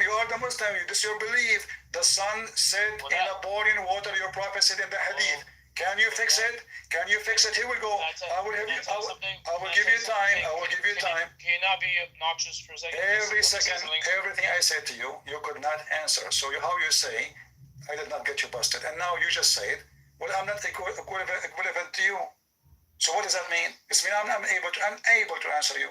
So that means you got busted. You have no answer. No, you didn't bust. Okay. I have no. Okay, I will go back to zero. The sun set in a muddy water, boiling water, the Prophet said, in the hadith and the Quran. I'm listening, I'm not going to talk. Go ahead. Okay. Well, okay. I'll Google it. Okay, go ahead. Go ahead. Sunset on murky water. Mm. Go ahead. One second. That's why I came to listen to your channel. I wanted to be able to see the biggest critics and see what they say and learn about it, Okay. And that's why I told you, call your sheikh to call me. You refuse. They don't dare to call me. Why didn't refuse? I said I could do it, but not 10, 18 p.m. They will not. So why not? 10 is not like after the middle of the night. I mean, people they just took their No, dinner. but it's just. But you will respect. lose. He might like it. He might join us. Why not? You know, just tell him, text him, say, can you please join us for 15 minutes, not for 15 hours, half hour maximum. We'll let him go. Just answer about any of those things, and he go. They were not there, my friend. They were not there. It's not about Have you. you debated the sheikh before? I debated tons of sheikhs. If you want to watch one of my funniest sheikhs in Arabic debate, go and watch my debate with the Sheikh Hisham al-Husseini. He was even hired by the stupid George Bush in the Department of Defense, and he is the highest sheikh in Michigan. Go and see how he went nut, and he was start jumping like a monkey. Who dare to debate me? This is online. It's online, yeah, and there is actually a translation too.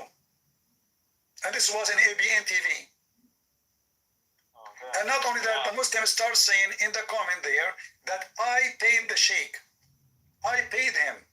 The sheikh is hired by me. He is the head of the Islamic Center of Michigan, and he is paid by me. He was in Fox News 5, 6, 7 times. Because I went the floor with him. The Muslim now, they are saying I paid him. Did I pay you too?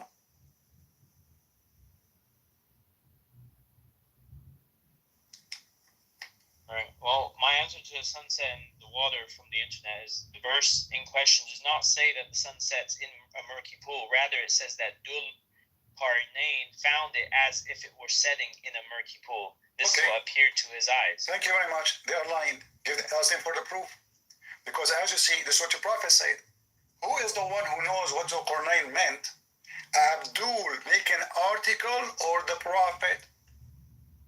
I have the prophet saying the spring, the sun. But you're doing the same thing. What do you mean I'm doing the same thing? I'm using your prophet explanation. You are using a website, making a statement, have no ground. The ground is who said so. If a Christian prince says so, there's no ground. If Abdul says so, there's no ground. But if the prophet says so, that is a heavy duty ground. So what about the Ibn Kathir on this? What do you think about that? My friend, Ibn Kathir, he have to explain why he's a prophet saying the opposite. Ibn Kathir, he is born between the Christians. He is the same as a YouTuber in his time. Ibn Kathir came long, hundreds of years after Muhammad. He's trying to duct tape too. But if you want to read more, read what your prophet said. Why we don't trust Muhammad? Why we don't go to Ibn Kathir? And you see, if Muhammad never said anything about it, I will say, okay, let's see the interpret. But Muhammad explained it. It's explained already by Muhammad. So which one we take? We throw under the bus Muhammad and we take Ibn Kathir? Not at all. It's just an understanding. Okay, so it doesn't make sense. Because if Muhammad explained the verse, then I have to take what Muhammad said, not what the Christian prince said. We have Muhammad himself explain. I mean, who knows the Quran better than Muhammad? Who knows what the Quran meant? Same time, imagine how they lie. They say that this is not what it's meant. Okay, how in the world they say such a thing? Because simply, the verse in front of us, it says, nowhere it says it's appear.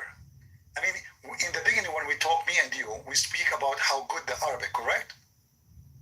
Right. So did Allah use the wrong Arabic? Is he weak in Arabic language? Maybe he's a Christian prince, he don't speak good English. So he wanted to say something and it appears something else. The Arabic in the Quran is obvious saying, he found it. He found the sun sitting in he even found the sitting place of the sun. Not only he found where the sun set. It says as if. It says as if. Whereas if, you know what, I will shave my 21 feet beard if you come find me the word as if. He found it as if setting in. Where the word as if? You see, the Muslims, they say that the Christians corrupt the Bible. There's nobody corrupt his book except the Muslims. They are adding words to the Quran. Can you show me where is the word as if? I've heard this argument before. Don't tell me argument. It's not argument, my friend. You see, the Muslims. It's the language. The language. Hold on, let me say this. The language has certain things that can't be translated into English, such as fatha, kasra, stuff like that, which Abdul, listen. What fatha, what kasra? What are you talking about? Fatha and kasra. It's just to make you read. Listen, yes, Abdul. Fatha and kasra is not What does that mean? Fatha and kasra is not even part of the Quran. Don't be an idiot. Fatha and kasra is something added not even by an Arab guy. A person who is a Persian, he added those things to the Quran. You Muslims changed the Quran. A Persian guy, he fixed your Quran by adding Fatha and Kasra because he found it's impossible to understand the stupid book. So this Persian, he's a smart man. He said to the Arab, listen, donkeys, this language is not a language. Let me fix it for you. So he put for them a grammar. He put for them Kasra and Fatha. He added even letters to the Quran. So don't tell me Kasra and Fatha. You don't even know what you're talking about because he added those things you see so you can be able to read the Quran. It is impossible to read it. For the way it's written, it's confusing. How I will know which one is if and the one is ghain and the one is ain? How I will know which one is seen and the one is sheen? How I will know which one is jim and the one is ha? All of those are dot we put in the top or in the bottom to make letters, but before they have none. So the Quran was so confusing. So Abdul from Persia, he is a very smart man. He said to Allah, listen Allah, you choose a wrong language. This is the language of the dummy. It doesn't make sense. It's so stupid. I'm going to fix it. It's not Allah who added, it was Abdul. And he is not even a Muslim because mostly they say he was a Shia. So you're saying a Persian added Fatha and Kasra Yes, it's not an Arab. to Quran? Hmm. Are you And now don't change the topic, my friend. No, don't change the topic. Does it say anywhere in Arabic you can copy word by word? Actually, there's a website. It's called actually Quran.com. You can move your mouse over the word. If you can't find me in that website where it says as if, be my hero. You move the mouse over. Let me try to open it. Hold on. I will try to open it. Let me open that website. This is your Muslim website, and even they have it for you with recitation. All right. I think it's Quran.com.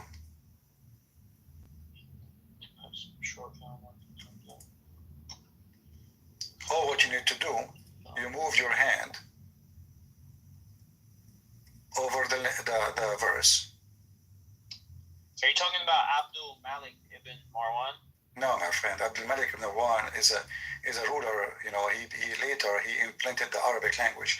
This is about forcing the Arabic language in other countries, the Christian countries. Those are not Arab countries like Syria, Lebanon, Iraq. Those are not Arab. They never spoke Arabic. So here, Hatta is a balagha. This is Quran.com. You can add a translation to the verses, and then you can move your hand over the word, and then it's going to show you the words meaning one by one. Let us see if we can add translation. Where translation? Translation, English, Dr. Mustafa, okay, or Dr. Ghali. Let us see. Where is the translation? Why I don't see the translation? Okay. Here, do you see it? This is your website. It's translating for you, word by word. Do you see it? Yes. Word. Okay. Do you see anywhere it says, as if?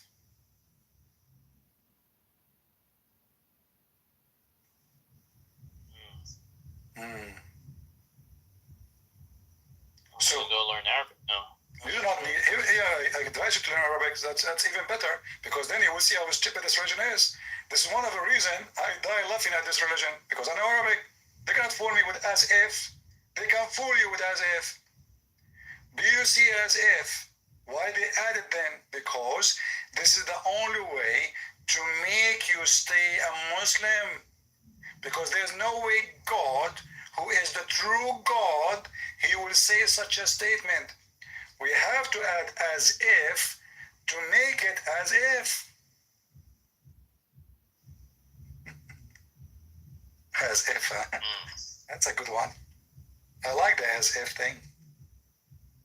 I mean, this God is as if God. Allah is as if with God. And he say as if things. It says, until when he reached the sitting place of the sun, he found it sitting in a spring of dark boiling water. Hamiyah, by the way, because the Muslims are confused. There is some reading says Hamiyah, some they say Hamiyah, depending on what Quran you read. However, all of them they mean boiling, muddy water. And not only that. Did you read the story of Gog and Magog in here? One of the most funny stories. Go and watch the videos of Yasser Qadhi. He is speaking why Muslims leave Islam by waves because of this story. Brother, Zulqarnain, he found people who don't understand the language, and they are sitting next where the sunrise. Oh, sunrise. He even, not only he found where the sun set, no, he found where the sun rise to, Discovery Channel. Look, until when he reached the city, the rising place of the sun, he found it rising on a community. I mean, what do you want more? That Zulqarnain, he was like Christopher Columbus. He found where the sun rise, he found where the sun set, and then he found next to it, next to where the sun rises, it's a place there, it's called Tutubutu. You know, he found people there, they don't understand the word. But those people who don't understand the word, they said to him, hey, listen, Zulqarnain, can you build for us a dam between us and Gog and Magog? And now go and read what your prophet said about Gog and Magog. You will die laughing. And until now, the Muslims are looking for the dam, which Zulqarnain he built from iron and copper. And this dam will not be open until the day of judgment. Hey, Prince, Christian, you're giving me a headache, I'm not gonna lie. So I'm gonna take a hike. Out right now. All right, okay, take a hike. Don't forget to pray to the one is God. And kiss the black stone you drink. I'm gonna pray Isha right now for sure. Yeah, sure. Yeah, sure. By the way, do you do ablution before you pray? He hung up. I gave him a headache. He's a liar, by the way. He's not an ex-Muslim. He called me before many times. Yeah. Ex-Christian, supposedly. I gave him a headache. I gave your God headache.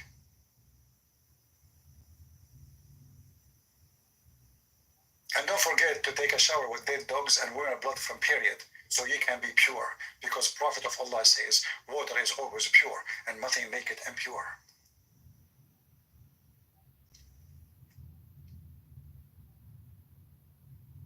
Now I know why Sam Shamoun, he lost his hair.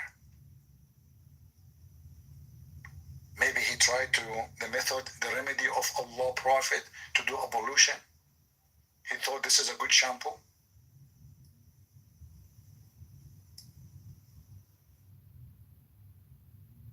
Call your sheikh, they will not call the sheikh. Oh, you are talking to somebody, you do not know much, you know, you have knowledge, I don't have knowledge. What is excuse? You do not know your religion? And this is my fault?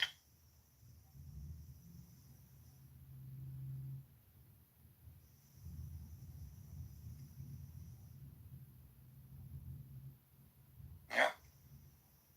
Do we have any victim? Who's next?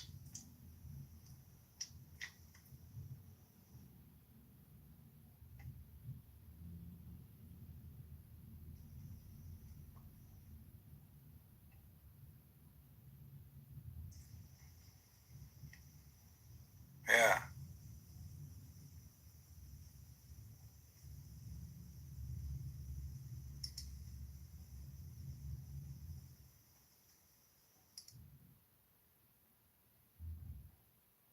All right. Yeah, the fastest way to escape, you know, like gave me headache, man. Yeah. But don't worry, you just kiss the black stone and it will suck your headache. I mean, what is better than putting your head inside the black stone in the shape of a vagina, and Allah is the one who sent it.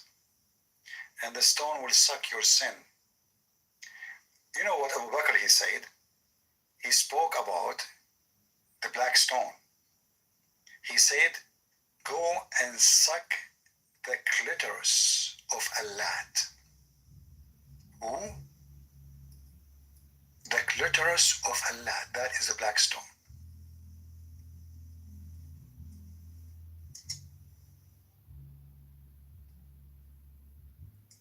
And look how filthy the companion of Muhammad, what language they speak. Imagine you say to somebody, go and suck the clitoris. I thought you went to pray now. Hey, so no, my sheikh responded. He said he's down to set up a debate with you. Okay, let him join us. Go ahead now. No, he said set up a debate. Okay, okay. Tomorrow? No, next week. So what about tomorrow? I'll try to set it up, but we can rumble and see. No, you have to tell me from now. Seminole. You could text him, so we can tell people what time. I will do any time he wish. So you don't have tomorrow's not good. Tomorrow's Friday. Okay, tell me next week when. Just take your time. Remember, I don't open Skype unless I am live. Only when I'm live. You know. So if you text me, be sure I answer you because I have thousands of texts come to me in this stupid Skype. You know. So if I answer you, that means I saw your text. Right. If I don't, then you better call me. Got it. All right. Yeah, Okay. I'll set it up. All right. Thank you very much. All right. Guys, he said to them, go and suck the clitoris of Allah. Let us see if it's appearing here.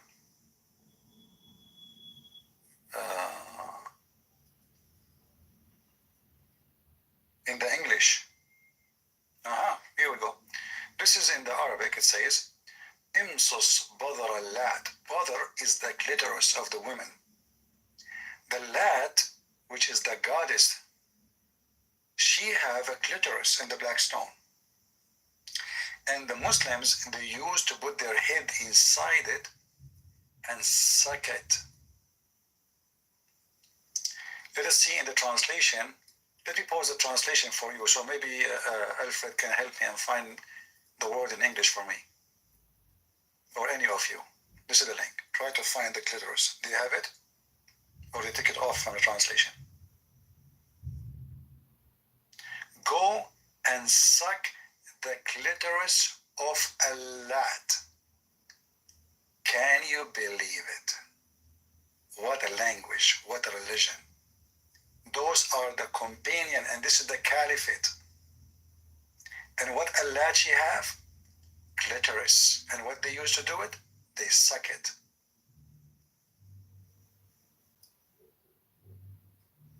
It's a 1,000,000,000% pagan cult. Does it show in the translation, guys? Anyone saw it, or did you took it off? Here it is in front of me in Arabic, but I didn't know about the English. Here we go. فقال أبو بكر امصص بدر اللات. It's in front of you. Go and suck the clitoris of Allah.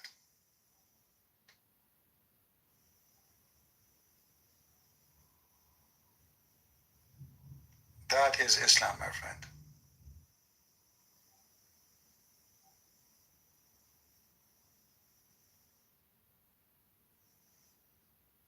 Who's next want to try his best with me? And the funny is, they say to you, well, I'm not equivalent for you. What is an excuse? Is even your prophet equivalent? I mean, how? And you know, and they come and they say to you, we worship one God. I believe in Islam because we were. Who care if you worship one God or 7-11 gods? That is even one of the most stupid ever. The Muslim, he think he is superior when he say, I believe in monotheism. So, what does that mean? 1 God, 2 God, 3 God, 5 God. Hey, by the way, is your God sitting alone now watching TV? Lonely? You have no parents? 1 God? Isn't it this Lili Dawa, when it proved that God exists, he said, everybody have a maker? Okay, if everybody have a maker, well, does that mean God have a maker? I mean, look how stupid they are. They want to prove to the atheists that there is God. So what? Okay, now computer. Who made the computer? Somebody made the computer. Computer made the internet. There's the internet, and somebody made the internet. Maybe that was philosopher now. So anyone of us here that everything have a creator in order to exist. Okay, I will go with your logic. You're stupid. That means your God himself have to be created by somebody. I mean, do you see how their logic is so silly? It's a diarrhea. A Muslim logic is the same as somebody he ate too much vegetables and they are not clean, and the diarrhea.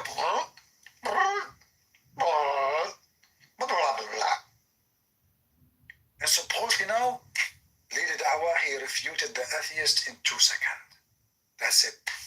How the atheists, they can answer that? Very simple. Diarrhea cult. Why, guys, you don't like the way I'm saying things? I'm just being truthful with you. You don't like it, don't you? I know you hate me. I know. I say disgusting things for you and you hate me because of that. But I'm going to invoke curse of Allah upon you. So, like, I will tell you, if I invoke the curse of Allah upon any of you, do you know what will happen? Do you know the consequence? You have no idea. As an example, I will tell you what is the penalty for laughing at me. This is a true story, by the way. I'm telling you, this is a true story. Don't make me swear by the shin of Allah. Or swear by fake, as Allah he swear. There's a guy, he looked at me, he said, "You are Christian Prince?" I said, "Yeah." He said, "Man, you look so funny and so, look how you look, it's scary, disgusting." So, guys, this is a true story. Then I invoked the curse of Allah on him. He went home. In the morning, he wake up. He go to wash his face. Do you know what happened? He looked exactly like me. Allah cursed him. He said, no way. I look like him now. Look what Allah did to me. Do you know the story of the guy who put the miswak in his anus? And this is in their books. Somebody want to make fun of Allah religion. The Prophet, he taught the Muslim to use miswak to clean their teeth. So the guy, he inserted miswak in his anus. Guess what happened, brother? You will not believe it. The curse of Allah. After 7 months, this person became pregnant and he delivered a rat. Yes, brother, he delivered a rat. He put the miswak in his anus, insulting Allah. Allah made the miswak make him pregnant. And he delivered a rat, and the rat died, and he died too. And he was suffering from a lot of pain. True story, brother. If you don't believe me, search right now in Google about the guy who inserted the miswak in his anus and what happened to him. True story. The Muslims, by the way, they have a lot of fun stories. I find one of the most funny one of them is about the dead guy. I told you this one, right? There's a guy, he died. And the Muslims, when somebody died, they put him in a table and they flip him upside down. And, they wash him supposedly, and then they put a piece of cotton in his anus so the dragons will not go inside his anus. So a Muslim learned, which means he's a sheikh, imam. He said, by the way, this brother is not dead. They said to him, brother, how you know? He said, for if you put your finger in the anus of this man, you will find it warm. Oops. So it turned to be that this guy, when he entered the room, nobody noticed him. The first thing he did, he put his finger in his anus and he found it warm. And then everyone attending the funeral started placing his finger in the anus of the dead man. So they can be like, are you sure, really? His anus is warm? So everybody in the funeral start putting his finger in the anus of the guy. And even they tell you those stories. How in the world even you report such a story? Everybody in the funeral, and those Arab, when they go to the funeral, like you will find 5,000 to 6,000 people at least coming to the funeral. The whole town will come. Every single one is putting his finger in the anus of the man to see if he's alive. What is the conclusion? He's alive.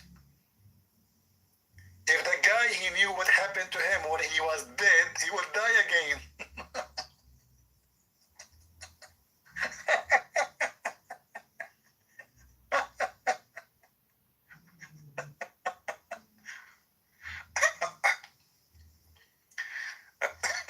Anyway, do we have any second, third victim?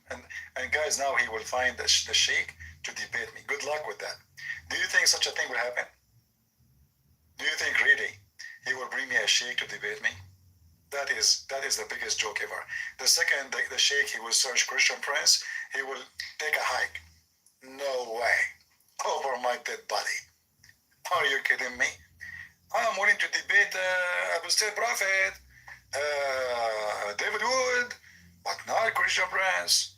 You will see all of those potatoes, they are willing to debate those names. Nobody come here. Nobody. They knew what will happen. And I was going so easy with him, by the way, hoping he will come back to his mind. Wasn't there English translation? English translation for what?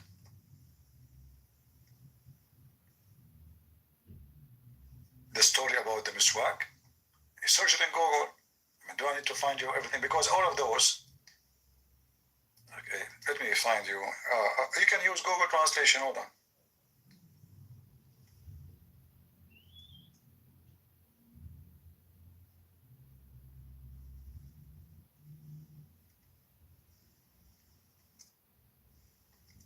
Let me find it. But I will find it in Arabic. You can use Google Translation.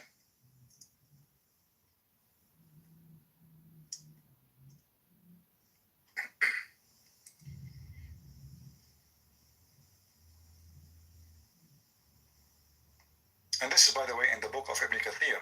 So the book of Ibn Kathir, I think it's translated, but you need to find it in English. All right. This can be found in the book of Ibn Kathir, Al-Bidayah and Al-Nihaya, volume number 13, page number 289. 289. And I will give you the link. And this is Ibn Kathir. Al-Bidayah and Al-Nihaya, Ibn Kathir. I will use Google Translation. All right.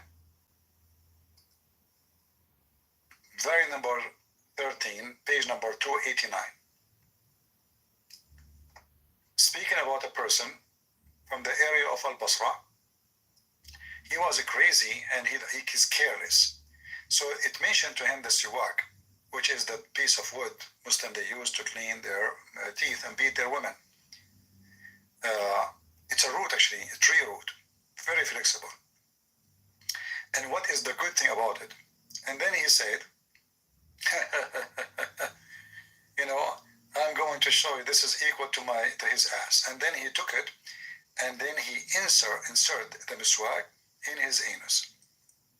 And then after that, he lived for 9 months, and he gave birth to a rat, have 4 legs, and he have the head of a fish, he have the ass of a rabbit. And when he gave birth to this animal, the animal screamed 3 times, and then the daughter of this man, she hit the head of the animal. Let us see here. Okay, and then this man, he lived after that for 2 days or 3 days. Let us use Google Translation. And by the way, the report depends in the book. Every book give you different, let us say, version of the story. Come on, translate. All right. So it's coming from Al-Basra, all right? So they mentioned to him the miswak, and the translation is coming funny. And then he inserted in his anus. And then after 9 months, he stayed alive for 9 months. And after that, he delivered a boy. And the character of this boy, the baby, is a rat. He with 4 legs. Translation is really horrible here. and his head is like the head of a fish, and his anus is the anus of a rabbit. And when he put it, which means when deliver it, the animal shouted 3 times, and the daughter, she threw a rock at the head of the animal and killed it. And then this man, he lived after that for 2 days and he died. Let me shorten the link for you. And again, this is Ibn Kathir. The book, the beginning at the end,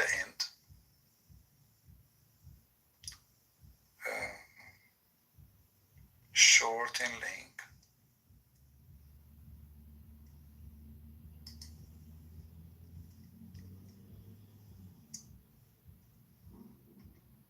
You see, because there's in the top, there's Arabic in the link, I cannot post it in YouTube directly. I have to shorten it. Otherwise, it's going to come so long. Let me know, please, if the link is working. I will post it for you.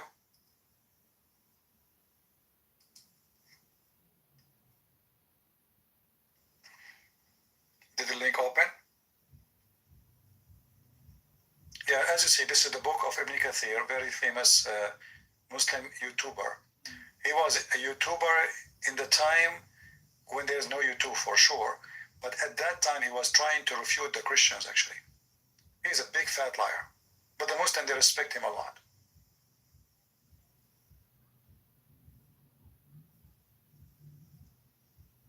Yeah.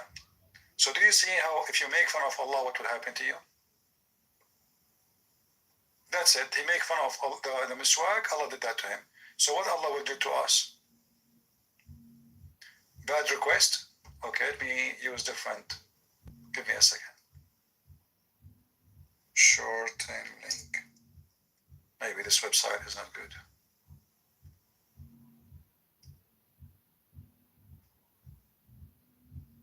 Okay.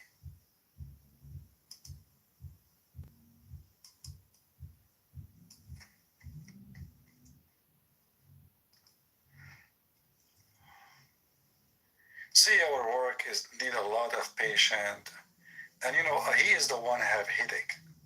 I mean, you see, what I do is something I don't really like. The only thing I like when I see somebody leaving Islam, that is the pleasure. The only thing I like is somebody thinking to convert to Islam. He see my videos, he changes his mind. Otherwise, this is very unpleasant topic for me. I hate it. Talking about this garbage every day. Many, many years. All of you go and watch TV, have fun, and I am every day cleaning the garbage of this devil. It's not a pleasant job.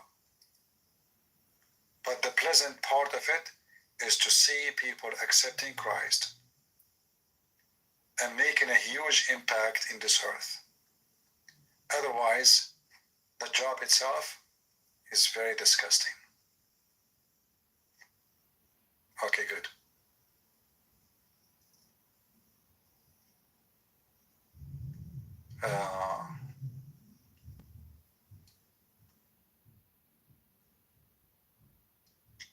Yeah, so now you have it. But remember, the Muslim books is full of this garbage. When you read in Arabic, actually, it's really funny. I mean, the translation make you lose all the drama. And they believe in those things. Somebody, he fabricated such a story and they put it in the book. That's it. It's true. So now no Muslim will dare to make fun of anything have to do with Islam. Because look what will happen. He will deliver a rat.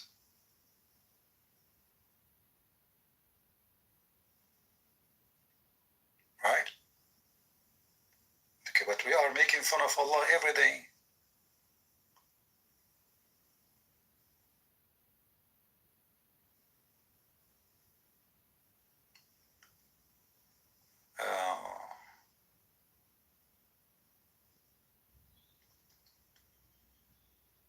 Do we have any Muhammadan would like to save Allah? Or you depend on the Miswak story?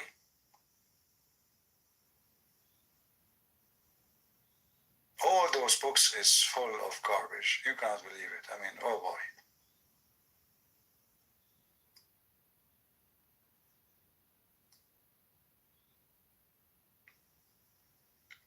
Last call, any Muhammadan?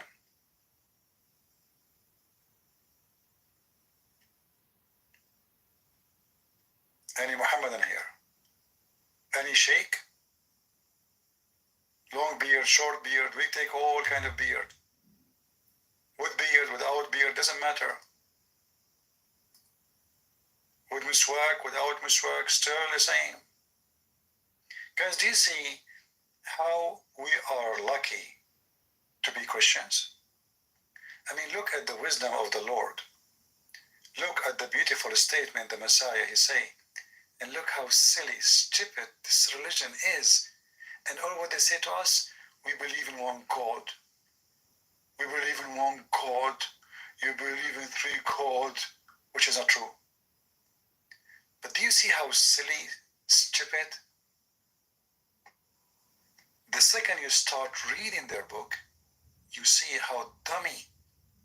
You have to be a dummy to the ground. You have to make your head flat. Your brain is zero.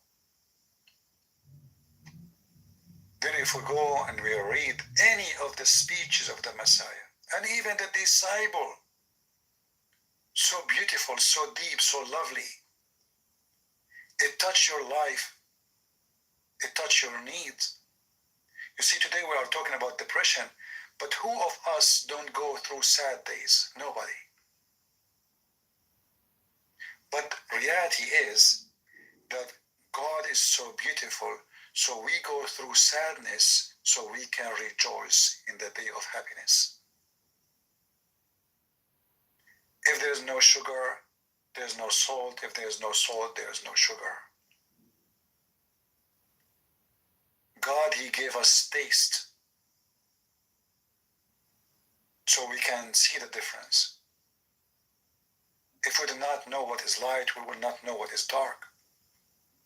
And sadness is not necessarily a bad thing. It might be maybe one of the most beautiful things you go through. Because usually sadness comes through love.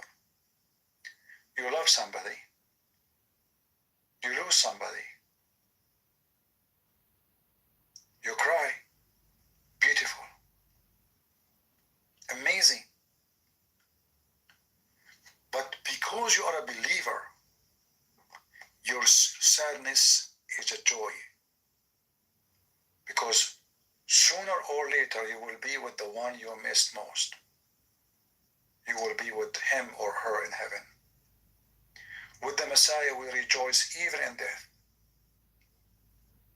With the Messiah, death is not a bad thing. It's a joyful thing. The disciples, they used to be fed for the beast, and they never denied Jesus. Obviously, they are not sad. Obviously, they did not see it as bad news. They knew what will be happening to them. They knew what is coming. In fact, they said to them, just deny the Messiah, deny Christianity, we'll let you go. We will let you go. Just say, I don't accept the Messiah. Deny him. Say, I'm not a Christian. Even when those who they are investigating them, they say, listen, if you say you are not Christian, just lie to me. Lie, I will let you go. They refuse. They refuse even to lie.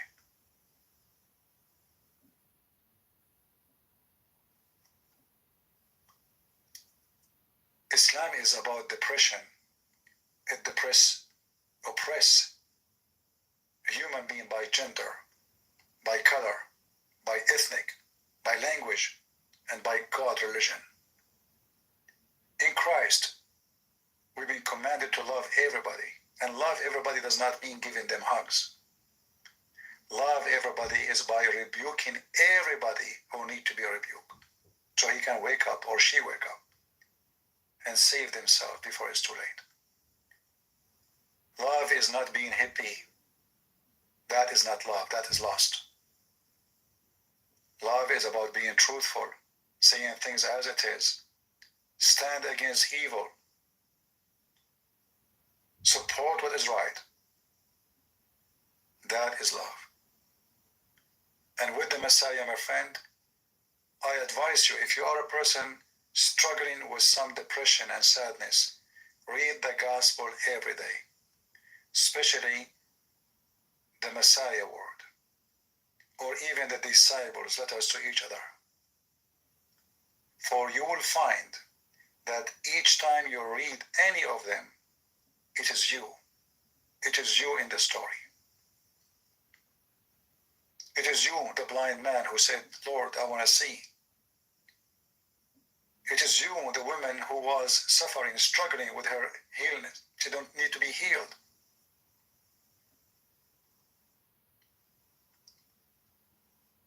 It is you. The whole point is you. And in Christianity, it is the only faith where God call us children. In Islam, you are just a slave. You are nobody. The Quran says Allah did not create the human and the genie, which is funny fiction creature, except to worship him. In Christianity, for God loved the world, he sent his only begotten Son. You see, the messenger, when we say a messenger, we are talking about who? The only begotten Son. So the Savior is not a minister, is not an angel, is not an employee.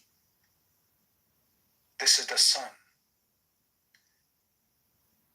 And why he is sending the Son? Because you are very important. So how you can be depressed? If God, he sent his Son to save you, every one of you individually, how important you are, and why you want to feel that you are lonely or alone. If you are the interest of the Almighty God to save you, and he called you a child. And when we pray for him, we call him our Father. So our relationship with our Lord is a relationship of a father and his children, and that is nothing but love. Thank God we are not Muslims, and we don't worship the devil and his evil doing. Our Lord is the Lord of ethic, love, beauty. Their God, he forbid music. Our God, he encouraged us to rejoice with the music. It's a gift from God. It's not a curse. Things can turn into curse only if you abuse their use. Everything around us is a gift. Even drugs is not a curse. It's a curse only if we abuse. When people, they do surgery, they give you morphine so you don't feel the pain. So imagine they are cutting your body and you can feel the pain. So drugs is a gift. But when a human being starts smoking drugs and taking drugs and destroying his body, that is a curse. Everything is given to us as a gift. And life is given to you to enjoy and to live and to be happy, not to be sad. So learn how to be happy according to the Lord, for this is the guidance of happiness. If you live according to your own happiness, that will be nightclub, that will be drugs, that will be sex, that will be porn, that will be anything. But then all of those, they will lead you to very bad depression time. If you go right now and search for pictures of people who take drugs, you will see that they get so old so fast. A woman, she is 20 years old, she looks like she is 60.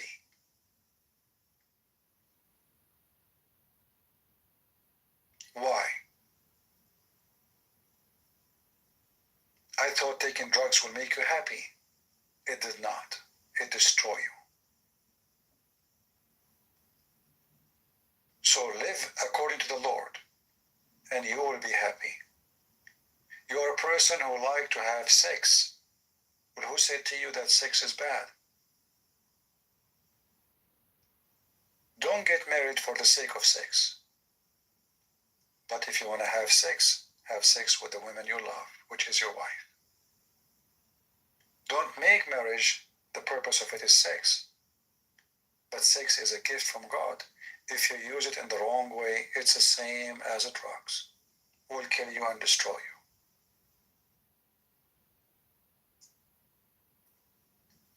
Enjoy life as gift from God, not as a curse. Otherwise, I believe you are the one who's cursing yourself. There is something called the harvest. And the harvest is what we plant. Time will come and you dig in the ground and you put some seeds. And then the seed, they will grow. And if your seed are bad, you will have a bad harvest. Simply, you eat from what you seed. So don't use the wrong seeds. And the only truthful seed can be found is in the gospel. Not in a man's statement, not in my statement. There's no one to be your guideline except the scriptures. A man, he speak wrong. Or maybe a man, he speak good, he do bad. And all of us actually, we do that from time to time. We lecture people about how to stay away from sin, but then behind doors we do sin. We tell them how to be good, how to be decent, and then behind door our brain is full of thoughts. This is why you don't take your guidance from anywhere except from the scriptures. And the Lord, he said, from their fruits you shall know them. You want to be happy? Look where the good fruit is. And that is only with the Messiah. Not with the bishop, not with the priest, not with the pope, not with anyone. Stay with him. You are safe and secure. You forsake the Lord will forsake you. You know, when the Lord, he says, knock at my door and I will open for you. How beautiful it is. Knock at my door. Look how easy it is.